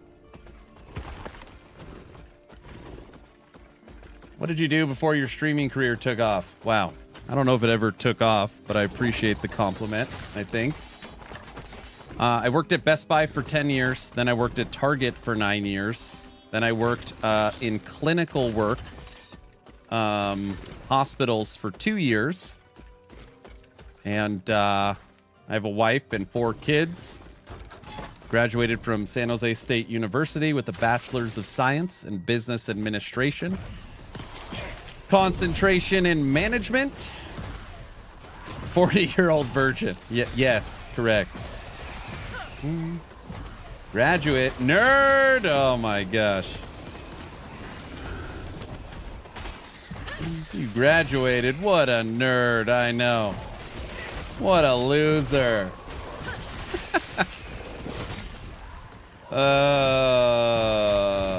Yeah. Yeah, I worked at Best Buy for 10 years. I reached the rank of store manager. Then I got my degree, moved over to Target, reached the rank of general manager. And then when I moved my family from California to Idaho, I worked in clinical work, helping manage 9 different hospitals, specifically their dialysis departments. And then I became a content creator. Dun, dun, dun. Got a couple kids, you know, here and there. Wifey. And right now I am 39 years old. Just in case anyone's wondering, sure it gets asked all the time, I'm 39.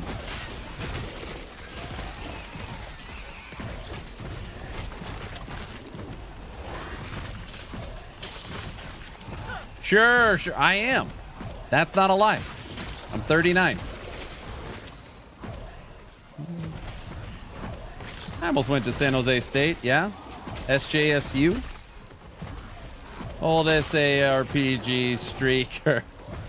39 for like 10 more minutes. Incorrect. Happy birthday for 7 hours. 39 and 11, 12. And I'm 26 years old. Are you really 26?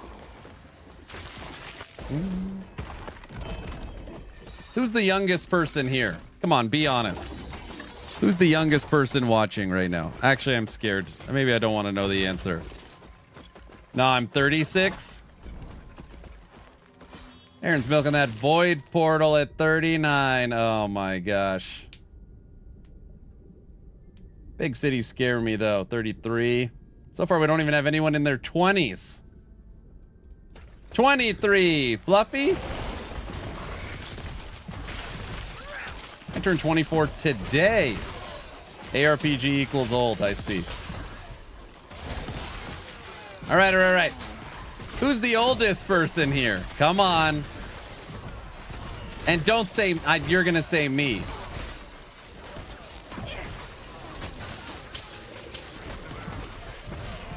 Larry's 59. Mixin 60. You are, duh. Mixin 60. Oh, Shank. Shank is 66.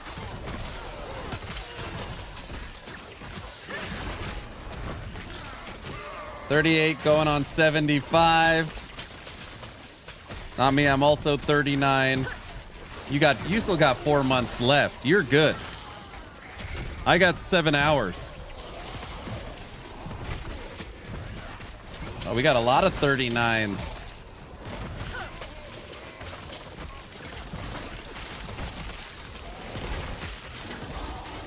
Diesel, you got 2 months until you're 40?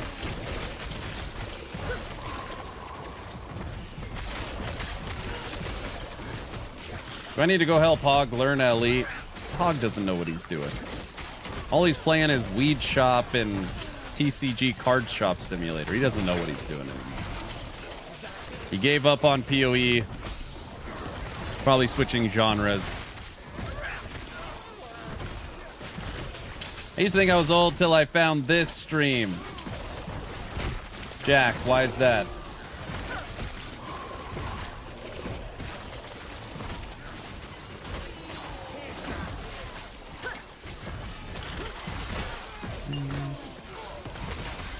$55.26. David 56.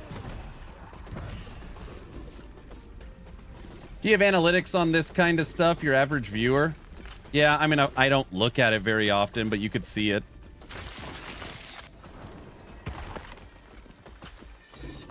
Weed shops are oddly the cleanest stores I've ever been inside. Every other stream, I'm older than most. I see. I win. Oh, wait, I'm old. You're the winner. Don't worry. You've got the most knowledge. You've got the most knowledge.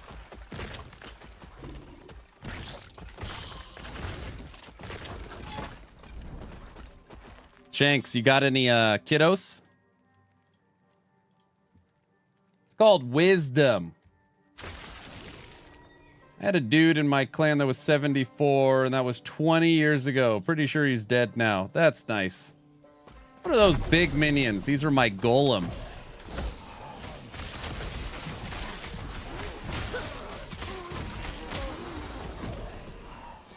Nope, been married 34 years.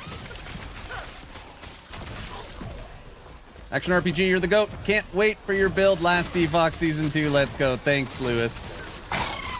Thank you. I'm hoping EHG lets me post my Heartseeker build. I don't know if they're going to. I already have a level 90 Marksman Heartseeker. But they normally don't allow CT content, so I got to remake it.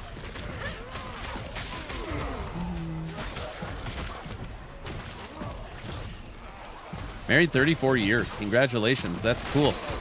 We looked it up the other day. The average marriage length in the United States is 8 years. How sad is that? The average length, 8 years.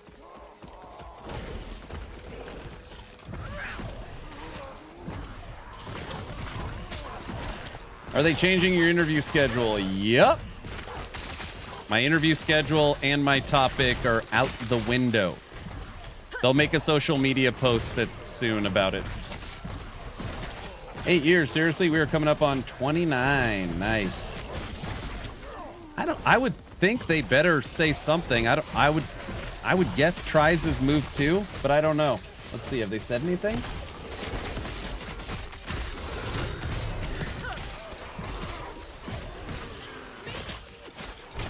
Do you think Heartseeker will be more expensive to build than a new Sentinel build?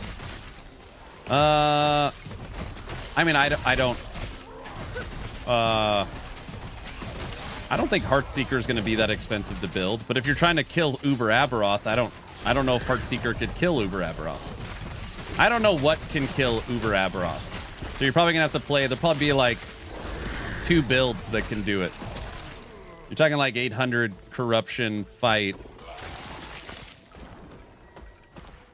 Happy partner anniversary. Thank you. Thank you. What was I going to look at? EHG. Let's see what we got.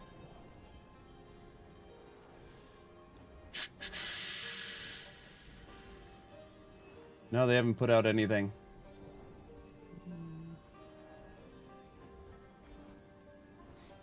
Bro, delayed, big sad. Epoch is so good. PoE 2 is cool though, but Epoch feels good to play. It does. I know.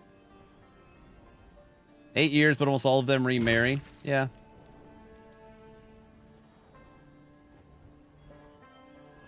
Don't believe analytics.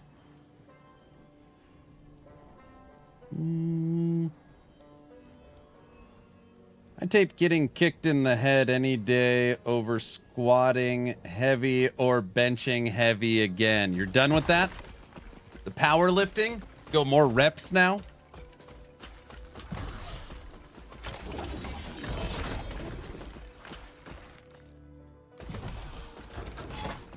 Is that the way? Those look nuts. My unique item in game. This is my item. It's called Aaron's Will. Go figure on the name. This item unlocks Golemancer. And you could basically have up to 4 full-size, non-nerfed golems. We have 3. Yeah, I haven't benched anything over 315 in years. Ripped my right pec at 695. Yeah, that's crazy. LE progression doesn't feel like a second job with it, whereas PoE 2 is a job. Where's Hog? We were impersonating Hog. I played 12 hours for 1 divine. And what am I going to do with that? Nothing? I can't craft with her. No crafting in PoE 2. So, even if I get the damn divine, what am I going to effing do with it? Game's not made for me. It's not for me. I'm not elite enough for PoE 2. You know what they could do with that divine? They could turn it sideways, shove that. What? That's Hog. I blew it apart. Spaghettiified.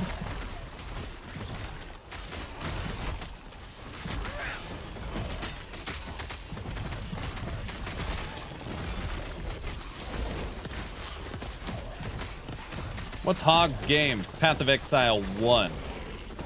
He's a PoE 1 is his game. But I think right now he's feeling a little, I think he's feeling a little homeless. And Hog is right. Are you excited for Vegas? I am excited for Vegas. Meeting up with 5 of my buddies. So we'll be in Vegas Wednesday night. Thursday, Friday, fly home Saturday. So not a long trip, but, you know, 3 days in Vegas is long enough. I'm homeless. Yeah, you're homeless too. I don't know what game I stand for anymore. You stand for D4, bro.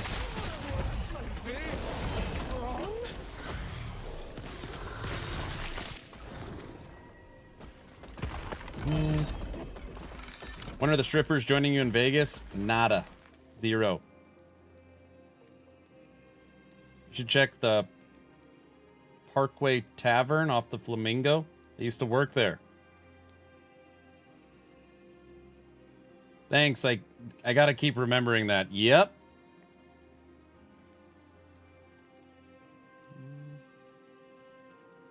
I agree with Nicholas. You do?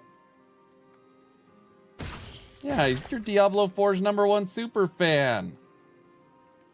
It is kind of a weird, what a weird ARPG time we're in. It is a little weird right now. People that loved PoE 1 were so excited for PoE 2. And then the diehard PoE 1 people were disappointed in PoE 2. So they went back to PoE 1 to then realize that GGG pulled all the support for PoE 1 to PoE 2, which created this GGG rift. Last Epoch, 9.5 months before we got any new content. Even Diablo 4's #1 super fan, Frosty LaRue, is unhappy with D4. Like, what? Like, where are we at? Titan Quest 2, maybe? Like, is that... Are you liking golems? Of course.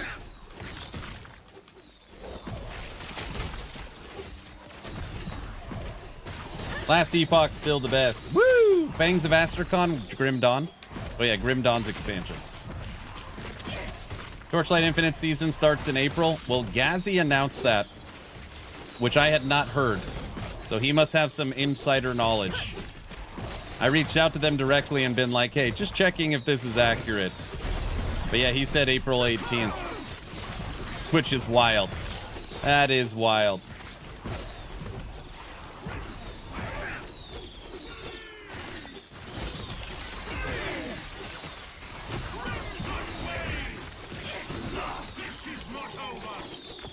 This is not over. Grim Dawn's expansion doesn't have a date yet. Gazzy casually breaking NDA. I don't know if it's breaking NDA, but that's the first I've heard ever about a Torchlight Infinite Season 8. You're still on? Well, what?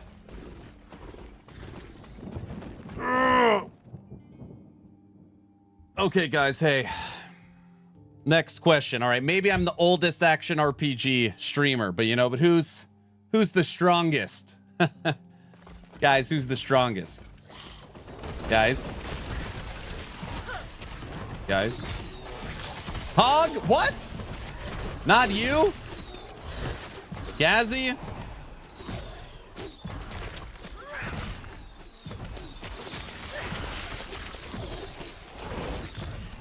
Conger, Gazzy, Barricade. I want to say Diesel, Mathel, DM.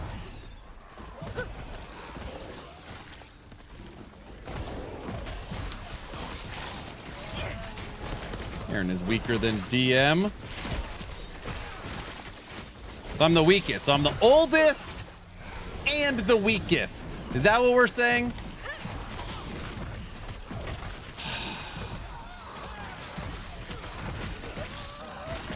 DS Lily.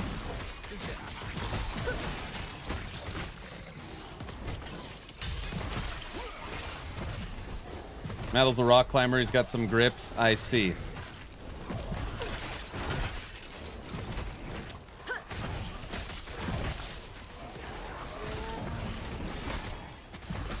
It's over. I've lost it. But you are the best at lawn mowing. Okay, at least I've got the lawn mowing, so that's good. With age comes frailty. Rob is the tallest. I've met Rob. He's pretty tall.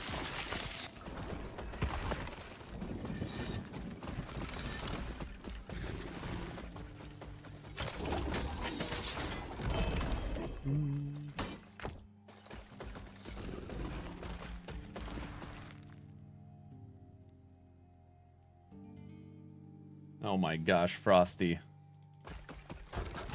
That mods is 6'4". Is he 6'4"? That mod's a big boy.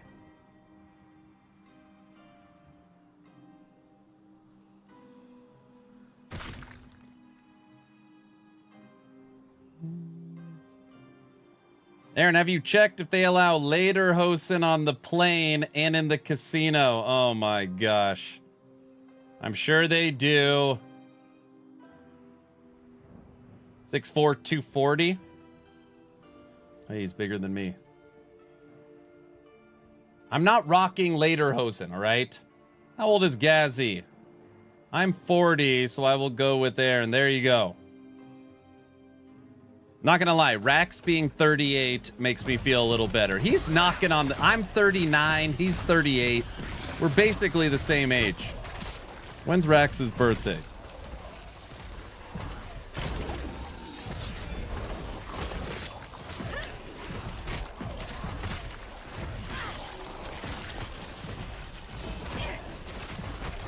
I can tell you one thing, I'm bigger than Riker. So at least I'm bigger than Riker.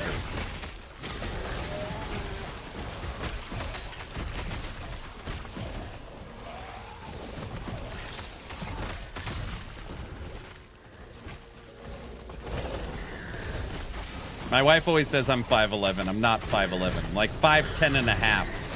She's always nice and tries to get me closer to 6 foot.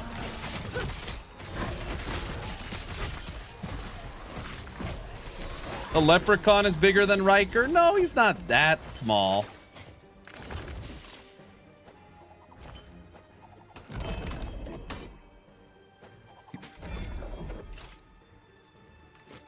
$5'10" for me. Yeah, I'm the same height as Mr. LaRue.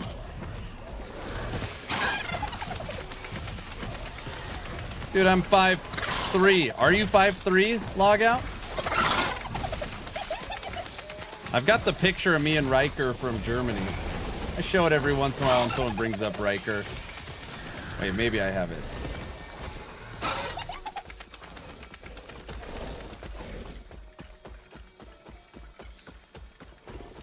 always thought Riker was on the taller side. No.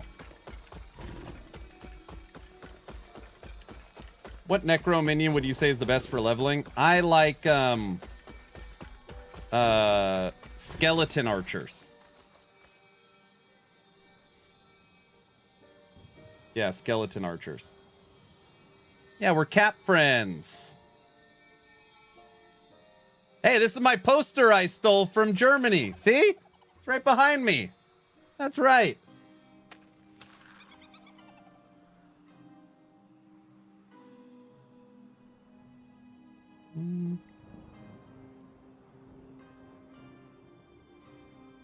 I see what you did there. Keep stretching that shirt.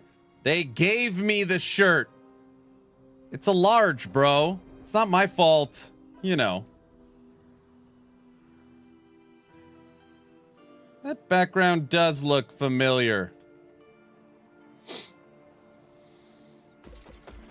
Honey, I gotta get back in the gym. Pronto. Where did all that muscle go? It's sitting on my butt all day.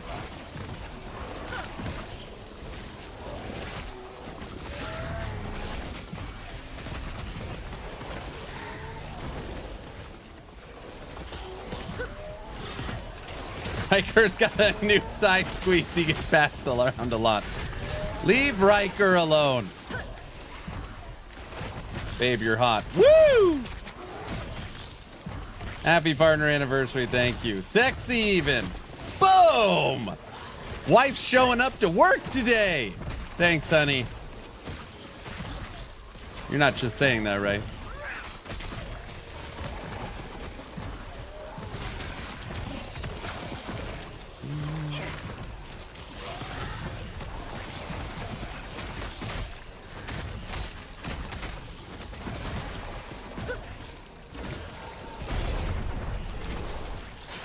Riker watched my 45-minute video today and said the ARPG community would get my back if I ever had tried to sue for taking their content. Bro, if somebody tried to sue you for stealing content, that would be a real wild story. It would never happen. That would never happen. Actually, I don't know. Maybe it would happen.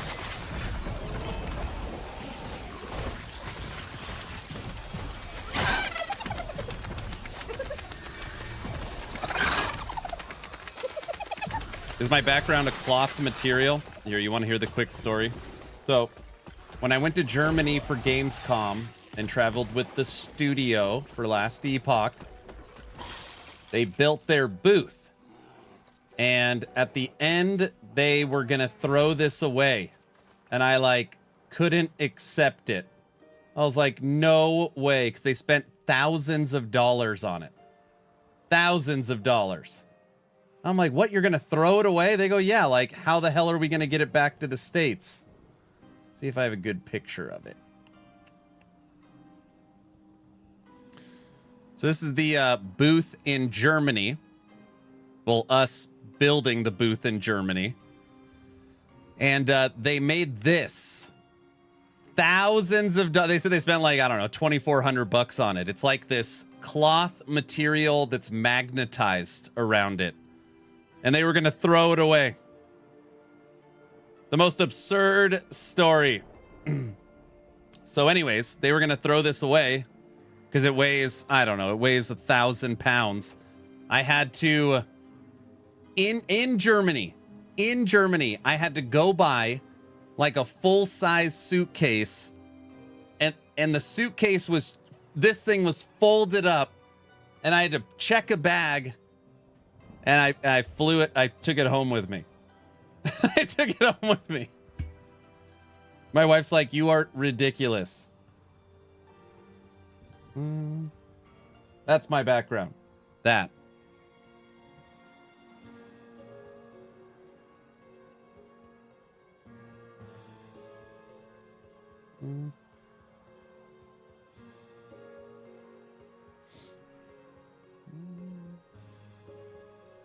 You made the right call.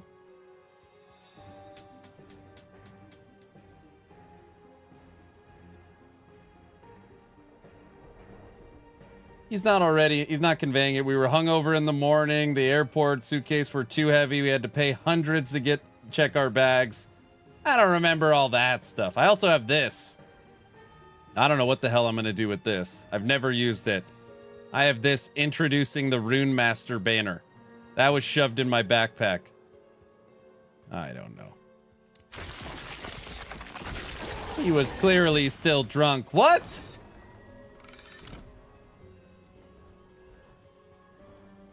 So while I'm standing there mortified, he runs off to the airport to buy another suitcase. I don't remember this story.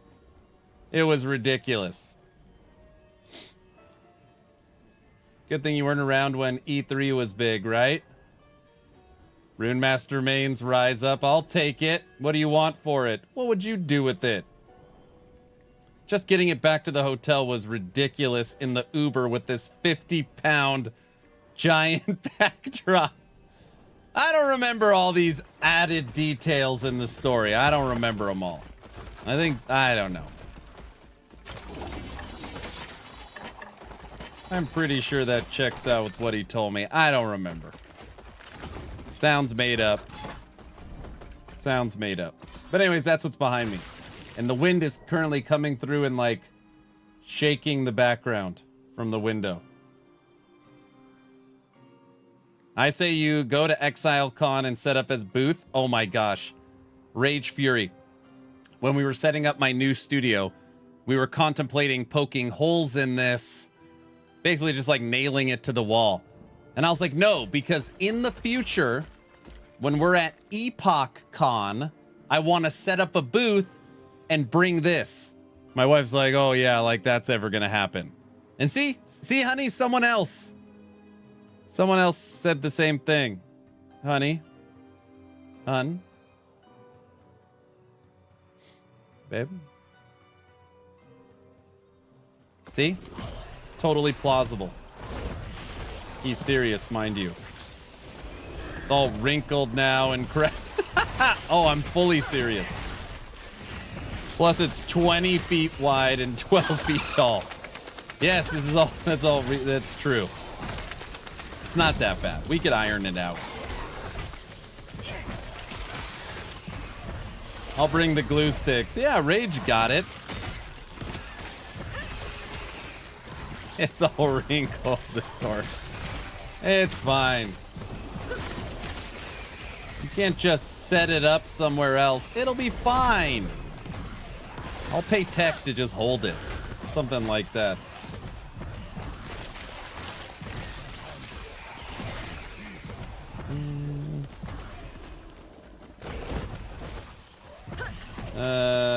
Someone is jealous of all your hard work, Aaron, right? Who's jealous? It's massive and crinkled up, and we're just gonna bring it to Australia to tape it up somewhere. Correct. We're not gonna go to Australia. We'll take it to BlizzCon. 2026 BlizzCon, honey. What do you think?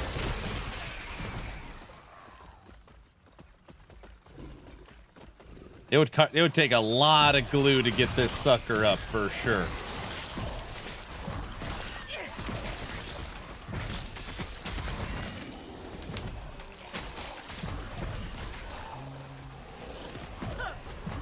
All right, let's say we're going to round out the stream at 6 hours today.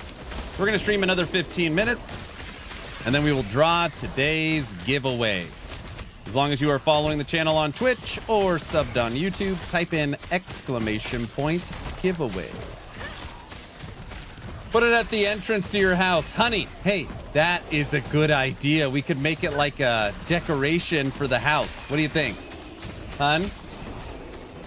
Honey? That's a good idea.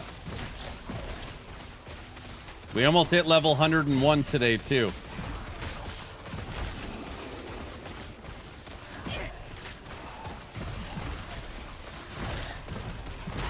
Sure, as if. What?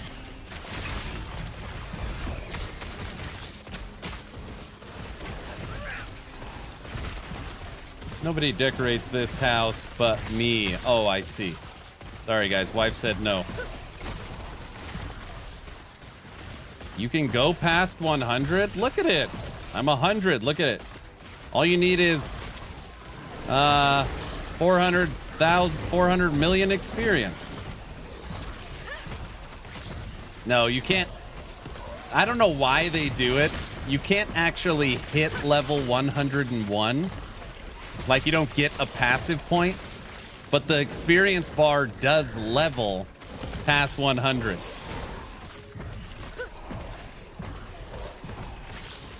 Nobody even in our neighborhood knows what Ellie is, darn it. Well, that's the problem. We need to fix that. I gotta get a good screenshot. Golemancer almost 101. Actually, wait.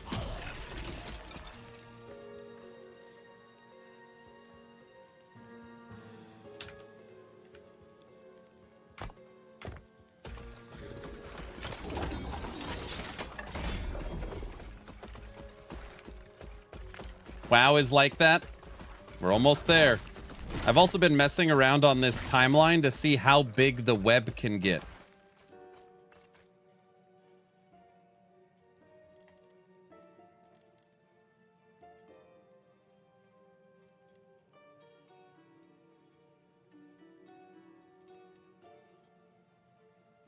Is it endless? No, at some point you'll hit a corner for all of them. At some point they'll force you to fight a Shade of Orbis, but it's like there's hundreds of nodes.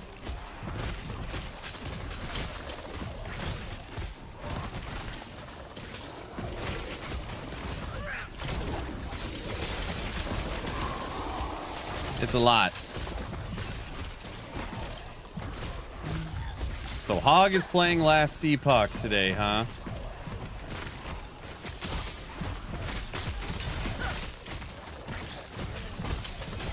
Season 2 moved, not delayed. I mean, I guess you're right. That terminology, I don't know. Doesn't delayed just mean pushed back?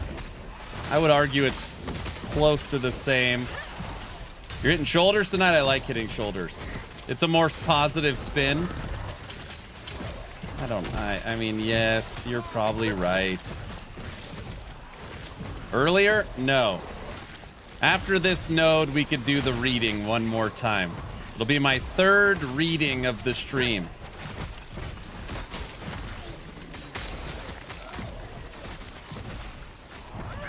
Every time I read it, I get more angry. It's good that we're ending the stream soon.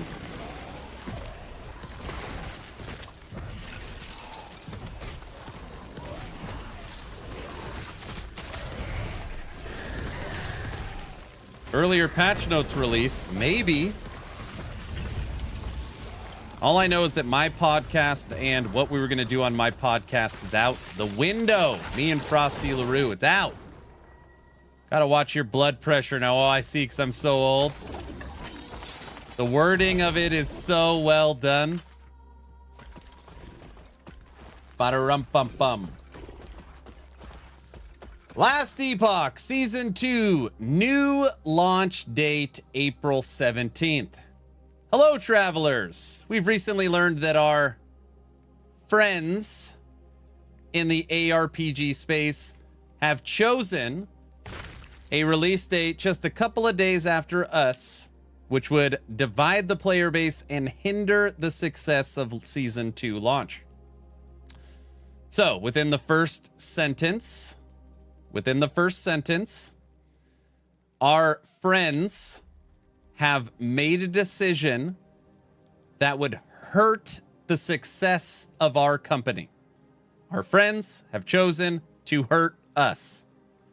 Last Epoch is still the smaller studio in this space and looks towards each of its launches as a way to continually sustain the studio financially and work on things that we are most passionate about. Our friends have made a decision that divides the players that hinders our success. Us as the smaller studio have to make a decision to ensure we can sustain and financially go on. It is with a heavy heart that we are forced. They literally use the word forced. Oh my gosh. It is with a heavy heart that our friends that made a decision that would divide the players, that would hinder our success as the smaller studio to sustain ourselves and financially be okay. We are forced by Grinding Gear Games to move our release date to April 17th. That's how, Aaron, you're inflecting. That is how this is written. As we adjust our launch date, we invite our community to help us spread the word so that everyone can join in on Season 2 experience. A massive update to Last Epoch that we're thrilled to share with you. Game director, owner, top dog, creator of Last Epoch, Judd.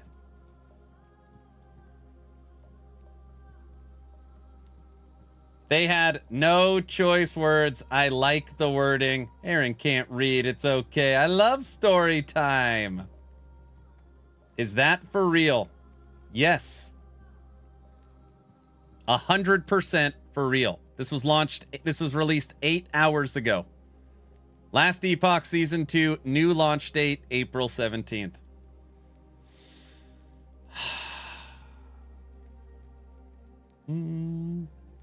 Sad. I agree with your point in the video. Give us something else with the extra time. Yes. It's a good, smart business decision. I agree. I don't like it, but it makes sense. I know.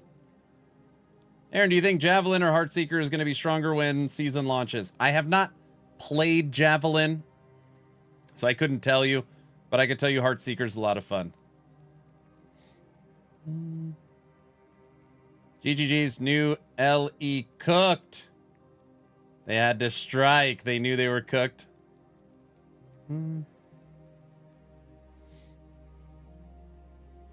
It sucks short term for players.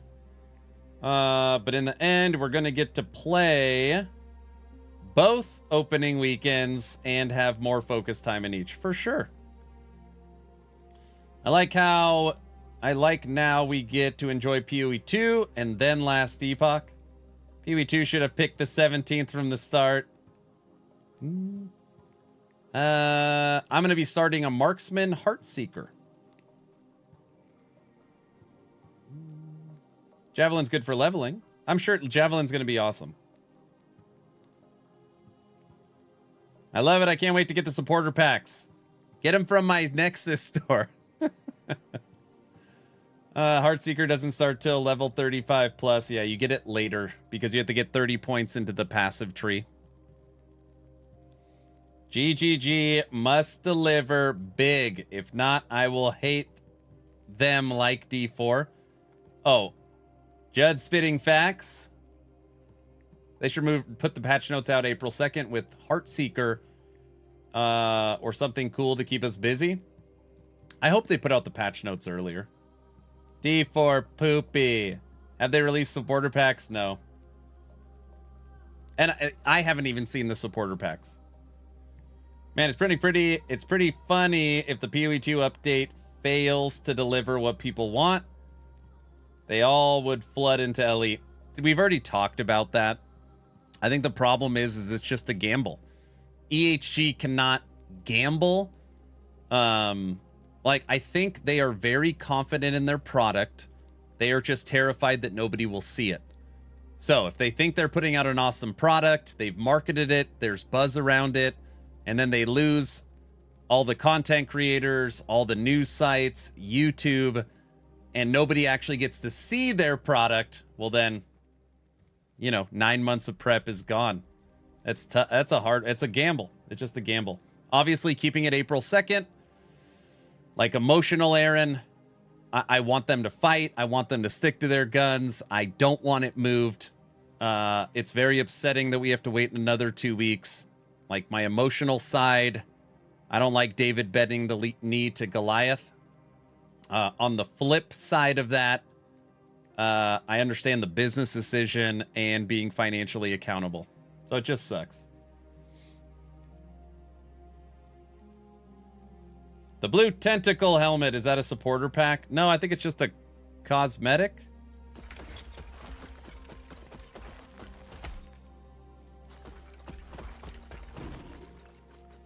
Happy partner anniversary. Thank you. Seriously, PoE 2 will never reach the level of PoE 1. Well, it depends what your definition of reach the level. It has already reached the player base size. This is a good decision from their side, right? There's so much missing in the end game. The whole patch is the new classes.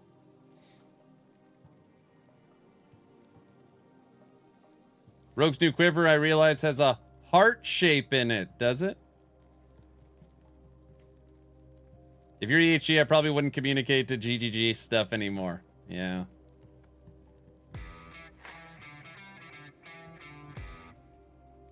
Mark needs to play Po 2 and stop messing with the RPG cycle. It seems Chinese bosses told him to bury us so they can buy the whole company out. Do you believe that? Thank you for the Prime sub. Really, like, bury LE so that they could get it for cheaper? That would be wild. Man, I would be so upset if that was the case. The whole drama just seems emotionally charged, in my opinion. Well, there's a lot of people that, like, feel that way. I do disagree. Like, as someone that is emotionally invested in Last Epoch, care about the studio's well-being, like, I could care less about milking PoE 2 and milking LE. Like, I find that very silly.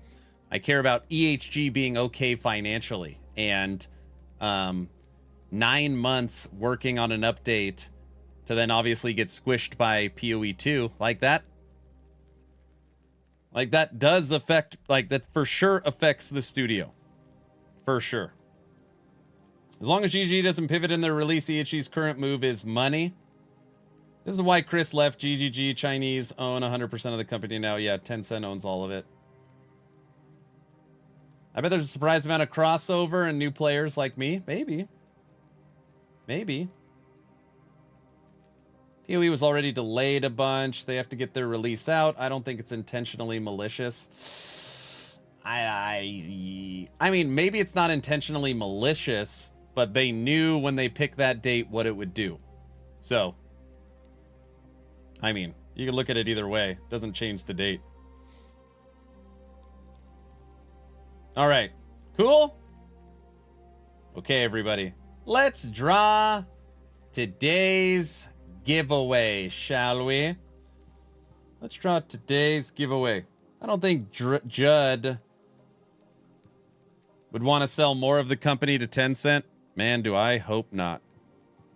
Man, do I hope not. Let's draw today's giveaway. I think that's a good idea. Ba-da-rum-bum-bum. Okay.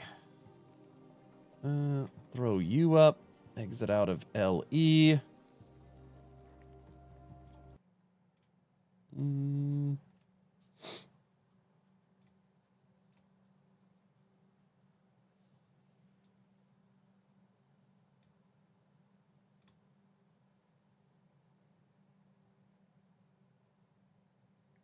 All right.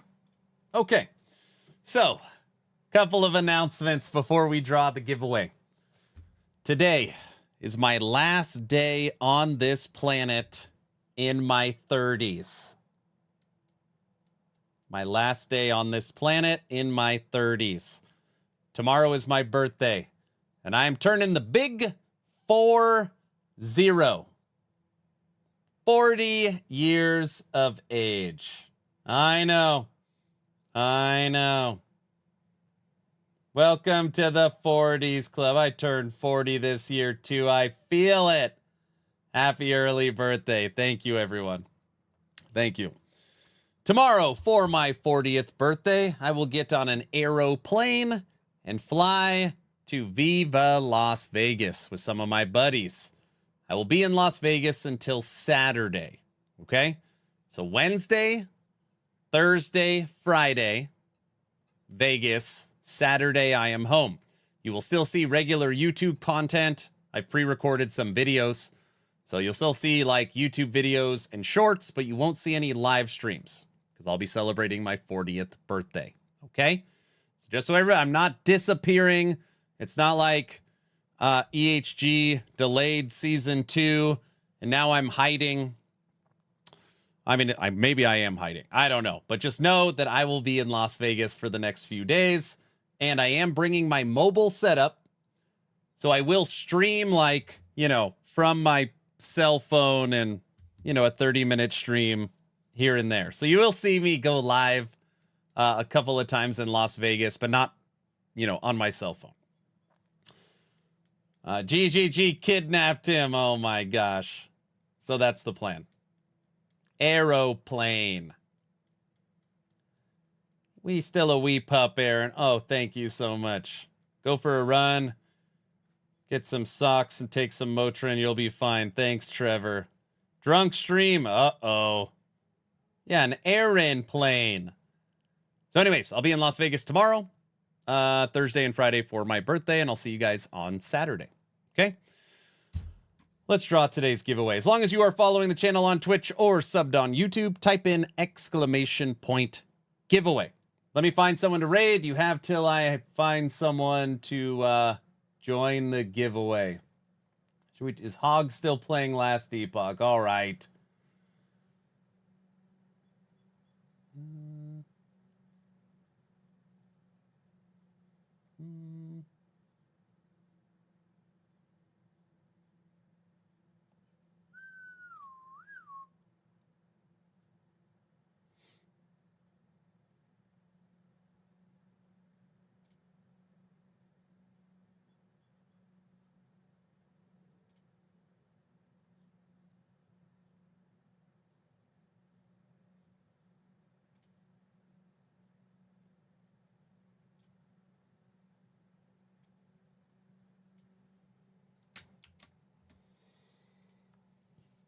I got to support my friend who is trying the game. Okay. Starting the countdown right meow. As long as you're following the channel on Twitch or subbed on YouTube, type in ! giveaway. 10, 9, 8, 7, 6, 5, 4, 3, a 2, a 1. And entries for today's giveaway is officially closed. Now, Aaron, what the hell do you win on this giveaway? Right now we have 53 Steam keys. And if you happen to win, I send you the list of keys and you pick a game and then I send you the key. It's pretty easy. I actually owe somebody a key, which by the way, I'll send you after this stream. The winner is click and M2 Anna Mana. This is a YouTube winner. Who is this for? Hogs doing the Lord's work today and playing this gem of a game. I know this is a real person.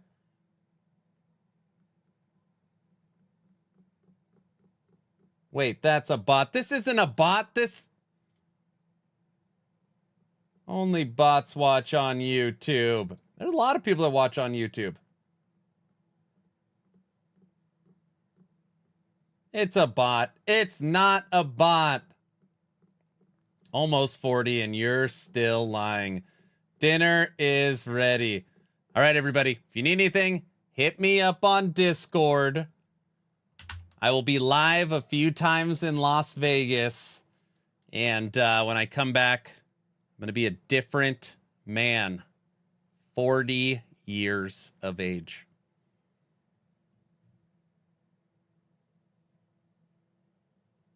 Have a nice trip. Be safe, brother. Thank you, everyone. Thank you. Thank you. I'm not ready. I'm not ready. Have a good one, everyone. See ya. Bye.